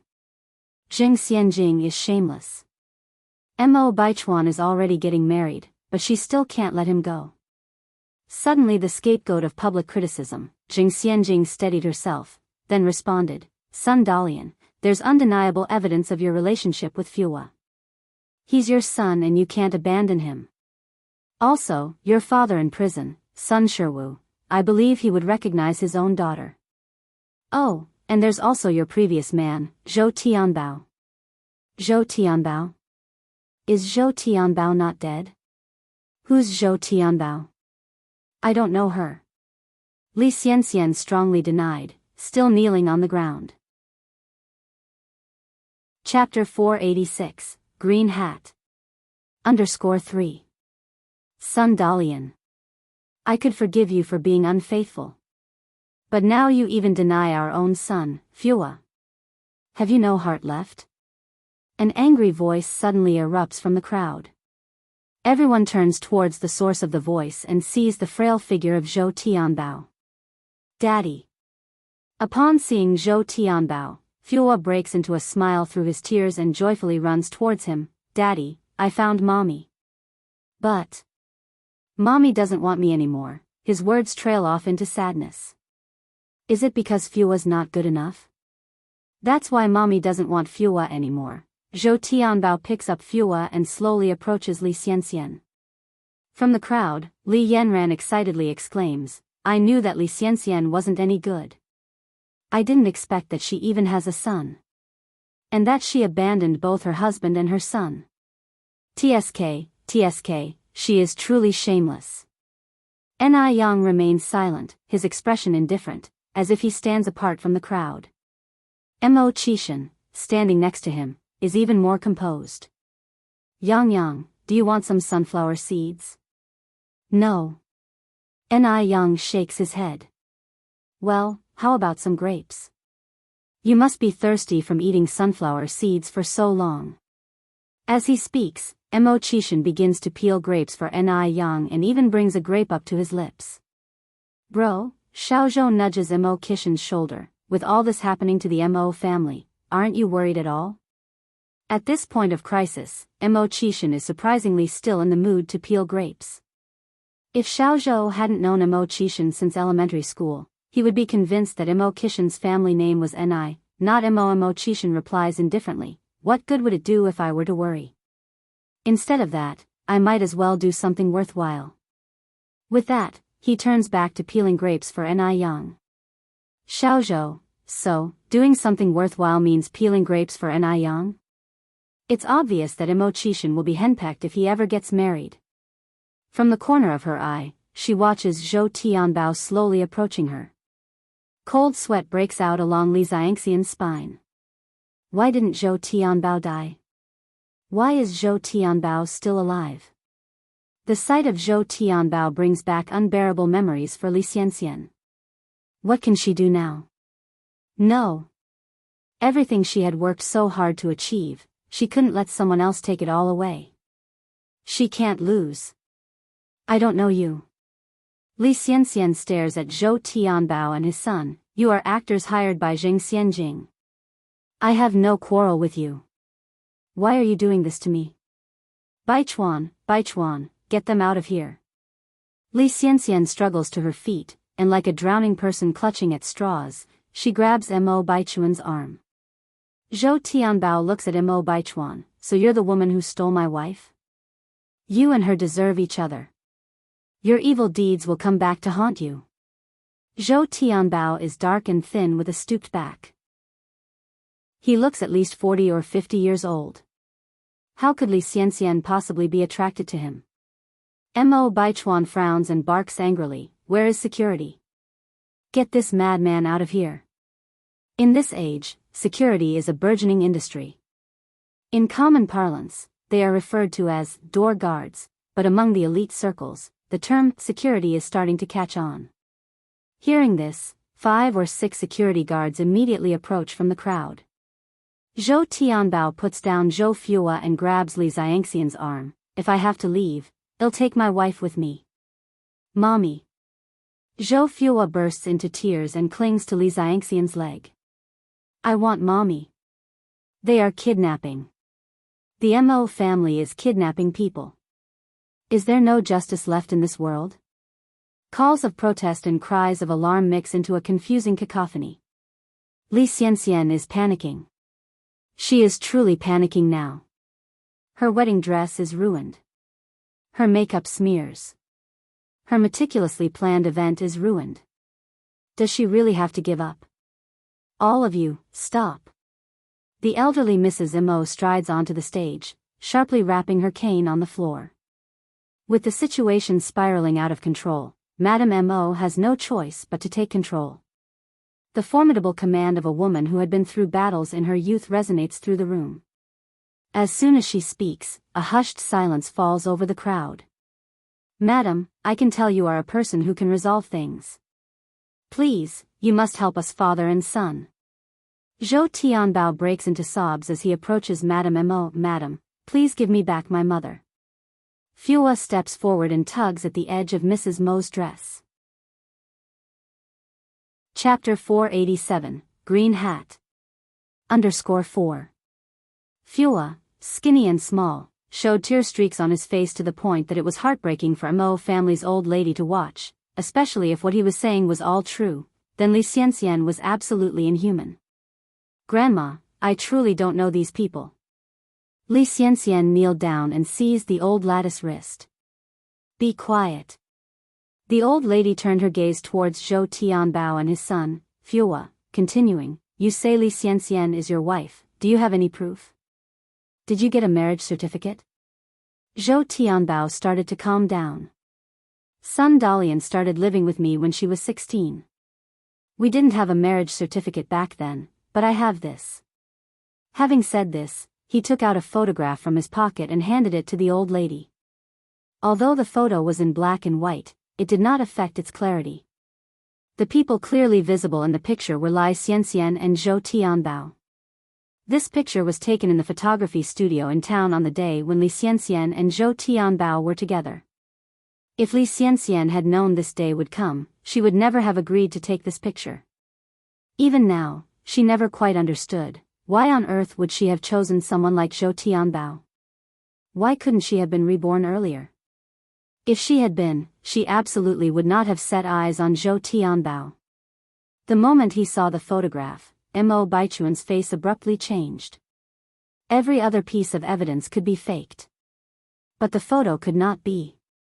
In this era, Photoshop technology has not yet been invented. The others in the audience stretched their necks, straining to get a view of the photograph and whispering amongst themselves.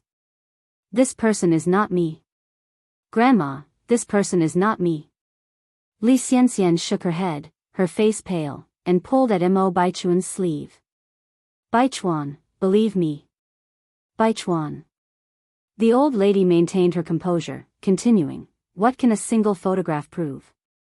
Li Xianxian currently had the Mo family's legitimate great-grandson in her belly, so the old lady knew she had to tread carefully. Zhou Tianbao said, "I know another secret." The old lady said, "What secret?" Zhou Tianbao cast a glance at Li Xianxian. "Son Dalian has a red birthmark on the left side of her chest." The chest was a private area. Li Xianxian kept denying knowing Zhou Tianbao, so how did he know about this? Mo Baichuan's face darkened, looking incredibly ugly upon realizing he had been duped by Li Xianxian, who fooled him with her virginity claims when he was drunk. A woman who intended to marry into the Mo family while being married and having a child, how deluded could she be? She had utterly humiliated him in front of so many people. As the old lady watched Mo Baichuan's face growing steadily more serious, she became certain that Zhou Tianbao was not lying.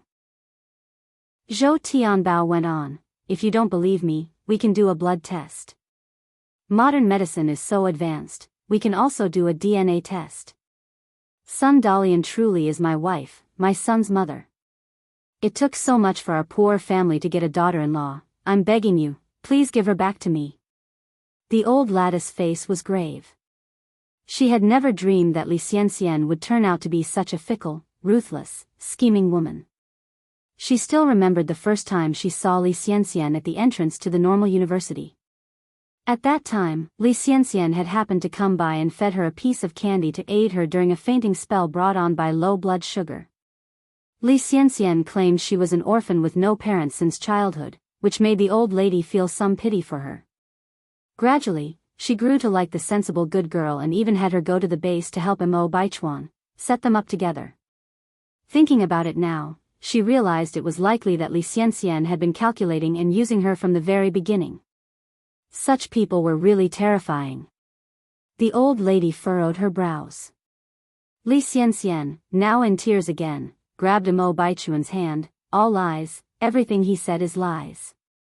Baichuan, I am carrying your child, you can't abandon me." Jing Xianjing stepped up to Mo Baichuan, waved off Li Xianxian's hand, and said, "Brother Baichuan, don't let her trick you. This kind of fickle woman, whose child she's carrying in her belly, who knows?" Li Xianxian was swatted down to the ground where she writhed in pain, clutching her stomach. Jing Xianjing took out a colored photo from her bag to Mo Baichuan. "Brother Baichuan, take a look at this." Mo Baichuan just felt green with rage and disgust. He really wished he could just strangle Li Xianxian right there. Chapter 488, Green Hat. _5. No wonder he had no memories after being drunk, yet Li Ting insisted that he kept holding Li Xianxian's hand. As it turned out, Li Xianxian and Li Ting had been in cahoots all along. Mo Baichuan clenched his fists, suppressing the rage in his heart. He could never have imagined that his best friend would betray him one day. From Mrs. Mo's point of view, she could see the picture clearly.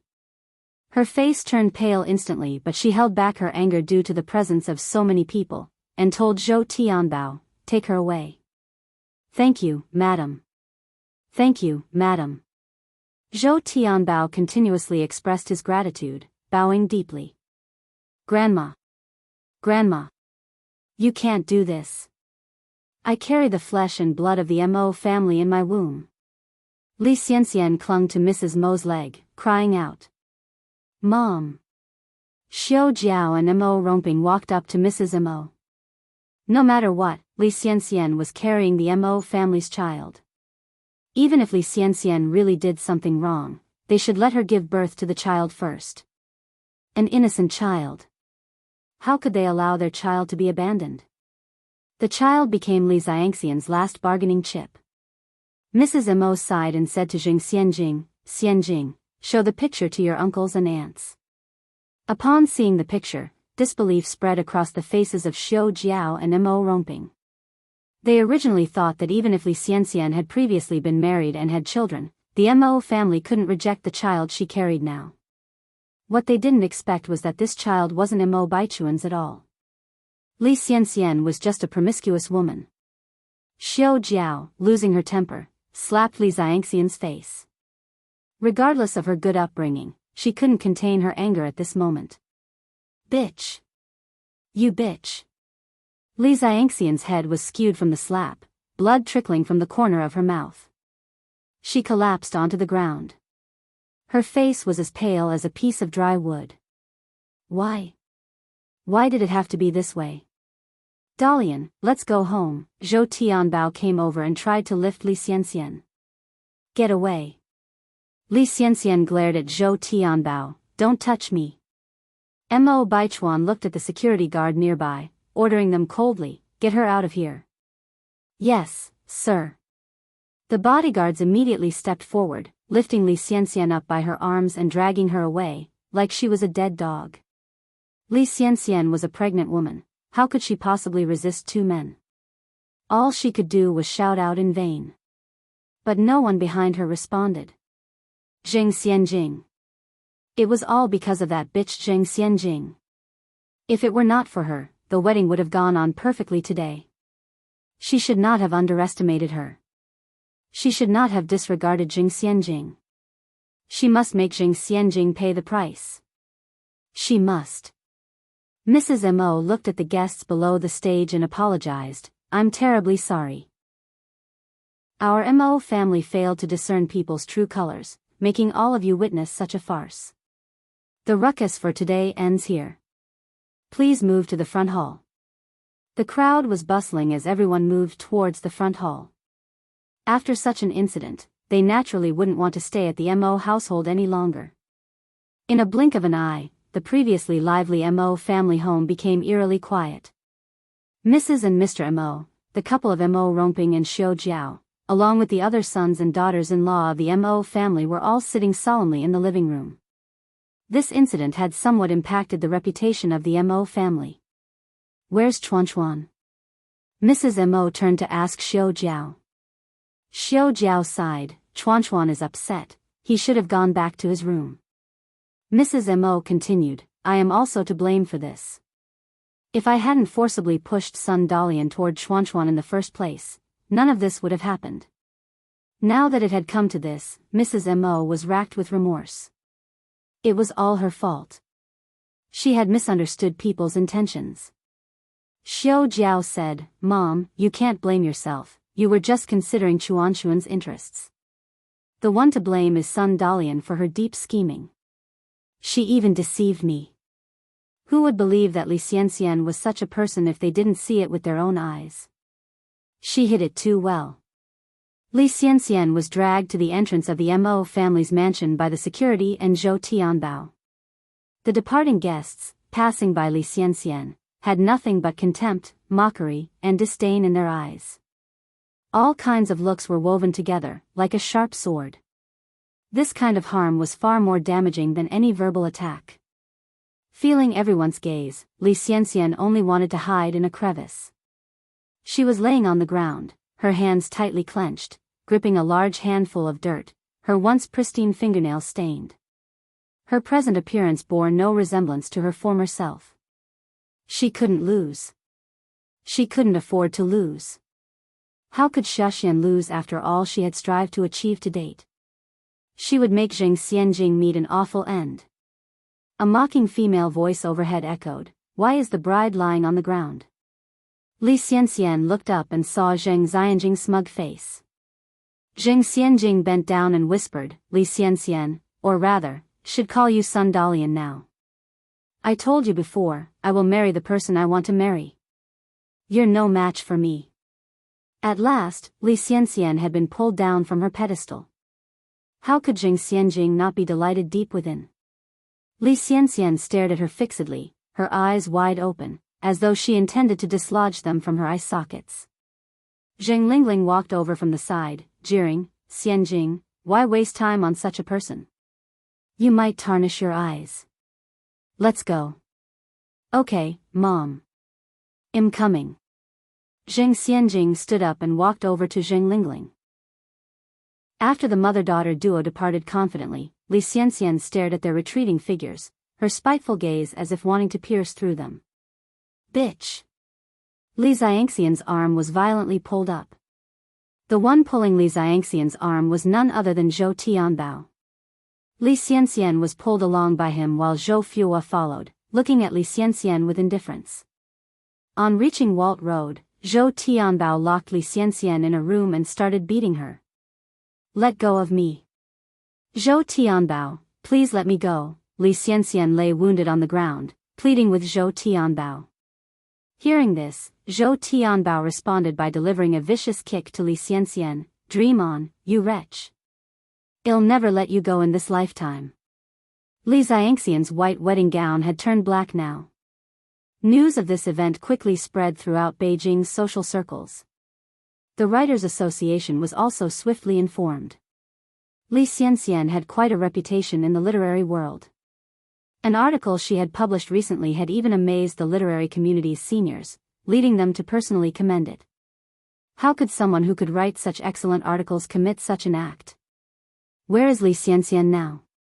Bring her over quickly. Such talent is encountered once in 100 years. We simply can't let her just perish. People in the literary world discovered the distraught and ragged Li Xianxian at Walt Road immediately. Upon meeting the literary figures, Li Xianxian's previously dull eyes brightened. She almost forgot, she had another identity, a writer. In the literary world, Li Xianxian was treated with great respect. For a brief moment, it seemed like Li Xianxian returned to her glorious days of old.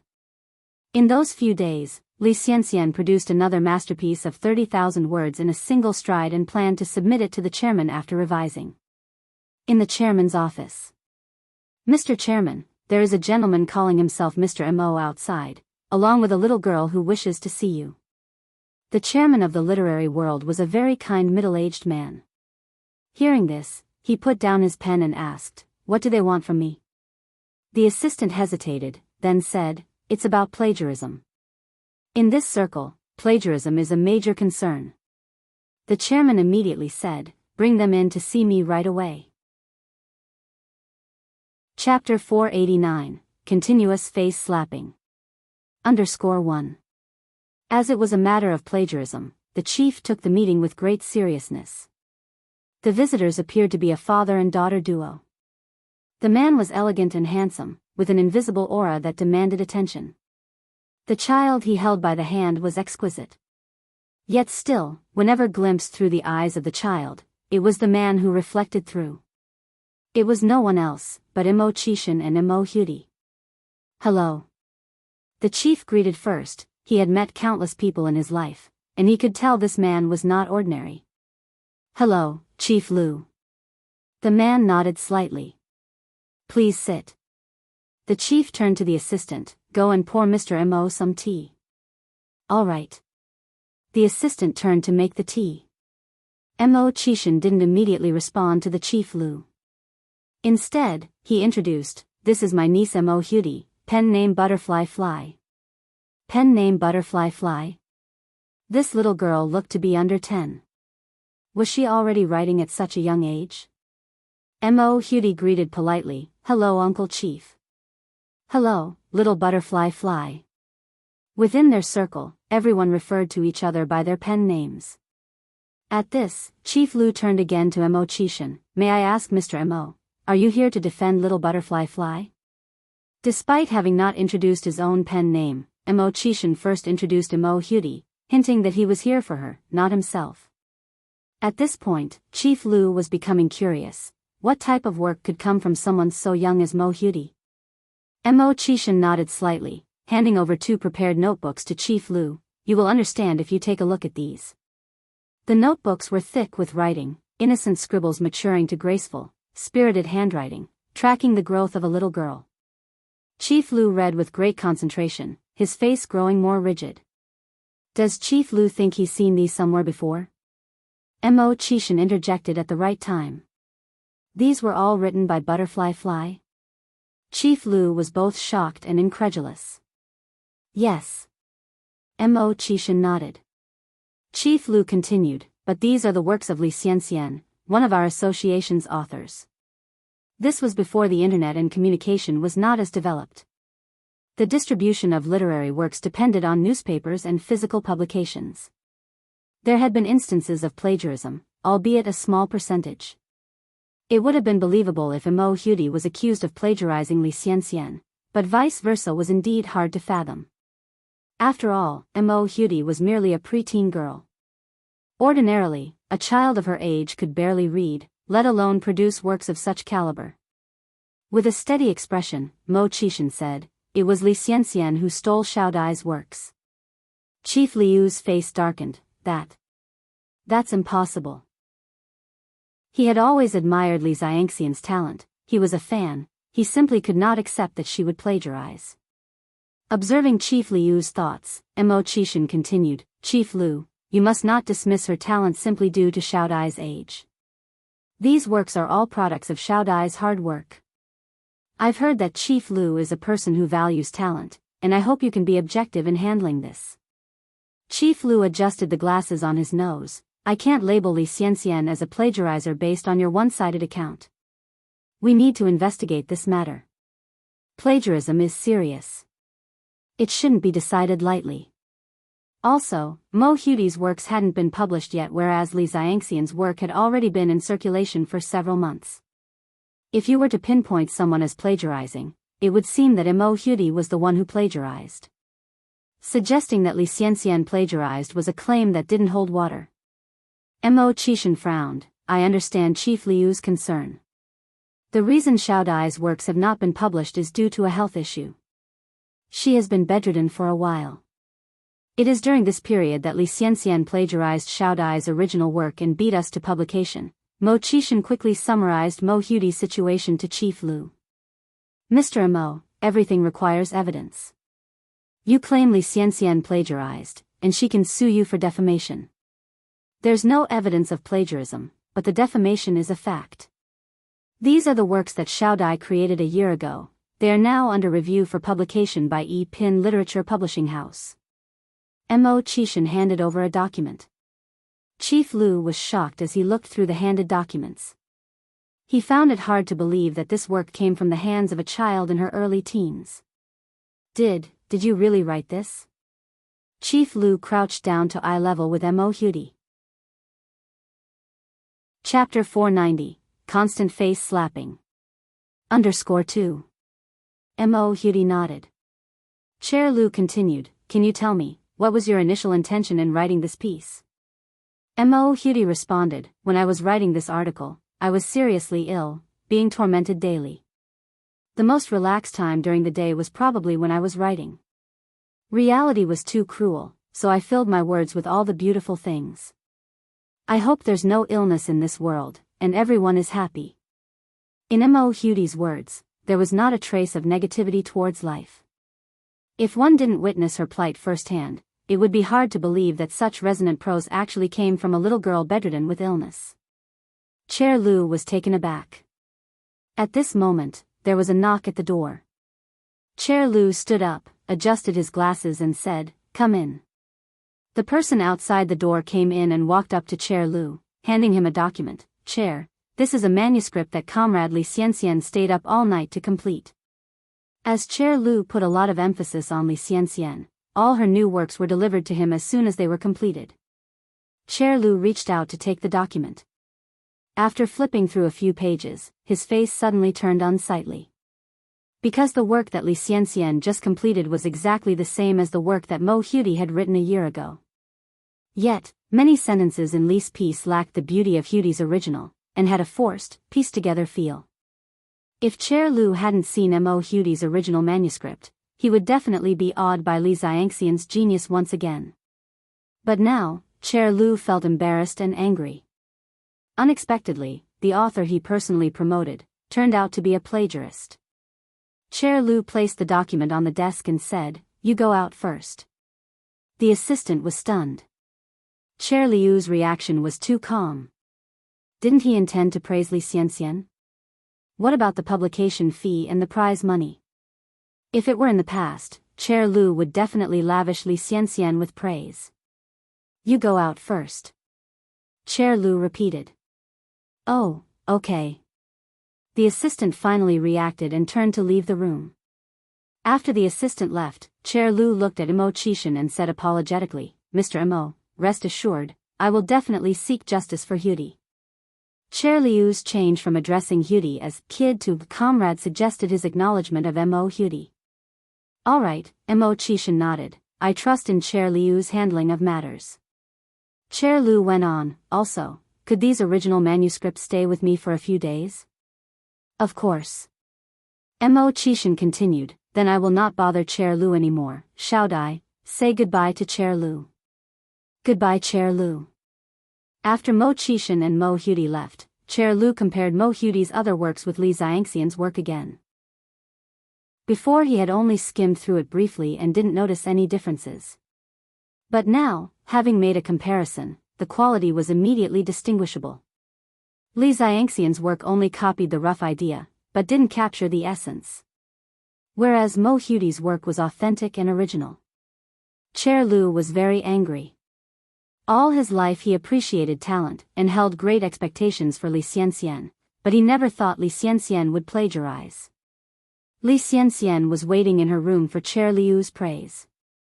Seeing the assistant return empty-handed, with no sign of Chair Liu following behind, she asked curiously, "Wu Li, why did you come back alone? Where's Chair Liu?" Wu Li was also puzzled. "There was someone in Chair Liu's office when I went there." Li Xianxian continued, "So did Chair Liu see my work?" "Yes." Wu Li nodded.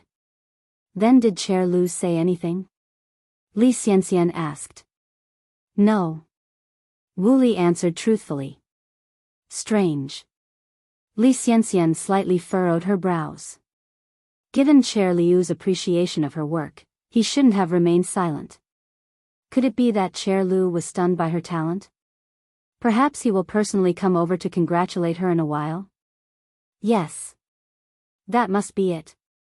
After all, her writings are groundbreaking masterpieces that shock the literary circle. Probably, in the entire circle, there are few who could compare with her. Wu Li went on, "If there's nothing else, then I'll go first." "All right." Li Xianxian nodded. After Wu Li left, Li Xianxian stayed in the room waiting for Chair Liu's arrival. As dusk fell, there was finally a knock on the door outside. Chapter 491, Continuous Face Slapping. _3. It's definitely Chairman Liu. Li Xianxian's heart jumps with joy. She stands up immediately to open the door. The visitor indeed is Chairman Liu, and he is followed by a few senior members of the literary circle. Chairman Liu, esteemed seniors, Li Xianxian greets them with a smile. "I'm just a young newbie in the literary world. I am unworthy of such attention from the chairman and the seniors." Before Li Xianxian can finish her sentence, Chairman Liu interrupts her, his expression cold, and throws 2 notebooks onto the table. "What are these?" The sudden change in Chairman Liu's attitude freezes the smile on Li Xianxian's face. She picks up the notebooks, flips through a few pages, and her face turns pale.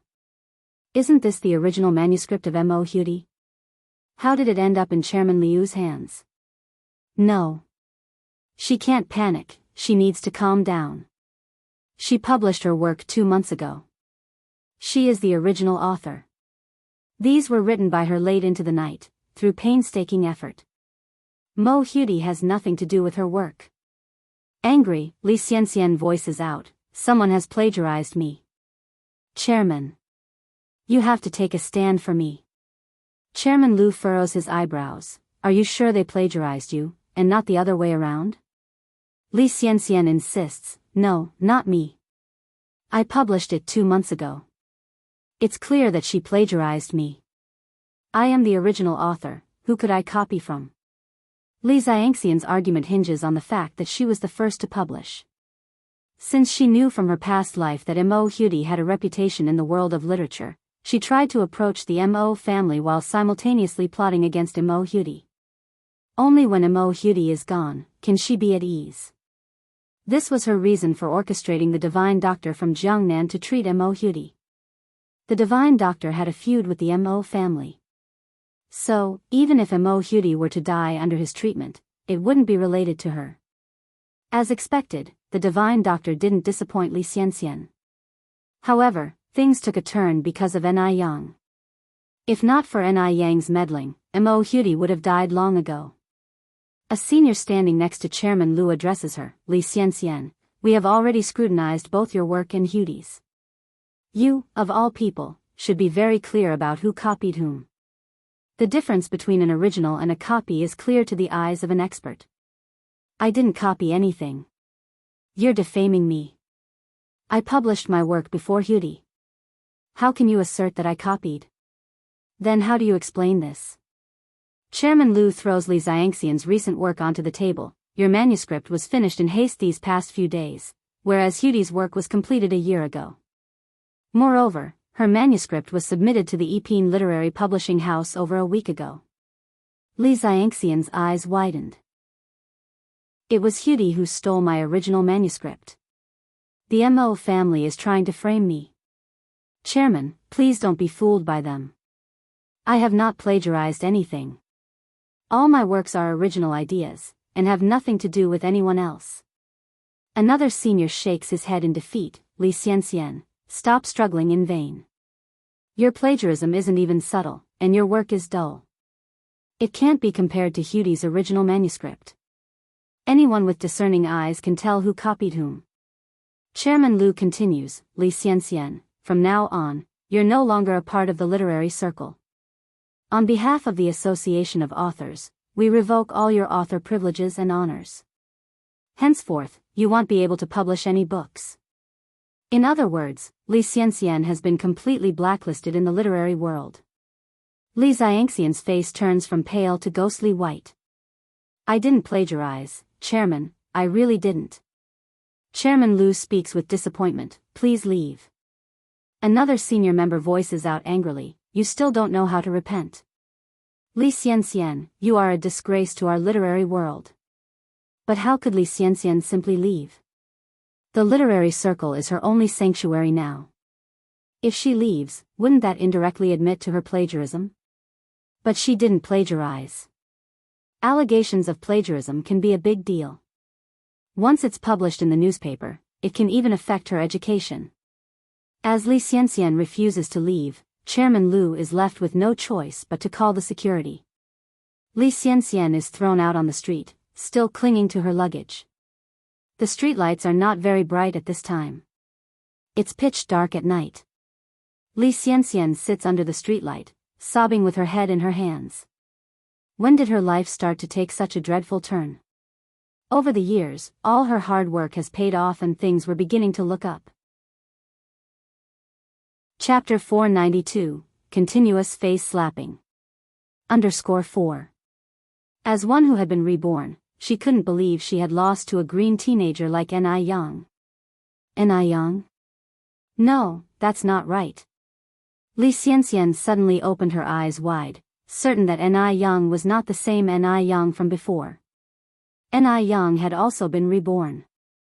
Everything has been planned by Ni Yang. They were both reborn. Why on earth was Ni Yang able to come out of that small mountain village and live a carefree life, while she had to endure all these troubles? Fate was utterly unjust. Li Xianxian clenched her fists tightly. What should she do now? At that moment, Li Xianxian suddenly remembered that she was pregnant. The father of the child was Li Tingji. Although the Li family was no match for the Mo family, and Li Tingji was not as good as Mo Baichuan, the Li family was also a wealthy family. Li Tingji was so fond of her that she might be able to rise again with his help. With that in mind, Li Xianxian headed towards the nearby phone booth to call Li Tingji to pick her up.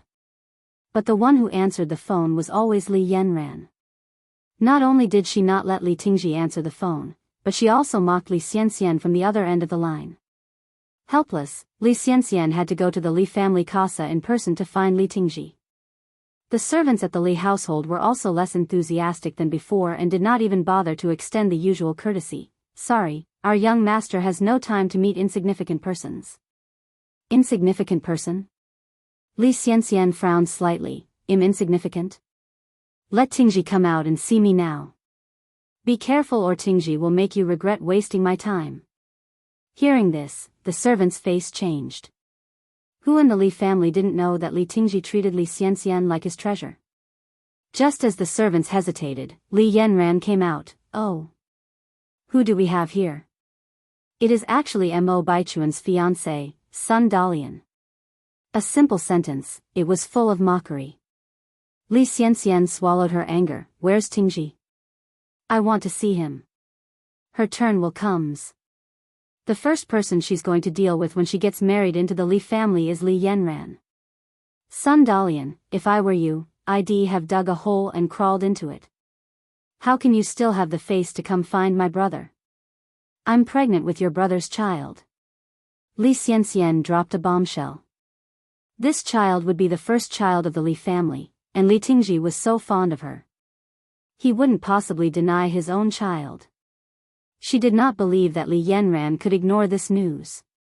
Li Yanran snorted coldly. My brother's child? That's hilarious. Sun Dalian, do you really think my brother picks up scraps? Get lost. Or you'll keep making a fool of yourself.